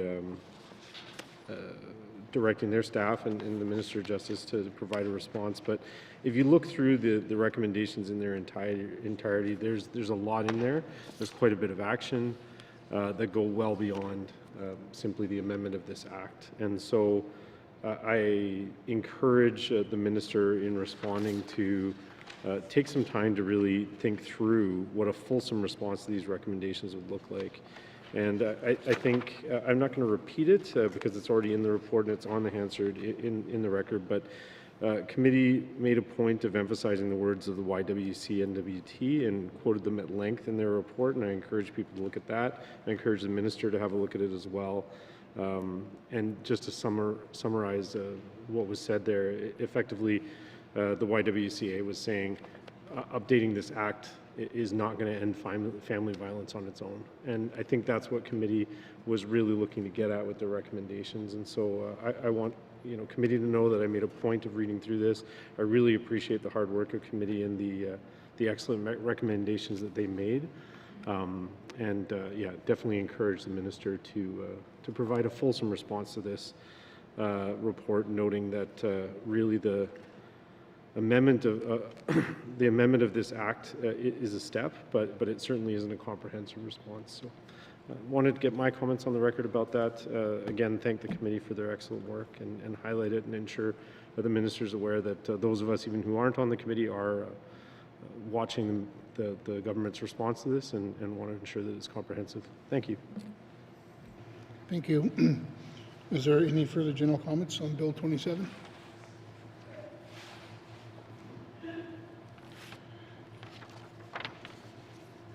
Is the committee agreed that there are no further general comments?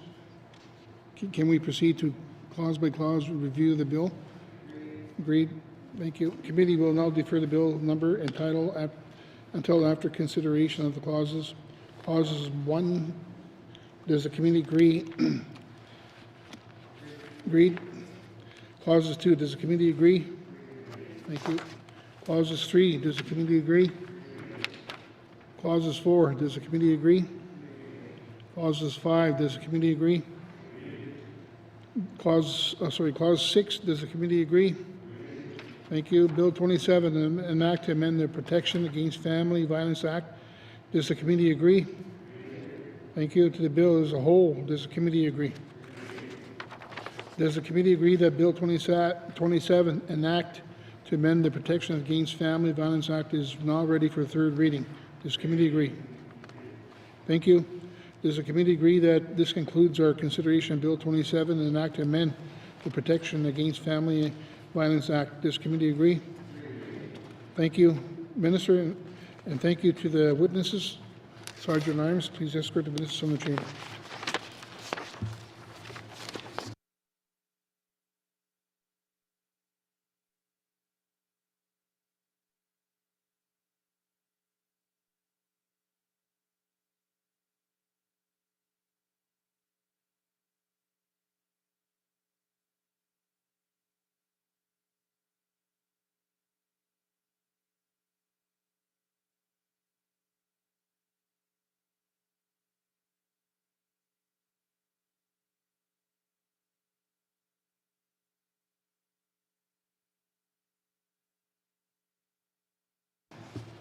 Committee, we have agreed to consider table documents 385-20 brackets 1, 2026-2027 capital estimates Department of Infrastructure. Before we move on that, I just want to make a friendly reminder before we start our review of the capital estimates for today. I would like to remind all members to follow along, stay on correct sections, and stay on topic. This will help us ensure we are using our time wisely and effectively. Let's see. Committee, we have two ministers responsible for this department. We will do things a little differently. With the committee agreement, we will start with the minister responsible for strategic infrastructure, energy and supply chains, and will then move to the Minister of Infrastructure. Does committee agree? Thank you. Does the Minister responsible for strategic infrastructure, energy and supply chains wish to bring Okay,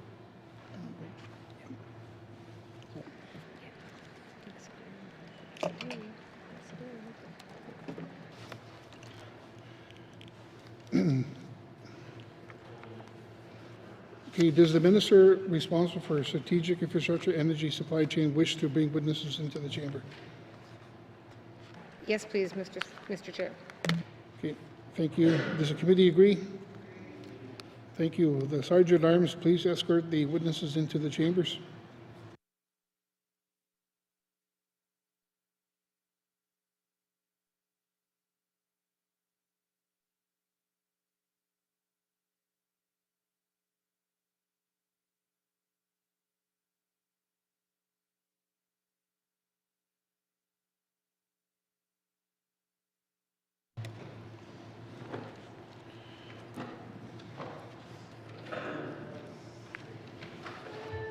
Okay, would the minister please introduce the witnesses?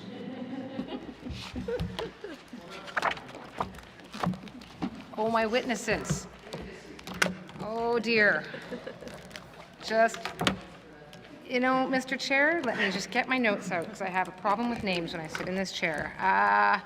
Galen McPherson, Associate Deputy Minister, Strategic Infrastructure, Energy and Supply Chains, and on my right, Kim Wickens, Assistant Deputy Minister, Energy and Strategic Infrastructure. Thank you. The committee has agreed to forego general comments. Is the committee agreed to proceed to detail contained in the table documents? Does the committee agree? Thank you. Committee, the Department of Infrastructure begins on page 54. We will defer the department totals and review the estimates by activity summary. Please turn to page 59, Strategic Infrastructure, Energy and Supply Chain with information items on page 60. Are there any questions? I'll go to the member from Range Lake. Sorry, Grace Lake.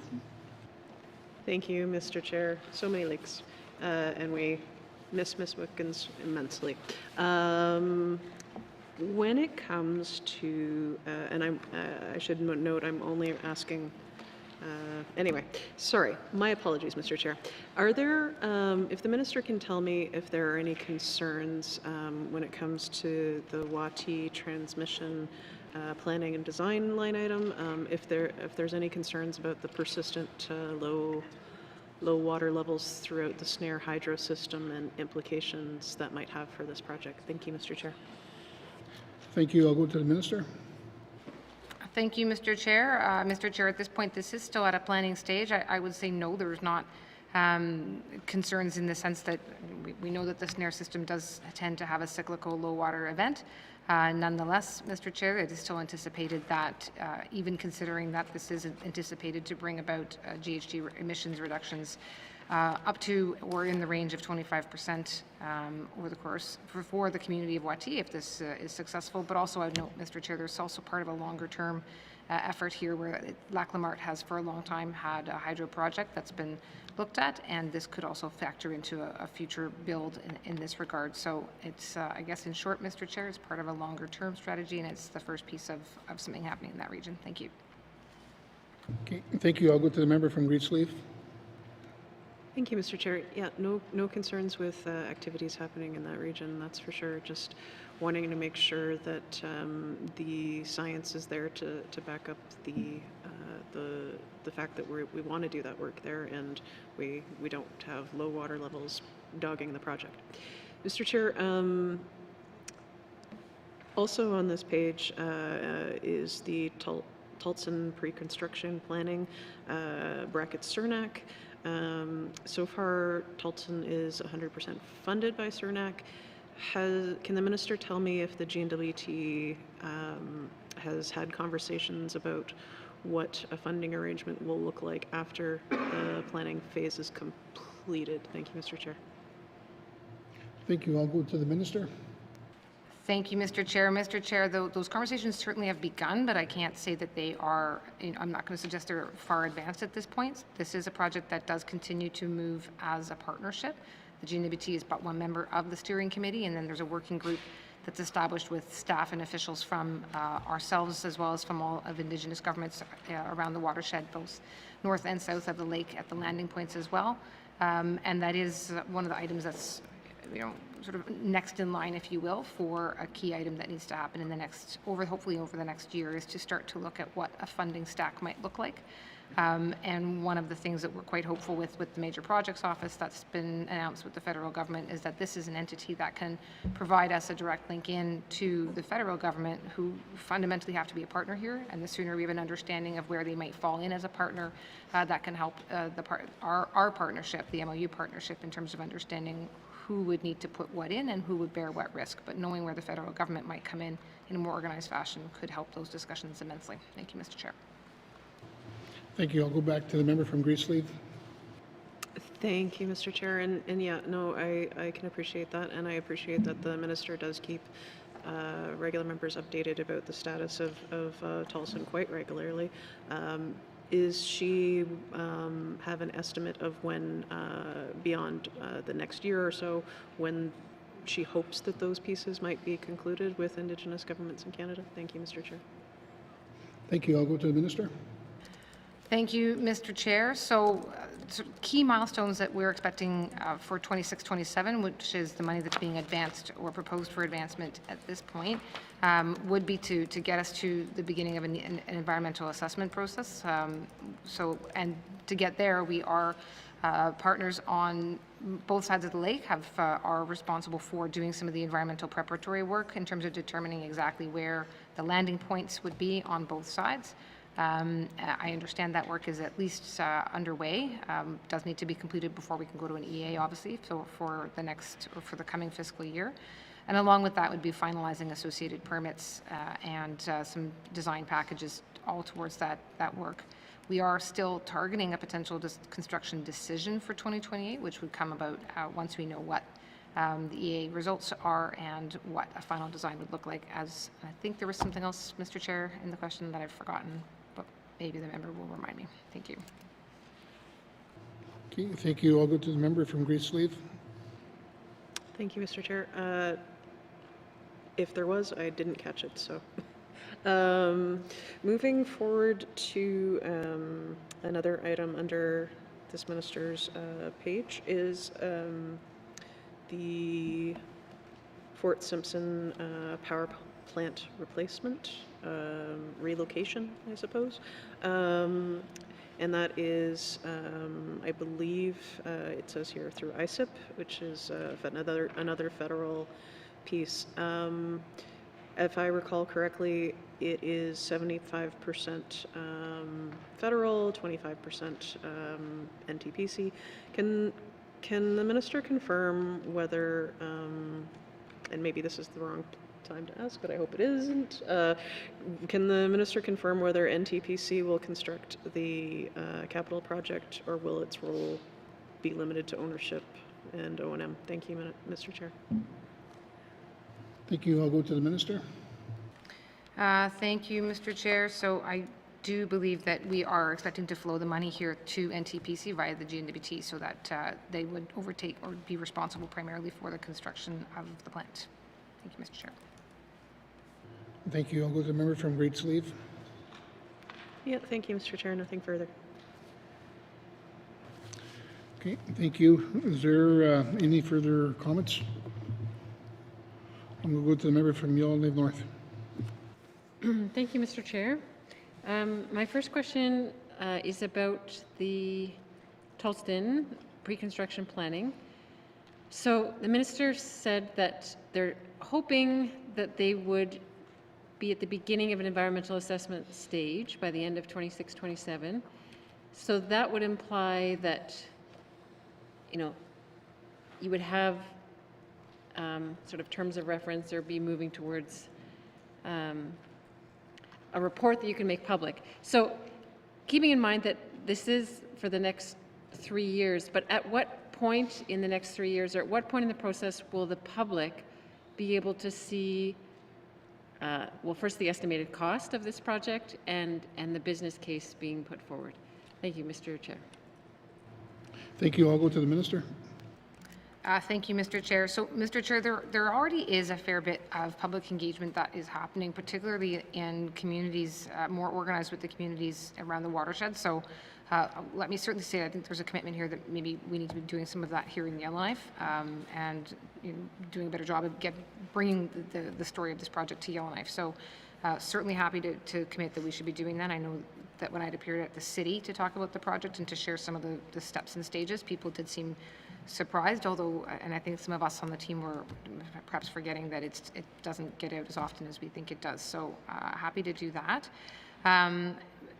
With respect to business case, I mean, I think that would have to, at this point, I'll have to confirm if it's fully up to date and when it can go out, but I know it's been shared with all of our partners, and I expect that they probably are sharing it with their communities. So again, let me take that back and make sure that I'm correct in my understanding of what the community members and of what the partners are expecting of us, and whether we can get that out, and or how we can get some of that information out. And it may well be, Mr. Chair, that we share at least some more formal summary of it than what has come out. So again, I do want to, this is a difficult one in that everything I'm saying I'm wanting to make sure I put through our steering committee. But anyways, as I say, I think it's important that we do get a lot more information out to the public, particularly in Yellowknife, because as I say, I know there's been community engagement sessions held with leadership and the communities and other partner groups. So there may be a gap here, and I'll take responsibility and make sure we fix it. Thank you, Mr. Chair. Thank you. I'll go back to the member from Yellowknife North. Thank you, Mr. Chair. I appreciate that. I know that many members of the public are eager to see the cost in the business case, and the sooner we can do that, then the sooner we can have an informed public discussion about a cost-benefit analysis, which I'm certainly eager to engage in. Second, regarding the Slave Geological Province all-weather highway, can the minister tell us, so keeping in mind that this project is slated for the next 2 years, the planning process, can the minister tell us whether a route has been set or decided yet for this project? Thank you, Mr. Chair. Thank you. I'll go to the minister. Thank you, Mr. Chair. No, not yet, Mr. Chair. And there have been studies done really over the last few years of quite a large number of routes. There have been, with varying degrees of technical research on each. For instance, some have had geological analysis to understand what potential geology is in the regions, and some have had further than that, also more environmental analysis and more design analysis. But Mr. Chair, the stage that we're at right now, we have, there's the YKDFN and Clecho, who I understand are looking to find a path to work together. In order to, given that the route almost certainly would cross either or both of their lands, traditional lands and Clecho lands, and so they are looking to take a bit of a leadership role at this point and confirm what a final route would look like. But that, so again, subject to some work that they want to do, there is not a final decision. It is, I think, understood that that work does need to get done, with some urgency, so that we are lining ourselves up with maybe the interest that's happening on the federal level. Thank you. Thank you. I'll go to the member from Yellowknife North. Thank you, Mr. Chair. Can the minister explain then what the government hopes will be accomplished by the end of 27-28, or any milestones that are being targeted up to then, especially in terms of where it would be at the environmental assessment process, and at what point the government would have a developer's assessment report prepared. Thank you, Mr. Chair. Thank you. I'll go to the minister. Thank you, Mr. Chair. And so, Mr. Chair, I do want to be quite frank about this, that this was always expected that what was originally known as the Lockhart All-Season Road would be moving to an environmental assessment in the coming fiscal year. I think there has been a bit of a dialing back of that language, and really a shift in a positive way to take advantage of the attention that we are seeing on a national scale to see an all-season road through this region. And so that shift in name has also come with a shift in approach, which is to say that this would not be a singularly GNWT led in advance, but we are looking to partner more meaningfully and to engage more meaningfully at this stage with, as I say, Clecho and YKDFN, but also noting that there certainly are other Indigenous nations and, for example, the North Slave Métis, who also have an interest in the area. So a bit of a change in that approach, which may mean that it is not as far advanced as what it might have been. But it is still the hope that we can, by the end of this fiscal, be at the point of having an EA ready, which would, of course, require having the DAR in advance of that. So it's a fair bit to happen in the course of the next year and a half. But certainly haven't, I certainly haven't resolved from that as a goal. There's a lot that would go into it, Indigenous knowledge studies and other information. So a lot of that can happen, whether it 100% gets to where I want it to be at before the end of the next fiscal. Again, remains a bit to be seen, but I do believe that there's a sense of urgency on this, again, particularly given the national attention that it's getting. Thank you. Okay, thank you. I'll go to the member from Yellowknife North. Thank you, Mr. Chair. I do appreciate that the minister noted that to get to be ready for an EA, there would need to be a lot of studies and Indigenous knowledge, traditional knowledge studies, also a lot of baseline data collection, which can't be done sort of in the snap of a fingers and often can't be sort of fast-tracked in the sense of there are certain times a year where you need to collect environmental baseline data, and if you need to collect it in the summer, you need to collect it then. You can't just sort of do it in February instead just because you want to. So just flagging that this is an extremely ambitious timeline, and I would want to make sure that the proper baseline data and Indigenous knowledge studies are being collected carefully considered, as opposed to just sort of skimmed past. I'll just move quickly then to the Mackenzie Valley Highway planning. I know that this EA has been underway for quite a long time, but just sort of more active in the last few years. Looking on the Environmental Impact Review Board website and their timeline, it states that they're expecting the government to submit an addendum to the developer's assessment report by July of next year. It's unclear how long the next steps in the process would take, but what is the government hoping to achieve over the next fiscal year? Like, what is the milestone or achievement where you hope to be by the end of 26, 27? Thank you, Mr. Chair. Thank you. I'm going to go to the minister.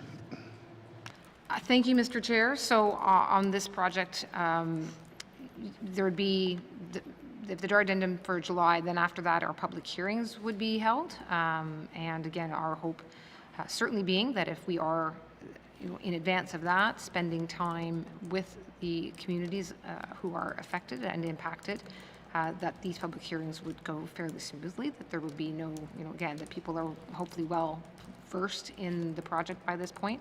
One of the things we are hoping to see happen in the immediate future is that a working group readiness or a project readiness working group can be set up for those communities. Typically that would, or historically, that would often not happen until later in the process, till you're sort of a year out from construction. But it is our view that getting that done now will actually empower communities to be ready when this moves forward, and to also then therefore be better placed to participate in those hearings. So the hearings would be, again, really in about a year from now, but a lot of work in advance of that.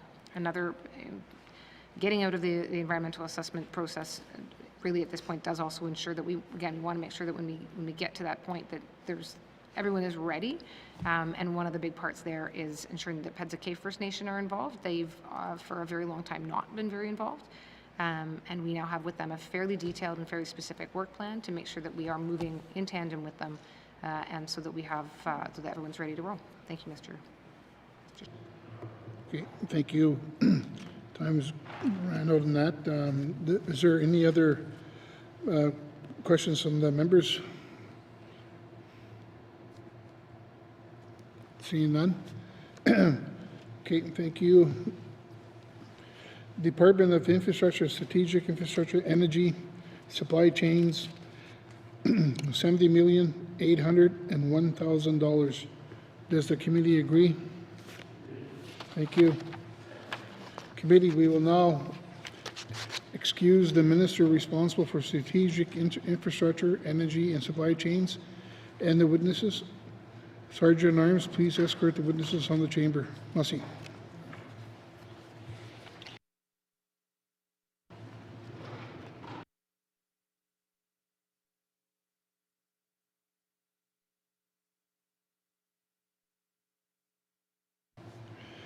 Okay, thank you. We will now move on to the Minister of Infrastructure for the remainder of the department.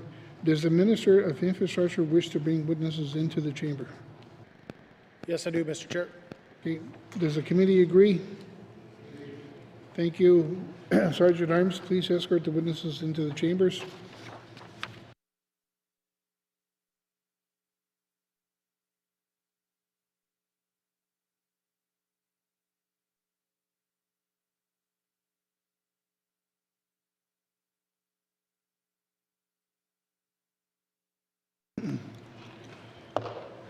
Thank you. The Minister, please introduce your witnesses. Thank you, Mr. Chair. To my right, Celeste McKay, no relation. Assistant Deputy Minister, Asset Management, and to my left, Kathy Maniego, Deputy Minister. Thank you. Thank you. I want to thank you. I'm going to go to the. Okay, so please return to page 55, Assets Management Information Items on page 56, 58. Are there any questions? I will go to the member from Inuvik Boot Lake. Thank you, Mr. Chair. Mr. Chair, under the Highway 8 reconstruction under the ICIP, can the minister confirm if that is the work any upgrade the section to any of that work is allocated to the section from Wrangling River to Inuvik? Thank you. Thank you. I'll go to the minister. Yeah, thank you, Mr. Chair. That is work that is slotted for 26-27 for kilometer 225 to 230. Thank you, Mr. Chair. Thank you. I'll go to the member from Inuvik Boot Lake. 225 to 230. Can the minister confirm, and again, I'm not sure, and I don't have that in front of me, what section that is on the Dempster Highway? Thank you. I'll go to the minister. The Wrangling River section, Mr. Chair. Thank you. I'll go to the member from Inuvik Boot Lake. Thank you. Certainly appreciate that. And I know the drivers and residents driving that highway regularly will also appreciate it, Mr. Chair. Can you also give me kind of an overview on Highway 10, the highway upgrades and rehabilitation? I believe that's the Inuvik to Tak Highway. Okay, thank you. I'll go to the minister.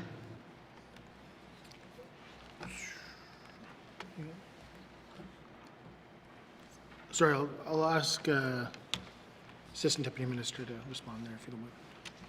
Okay, thank you. I'll go to the Assistant Deputy Minister. Thank you, Mr. Chair. The Highway 10 reconstruction project addresses ongoing challenges along the ITH, including potholes and dips, loosening base course and surface gravel, soft shoulders, permafrost degradation, surface rutting, water overflowing, ponding, and exposure of subgrades on slopes. And it's along the entire stretch of the ITH where there are issues. Thank you, Mr. Chair. Thank you. I'll go to the member from Inuvik Boot Lake. And thank you for that answer. I appreciate it. So that does include then, because I know we had some issues, obviously, where there were the road actually needed to be brought up. We needed some grade in there. There was issues with, obviously, with flooding and also issues with the snow build up there. So this work now then is intended to kind of take care of that. I understand in the initial contract it was initially going to be built to that level, but then we had to do some cutbacks, as we often do in major contracts. But now that will now take care of that issue of the flooding and the buildup of snow in that area. Thank you, Mr. Chair. Thank you. I'll go to the minister. Yeah, it sounds like more of a comment, and I agree that's a lot of the work that's being done there. Thank you. Okay, thank you. I'll go back to the member from Inuvik Boot Lake. Nothing further on this, Mr. Speaker, Mr. Chair. Thank you. Thank you. Next on my list I got is the member from Range Lake. Thank you, Mr. Chair. Highway 4 reconstruction. I've had a number of constituents who have experienced some very concerning safety issues on that highway over the summer, including a loss of life. And I'm quite concerned about the condition of the highway and just how the maintenance is undertaken that is leading to some very tricky sections of the road. There's been concerns about lack of proper signage and not lack of proper signage, but where the signage is placed isn't always as visible as it could be, etc. Anyway, so on this case, can we hear about what the upgrades and rehabilitation are going to result in overall improvements? Thank you. Thank you. I'm going to go to the minister. Yeah, thank you, Mr. Chair. There's quite a bit of work being done on the Highway 4. There's widening, there's culverts being installed, improved drainage, so general maintenance and full improvements to the highway in that section there. Thank you. Thank you. I'll go to the member from Range Lake. Thank you. And is this, how long is the intended work going to take? Is this a larger multi-year project or something that's just going to occur in the next fiscal year? Thank you. Thank you. I'll go to the minister. Thank you, Mr. Chair. This is scheduled for the next 2 years, essentially, this year and the next. Thank you. Okay, thank you. I'll go to the member from Range Lake. Thank you, Mr. Chair. And the safety concerns that I've heard about, I'm assuming the department is aware of them. Is there any update at this point on how they plan to improve safety conditions along the highway? Thank you. Thank you. I'll go to the minister. Yeah, thank you, Mr. Chair. So the priorities for all the roads are the safety concerns, and for Highway 4, taking away a lot of the dips and trying to straighten out some of the road. It's a continual basis with the permafrost and stuff, so it's ongoing maintenance, and that's scheduled over the next 2 years. Thank you, Mr. Chair. Thank you. I'll go back to the member from Range Lake. Thank you, Mr. Chair. Nothing further. Thank you. Okay, thank you. Is there any further questions? We'll go to the member from Yellowknife North. Thank you, Mr. Chair. So just a few further clarifications on the Highway 4 reconstruction, the Ingram Trail. So the improvements are planned between which kilometer markings? Can the minister clarify? Thank you, Mr. Chair. Thank you. I'll go to the minister.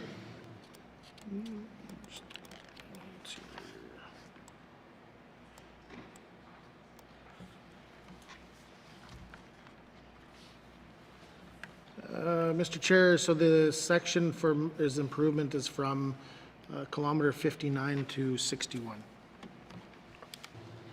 Okay, thank you. I'll go to the member from Yellowknife North. Okay, thank you, Mr. Chair. And so that's right around the Reed Lake Campground, but can the minister clarify, does that include new chip sealing where gravel currently exists, or is it just repairing and working on the chip sealing part that already is there? Thank you, Mr. Chair. Thank you. I'll go to the minister. Mr. Chair, so the planned work scheduled for 26-27 includes installation of culverts and chip seal. Okay, thank you. I'll go to the member from Yellowknife North. Okay, thank you, Mr. Chair. I'm going to go on to a different project, the Capital Asset Retrofit Fund. So retrofits to increase energy efficiency. Can the minister tell us how much is the budget for that for 26-27? Thank you, Mr. Chair. Thank you. I'll go to the minister. $2,600,000, Mr. Chair. Thank you. I'll go to the member from Yellowknife North. Okay, thank you, Mr. Chair. Does the minister know how much money is being saved through these retrofits per year in utility cost savings? Thank you, Mr. Chair. Thank you. I'll go to the minister.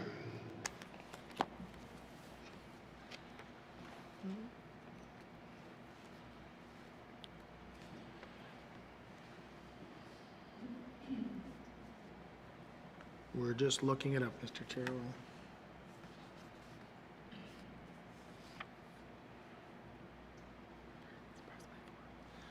Sorry, I want to hand this off to Assistant Deputy Minister, please. Thank you. Thank you. I'll go to the Assistant Deputy Minister. Thank you, Mr. Chair. The initiatives are capable of displacing approximately 16,500 tons of GHGs annually and save us around $4 million in utilities annually. Thank you, Mr. Chair. Okay, thank you. I'll go back to the member from Yellowknife North. Thank you, Mr. Chair. So given that this project is saving us millions of dollars annually, has the department looked at opportunities to scale up this project? Are there more energy efficiency projects we could do if we had more money? Because it sounds like, you know, the sooner we do them, the sooner we can save more millions of dollars. Thank you, Mr. Chair. Thank you. I'll go back to the minister. I'll ask Deputy Minister to answer that. Thank you. Thank you. I'll go back to the Assistant Deputy Minister.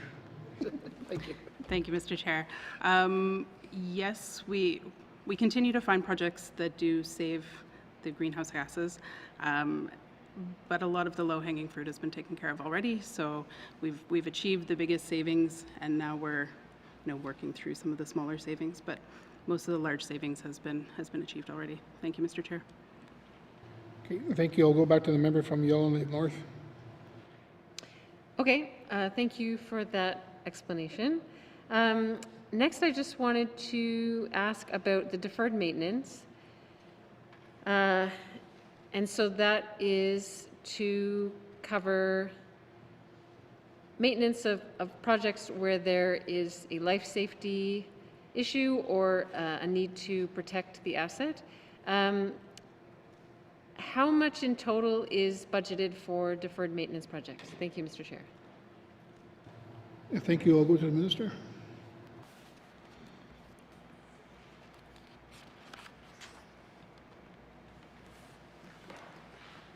Thank you, Mr. Chair. We have $3,400,000 budgeted for that. Thank you, Mr. Chair.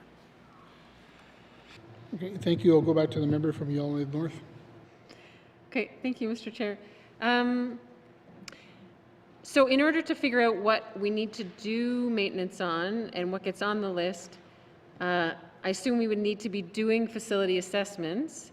And so how often are we doing facility assessments to figure out, what needs repair and maintenance? For example, schools, health centers, all of the government major infrastructure and buildings. Do we have a policy on how often we generally do these facility assessments? Thank you, Mr. Chair. Thank you. I'll go to the minister. Thank you, Mr. Chair. I'm going to ask the Assistant Deputy Minister to answer this one here. Thank you. I'll go to the Assistant Deputy Minister. Thank you, Mr. Chair. We assess our buildings on a 5-year rotating basis. Thank you, Mr. Chair. Okay. Thank you. I'll go to the member from Yellowknife North. Thank you, Mr. Chair. And does the department currently have the resources to complete all of those facility assessments on a 5-year basis, or do we have a backlog of facilities waiting, longer than 5 years to be able to get their assessments? Thank you, Mr. Chair. I'm going to go back to the Assistant Deputy Minister. Thank you, Mr. Chair. We do have the capacity to complete them on an annual basis, but we do have a backlog based on the COVID years. There were 2 years where we were unable to get in to every community that we intended to, so it has created a bit of a backlog there. Thank you, Mr. Chair.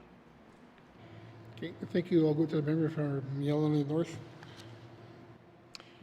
Thank you, Mr. Chair. Well, certainly I would appreciate if the department wanted to bring forward in a budget, an extra pot of money just to make sure we get caught up and have those assessments done every 5 years. I would certainly be in support of that because the last thing we need is for buildings to be falling apart and us not even know because we haven't assessed them. And so once we do those assessments, I assume there's a list or a prioritization of the different safety issues, well, life safety issues, things that are threatening the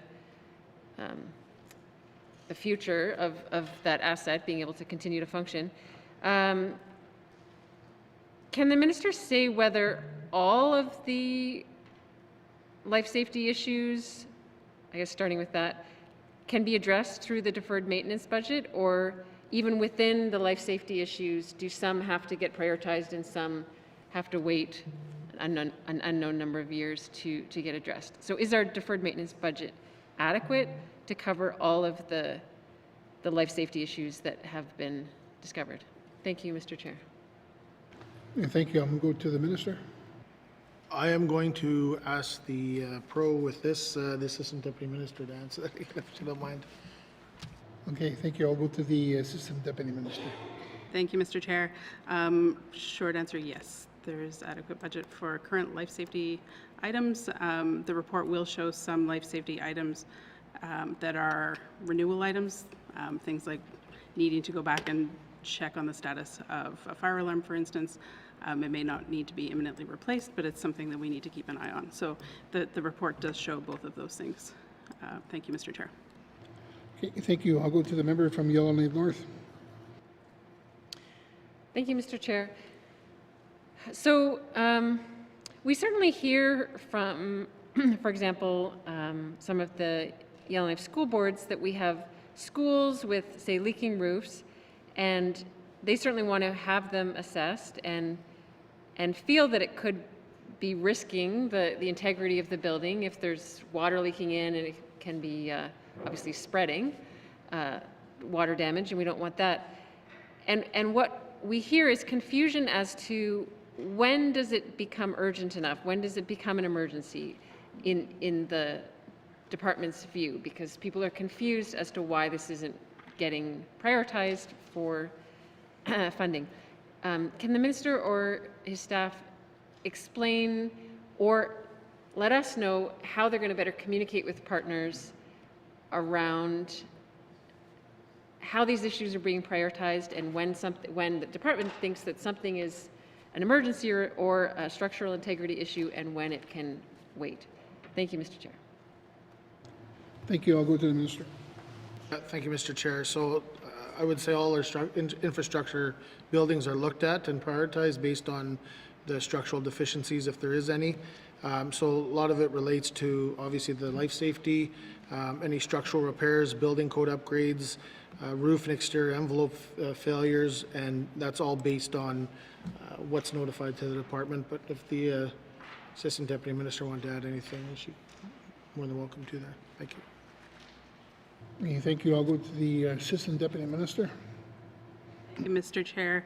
Agree with the minister, and I'll add that YK1 and YCS schools are not GNWT assets, but we've recently reintegrated them into our assessment process so that we can assist them with their maintenance and assist ECE in capital planning for those schools. Thank you, Mr. Chair. Okay, thank you. Is there any further comments from the members? Member from Range Lake. Thank you, Mr. Chair. I have just a few more details on the questions I had about Highway 4. So the sections in question where accidents over the summer occurred are the corner of Prosperous Lake and kilometer 21. So can I get some reassurances from the minister that those two sections are going to be addressed by the rehabilitation? Thank you. Thank you. I'll go to the minister. Yeah, thank you, Mr. Chair. That just would fall under our general annual maintenance in that area. Thank you, Mr. Chair. Okay, thank you. I'll go to the member from Range Lake. Okay, I don't think I had properly understood, but I think it would reassure folks who are concerned about this if we knew that they were going to take a look at that section. So if you're telling me the general maintenance is going to address these concerns, then I guess we'll go from there. But just to confirm that they will be addressed through general maintenance. Thank you. Thank you. I'll go to the minister. Yeah, thank you, Mr. Chair. So the current schedule for this year, like I said, is from kilometer 59 to 61 for the projects, for the improvements. That section that the member is speaking of would be addressed through our annual maintenance and probably this coming summer. Thank you. Thank you. I'll go to the member from Range Lake. Okay, that is helpful. There's also concern about a lack of guardrails at these sections and other sections as well, where if there is a slip on the road that you can fly right off of it. So is their plan to improve, do those safety improvements to the highway and install guardrails? Thank you. Thank you. I'll go to the minister. Yeah, thank you, Mr. Chair. So guardrail and replacement projects are for in the North Slave region. There is some work being done. I don't know if it's that particular area, but I can find out and let the member know. Thank you. I'll go to the member from Range Lake. Okay, thank you, and I appreciate that this is relatively detailed, but it's also relatively important because, as I said, there were some high-profile accidents and loss of life this summer. So I will await that additional information from the minister and the department, and make that information available to my constituents when it is made available. So I'll hold the minister to that, but nothing further. Thank you. Okay, thank you. Is there, go to the member from Great Slave. Thank you, Mr. Chair. For the item, the project various highway chip seal overlay program, the chip seal overlay for 100 to 150 kilometers each year, territory-wide. Can the minister please say how much is allocated for that item for 26-27? Thank you, Mr. Chair. Thank you. I'll go to the minister. Annually, throughout all our road system that where we do repair or anything like that, we've got 175 kilometers that is scheduled for replacement repair of chip seal and on our road system there. Thank you. Thank you. I'll go back to the member from Great Slave. Yeah, thank you, Mr. Chair. Sorry, I think the minister might have misheard me. My question is, how much are we spending on this particular program for the 26-27 year? Thank you. Thank you. I'll go to the minister. Yeah, thank you, Mr. Chair. This year's program is $10 million. Thank you. I'll go to the member from Great Slave. Thank you, Mr. Chair. Is that an ongoing $10 million, or does that increase with inflation annually? Thank you, Mr. Chair. Thank you. I'll go to the minister. Thank you, Mr. Chair. So far, it's been $10 million annually. Okay. Thank you. I'll go to the member from Great Slave.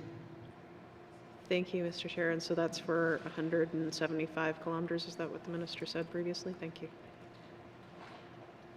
Okay. Thank you. I'll go to the minister.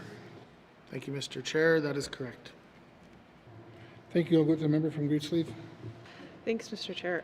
Does the minister have the amount of detail around which highways are planned or projected to be resealed in 26-27? Thank you. Thank you. I'll go to the minister. Yeah, thank you. So this year we have scheduled Highway 1, kilometer 25, Highway 3, kilometer 74, Highway 4, kilometer 60.7, Fort Providence Access Road, 5.3 kilometer, and Deta Access Road, 11.3 kilometer. Thank you. I'll go to the member from Great Slave. Thank you, Mr. Chair, and thank you to the minister for that detail. How many outstanding highways are assessed to require chip sealing? Like, it seems like this is a rotational basis. I assume the department does the areas of greatest need first. I'm just curious how much is sort of on the docket, so to speak. Thank you, Mr. Chair. Thank you. I'll go to the minister. Thank you, Mr. Chair. It's an ongoing maintenance program. I mean, one section of road might be good one year, the next year it's not. The ground's not stable, so general maintenance, chip seal breaks apart. So, it's an ongoing thing. We don't always have a rough estimate of. Well, we have a rough estimate, but it could change. Thank you, Mr. Chair. Thank you. I'll go back to the member from Great Slave. Yeah, no, thank you, Mr. Chair. I think the minister has proved my point, which is it's an ongoing task. It'll never end, and I'll just leave it at that. Thank you, Mr. Chair. Thank you. Any further questions? Okay, seeing none, the Department of Infrastructure, Asset Management, Infrastructure Investments, $129,683,000. Does the committee agree? Thank you. Members, please turn now to page 61, Programs and Services, with information items on page 62 and 63. Are there any questions? I'll go to the member from Great Slave. Thanks, Mr. Chair. So the item metering and pumping equipment overhaul. This is a territorial project, it looks like. Can the minister please tell me how much we are providing to this overhaul project in 26-27? Thank you. Thank you. I'll go to the minister. Yeah, thank you, Mr. Chair. So this is an annual thing that we do for all our fuel services division to check all the fuel pumps, recertify them and all that. Just looking for a price here and what we're doing. It's $200,000 this year. Thank you, Mr. Chair. Thank you. I'll go to the member from Great Slave. Thank you, Mr. Chair, and I believe that this is has to do with all of the communities that are serviced by MTS. Is that correct? Thank you, Mr. Chair. I'll go to the minister. Yeah, everywhere our fuel services division operates, essentially 13 communities. Thank you, Mr. Chair. Thank you. We'll go back to the member from Great Slave. Thank you, Mr. Chair. So appreciate the minister's comments thus far. Some of the information I have here in front of me seems to imply that this is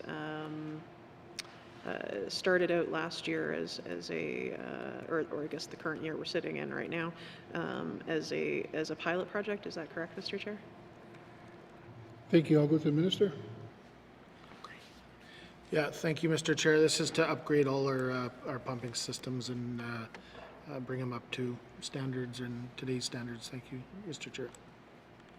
Okay, thank you. I'll go to the member from Great Slave. Okay, yep.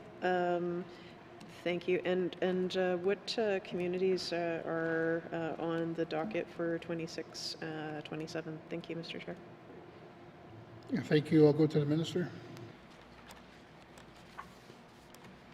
Just waiting to see if you find it quicker than me.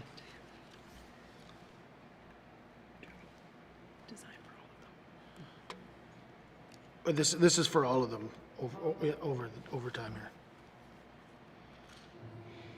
Okay. I'll go back to the member from Great Slave. Okay, thank you. So it's 200,000 for 26-27 for all 13 communities. Thank you, Mr. Chair. Thank you. I'll go to the minister. Yeah, that's just for this year. Thank you, Mr. Chair. Okay, thank you. I'll go to the member from Great Slave. Thanks. That clarifies. Thank you very much. Mr. Chair, I'm curious also about the Sax Harbor fuel storage and dispensing facility. Can the minister please tell me what the 26-27 budget is for that item and what the project is? A substantiation. Thank you. Thank you. I'll go to the minister.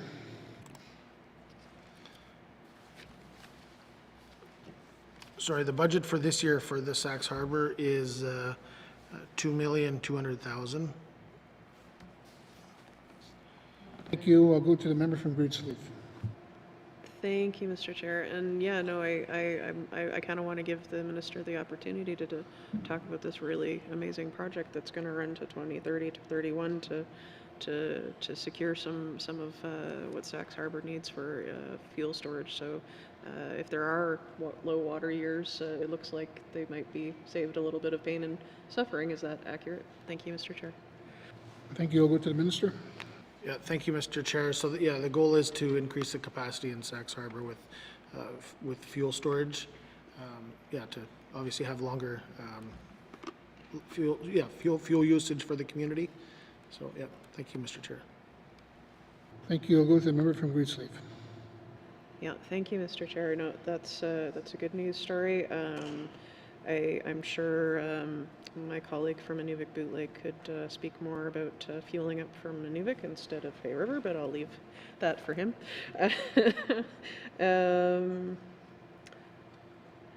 I believe that's everything I want to talk about here today. Thank you, Mr. Chair. Thank you. I'm going to go to the next member from the Inuvik Boot Lake. Thank you, Mr. Chair. Mr. Chair, my first questions are around the Mike Zupko Air Terminal building and, I apologize, the extension in the Inuvik Airport, the runway extension. We know that's being funded through the feds, through D&D. It's been an amazing project thus far. I look forward to that continuing. My question is around the plan for the funding in this capital budget around paving, Mr. Chair. Can the minister give an update on if indeed they do intend on paving the runway in 2026? Thank you. Thank you. I'm going to go to the minister. Yeah, thank you, Mr. Chair. So the planned work for 2026, 2027, so there's a reduced budget for this project in 2026, 2027 reflects the period of allowing the ground to be settled before any major paving is done. And yeah, thank you, Mr. Chair. Thank you. I'll go back to the member from Inuvik Boot Lake. Thank you, Mr. Chair, and certainly I appreciate that, and my assumption is then we have engineering reports that say that it probably should settle, but Mr. Chair, the reality likely is whether you pave it this year in 27 or in 2030, there's still going to be a requirement on that runway, given it's been a reality for the past few years, and certainly will be even more of a reality as we move forward, that there will be O&M money required going forward. So I guess my question would be, has that been set in stone that we won't be paving this year? Has the department considered getting another opinion on that? And given that, again, I appreciate that it has to settle, but again, I think regardless of what year we do this, there will be a requirement going forward, hopefully, again, committed by the federal government to have O&M funding to continue to keep that runway maintained. So I guess my question is this in stone, or are they considering looking at other options and possibly another opinion on that? Thank you, Mr. Chair. Thank you. I'm going to go to the minister. Yeah, thank you, Mr. Chair. So that's what's scheduled for this year, and that was the plan. Also, an airport garage will be constructed as part of the 26-27 budget. So this is all part of the work, and then to get the paving in there afterwards. Thank you, Mr. Chair. Okay, thank you. I'll go to the member from Inuvik Boot Lake. Thank you, Mr. Chair. Yeah, and again, and I appreciate that, and the work that's being done up there. My only other concern around that is, as you know, it's being done by a local contractor in partnership with the Indigenous government up there, and to do projects of this nature, obviously, it requires staffing up, it requires training, and given that it is I understand the project has been reduced this year to allow that runway to settle. There's always a fear that you lose some of that expertise and lose some of that workforce, given that the project is on that bit of a delay. But I'll leave that issue at that, Mr. Chair. I just want to make that point. The other comment I have is around, I see there's runway, taxiway, apron overlay in Ulahaktuk. I think that's great. But given conversations I've had, certainly with the manager of the regional airline there, I know every spring and fall, definitely fall time, the runway in Sachs Harbor does get soft. There's been several times when the aircraft going in there simply can't land. And as you know, Sachs Harbor relies solely on the local regional airline to provide goods and services and to get people out, in and out to medical appointments. And I'm wondering if the department has considered or had any look at also doing some work to that runway in Sachs Harbor as well, Mr. Chair. Thank you. Okay, thank you. I'm going to the Minister. Yeah, thank you, Mr. Chair. And I do understand that there is some concerns there, and I know it's been worked on with annual maintenance, and I think that's the plan currently right now is to continue with the annual maintenance for that area or for that runway in Sachs Harbor. And we don't have anything scheduled as of yet, but yeah, thank you, Mr. Chair. Thank you. I'll go back to the member from Nunavut Lake. Thank you, Mr. Chair. Yeah, and I encourage, it would be nice if we could actually get some data back from the department on how many times that runway has actually been shut down versus the one in Ulahaktuk, who I know likely have the same issues. However, the runway in Sachs Harbor, Sachs Harbor is a smaller community. It doesn't have jet service like the community of Ulahaktuk does. So if the minister can commit to coming back with some detail on the number of times that runway in Sachs Harbor has been I guess, in such condition that smaller aircraft or the aircraft that go in there, which is a 1900, a Twin Otter, and a King Air, were not able to land on that runway. And then, if so, Mr. Speaker, Mr. Chair, apologies, consider putting some resources towards ensuring that that community has a runway that's safe to land on all year round. Thank you. Thank you. I'll go to the Minister. Thank you, Mr. Chair. Yeah, notes taken. We'll try to get you information that you're wanting, but just from my memory and recollection of that. So depending on the time of year, you know, the spring thaw and stuff, that you know, the type of aircraft that can get in there. So if the 1900 can't get in, it sounds like a Twin Otter can. So it depends on the time of year, but we'll find out as much information for the members so that we can get them that. Thank you. Thank you. We'll go back to the member from Nunavut Lake. And I appreciate that, and since the minister brought it up, I will point out that the 1900 obviously has a larger capacity than the Twin Otter. As well, the Twin Otters don't run as much in the fall and winter times. They're typically used more for charter work than they are for passenger and cargo work. So that Twin Otter is not always available to get in there, and the 1900 is the preferred route to win there, or the King Air. And the King Air, as well as the medevac aircraft, which is required to land in there. So it's another factor to consider on that runway. Thank you, Mr. Chair. Thank you. Is there any further? Sorry.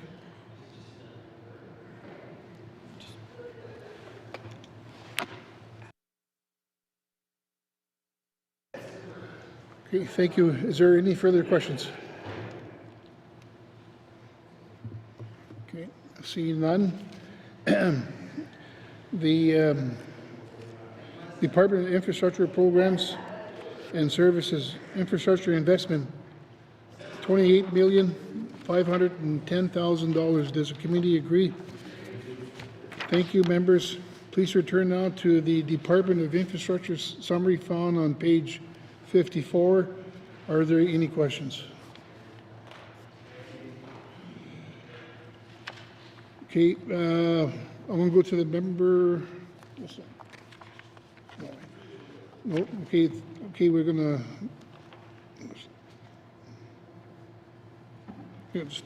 Stop.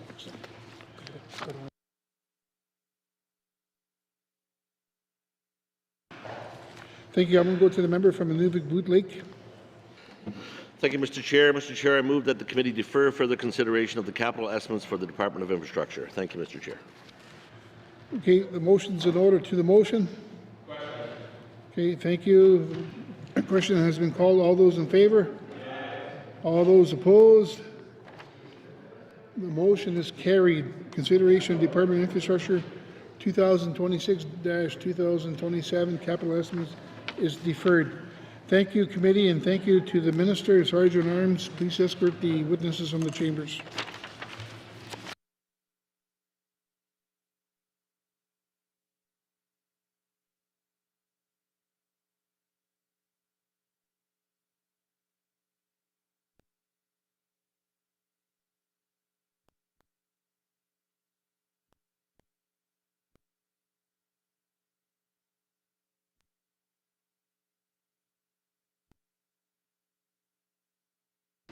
Committee, we have agreed to consider table documents 385-20 brackets 1, 2025-2026, capital estimates, Department of Environment and Climate Change.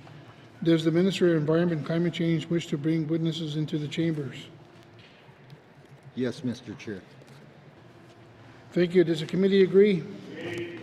Thank you. Sergeant at Arms, please escort the witnesses into the chambers.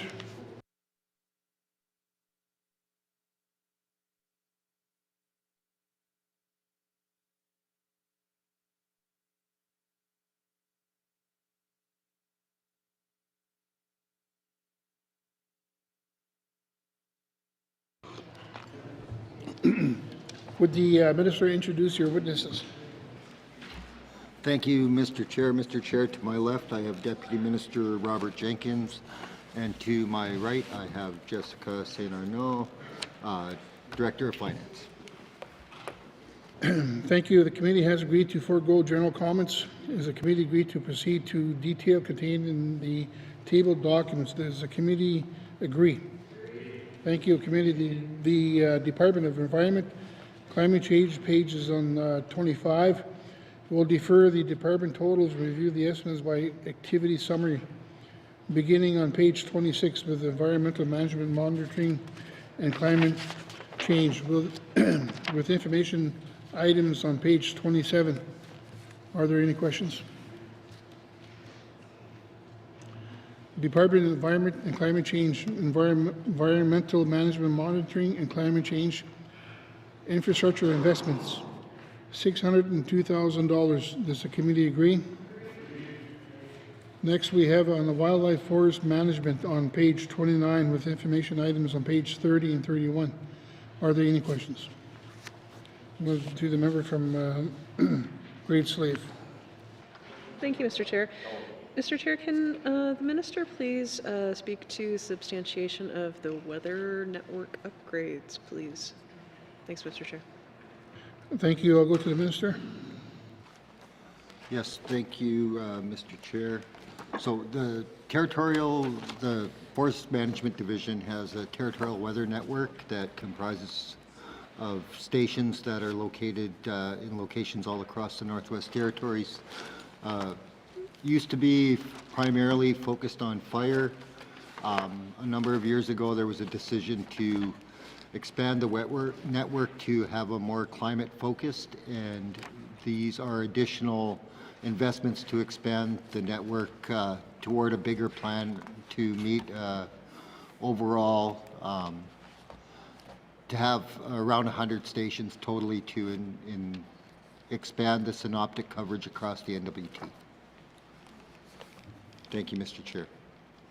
Thank you. I'll go back to the member from Great Slave. Thank you, Mr. Chair. So is it my understanding then that it's more for the forest management wildfire folks to understand and predict like something like lightning strikes, or is it used for more widely within the department? Thank you, Mr. Chair. Thank you. I'll go to the Minister. Thank you, Mr. Chair. Mr. Chair, the network originally was designed primarily around forest fire detection and formulated around that. Over the last number of years, it has expanded to include other departments. There's some detection units with infrastructure that monitors highway conditions. There's some with ITI. And as I said, it's more of a overall climate focus, so we've actually developed a algorithm that is used to pick the best location for the next site to enhance the coverage across the whole Northwest Territories. Thank you, Mr. Chair. Thank you. I'll go to the member from Great Slave. Thank you, Mr. Chair. That sounds really cool. I will be sure to ask the minister more questions about that at a later date. Mr. Chair, can the minister please provide a substantiation and a reasoning as to why we are constructing a new Gordon Lake Patrol facility? Thank you, Mr. Chair. Thank you. I'll go to the minister. Thank you, Mr. Chair. Mr. Chair, the Gordon Lake facility that currently exists is in a very, very poor state of repair and not inhabitable at this point. This has been on the project capital plan for quite a number of years, and it is a key location for caribou monitoring and patrols up the Winter Road. So this is to replace that existing facility. In the meantime, we're looking to either use one of our other existing facilities from the fire program or to rent something for this upcoming season of the Winter Road. Thank you, Mr. Chair. Thank you. I'll go back to the member from Great Slave. Thank you, Mr. Chair. So I assume that the current solution while you are working on the construction of this new one will be modular and brought up. Thank you, Mr. Chair. Thank you. I'll go to the minister. That's correct, Mr. Chair. The interim facility will be modular, as well as the future facility will also be a modular unit that's able to be moved in on skids and won't require an actual built foundation. Thank you, Mr. Chair. Thank you. I'll go back to the member from Great Slave. Thank you, Mr. Chair, and just want to take this opportunity to say thank you to the minister for taking me along the Winter Road back in 2024. It was a really eye-opening experience. It showed how we work really carefully with with Indigenous governments and other partners to monitor that road. So I'm happy to see this here. Could the minister please just tell me how much the new construction is slated to cost? Thank you, Mr. Chair. Thank you. I'll go to the minister. Thank you, Mr. Chair. Mr. Chair, this is a project that's going to be tendered in the not too distant future, and it would provide information that we wouldn't necessarily release to the public. Thank you, Mr. Chair. Thank you. I'll go back to the member from Great Slave. Fair enough. Thank you, Mr. Chair. No further questions. Thank you. I'm going to go to the member from Frame Lake. Thank you, Mr. Chair. The first question I have is, note that the 2023 Wildfire Action Review noted that more effective fire behavior modeling software is needed. Is the department planning for wildfire modeling software upgrades to support the new fire center's new coordination center? Will that form part of the capital plan in future years, or is it part of the plan right now? Or can the minister give us some updates on that? And thank you. I'll go to the minister. Yes, thank you, Mr. Chair. Yes, the software development and upgrades are an ongoing process. That type of software and how it interacts across the country is an ongoing evolution, if you will. And there is work already underway towards updating that software, and will be incorporated into the new fire center once it's built as part of our standard procedures. Thank you, Mr. Chair. Okay, thank you. I'm going to go back to the member from Frame Lake. Thank you. And I wanted to similarly ask some questions about the Gordon Lake Patrol Station. So I'm just looking at the most recent mobile core Bathurst caribou management zone, and the patrol station is on there. It looks from the map that the patrol station is not on the main Winter Road route. I could be wrong about that, but is there talk of relocating the station to the Winter Road, or am I just simply mistaken? And thank you. I'll go to the minister.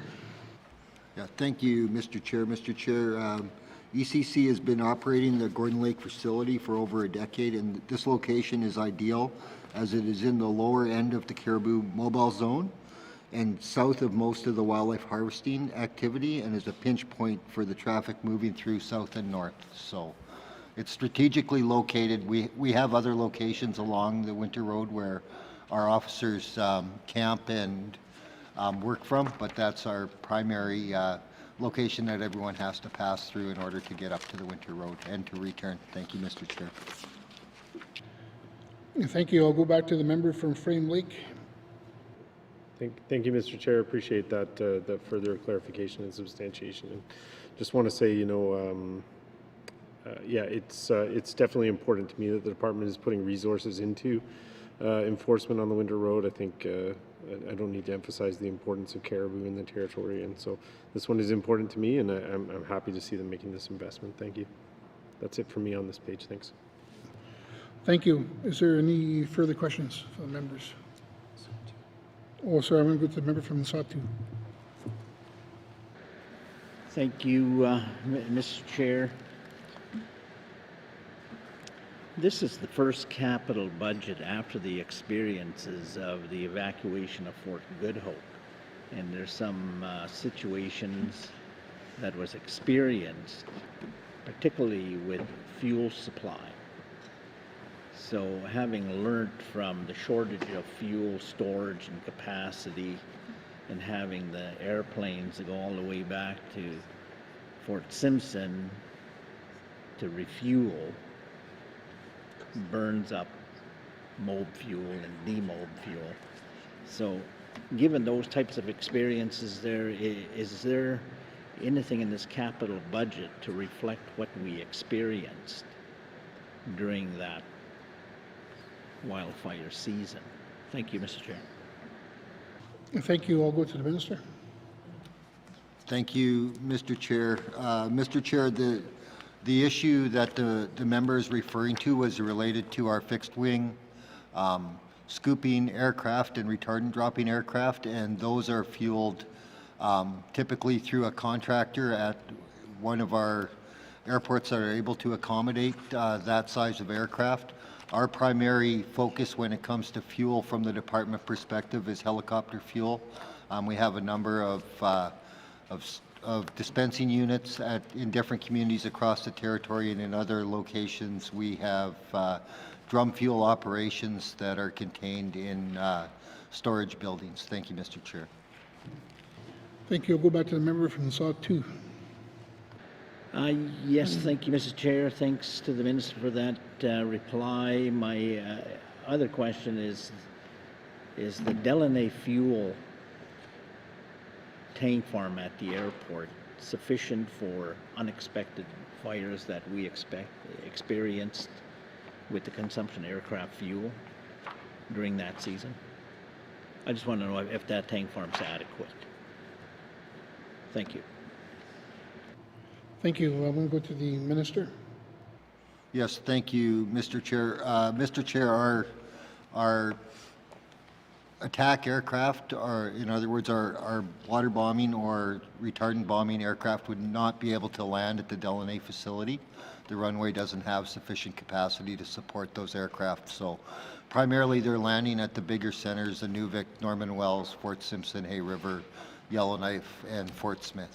Thank you, Mr. Chair. Thank you. I'll go back to the member from Sawtooth. Thank you, Mr. Chair. Skimmer aircrafts. Is there sufficient fuel in Good Hope, Colville, and Delaney to support skimmer aircrafts, not the red retardant aircrafts? Thank you. Thank you. I'll go to the minister. Thank you, Mr. Chair. Mr. Chair, once again, those aircraft would not be able to land on those small runways. There's a certain requirement, and typically they do not land on gravel strips due to the potential damage to their amphibian gear. Thank you, Mr. Chair. Okay, thank you. I'm going to go to the member from Sawtooth. Nothing further. Thank you, Mr. Chair. Thanks to the minister for the information. Thank you. Is there any further questions from members? Okay, seeing none.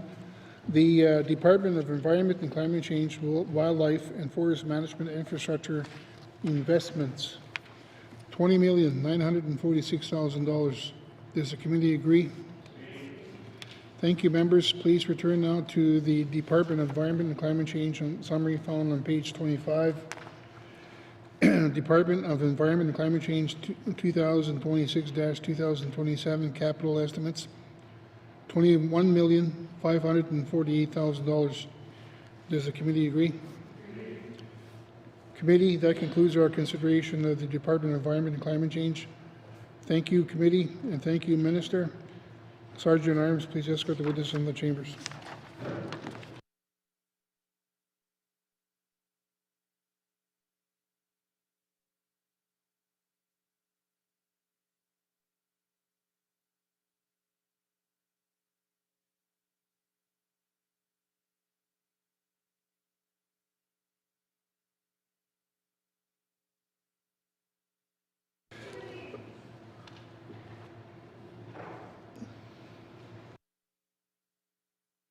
Member from Nunavut Boot Lake. Mr. Chair, I move the chair rise and report progress. Thank you. There's a motion on the floor to report progress. The motion is in order and non-debatable. All those in favor? All those opposed? Motion carried. I will now rise and report progress. Thank you, Thank you, colleagues.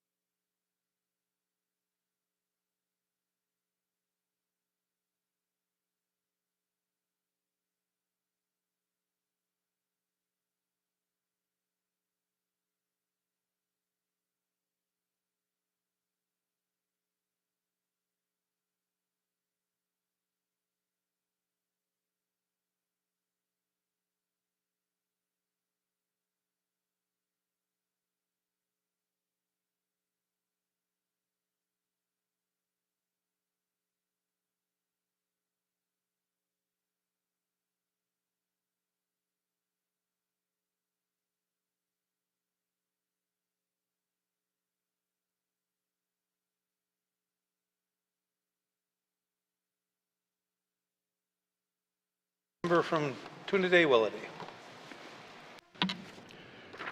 Mr. Speaker, your committee has been considering Bill 23, Bill 24, and Bill 27, as well as tabled documents 365-20(1), and would like to report progress with one motion carried, and that Bill 23, 24, and 27 are ready for third reading. And Mr. Speaker, I move the report of the committee of the whole be concurred with. Thank you, Mr. Speaker. Member from Trinidad-Willity. Can I have a seconder? Member from the Sot-2. All those in favor? All those opposed? All those abstaining? Unanimous. Reports of Committee of the Whole, reports of the Committee of the Whole. Third reading of bills, third reading of bills. Orders of the day, Mr. Clerk. Thank you, Mr. Speaker. Orders of the day for Tuesday, October 28th, 2025 at 1:30 p.m. Prayer or reflection, minister statements, member statements, recognition of visitors in the gallery, reports of committees on the review of bills, reports of standing and special committees, returns to oral questions, acknowledgements, oral questions, written questions, returns to written questions, written question 21-20(1), replies to the Commissioner's address, petitions, reports of committees on the review of bills, reports of standing and tabling of documents, notices of motion, motions, notice of motion for first reading of bills, second reading of bills, consideration in committee of the whole of bills and other matters, table document 385, 386, 387, and 388. Report of committee of the whole, third reading of bills, Bill 23, Bill 24, and Bill 27. Orders of the day. Thank you, Mr. Speaker. Mr. Clerk, this House stands adjourned until Tuesday, October 28th, 2025 at 1:30 p.m.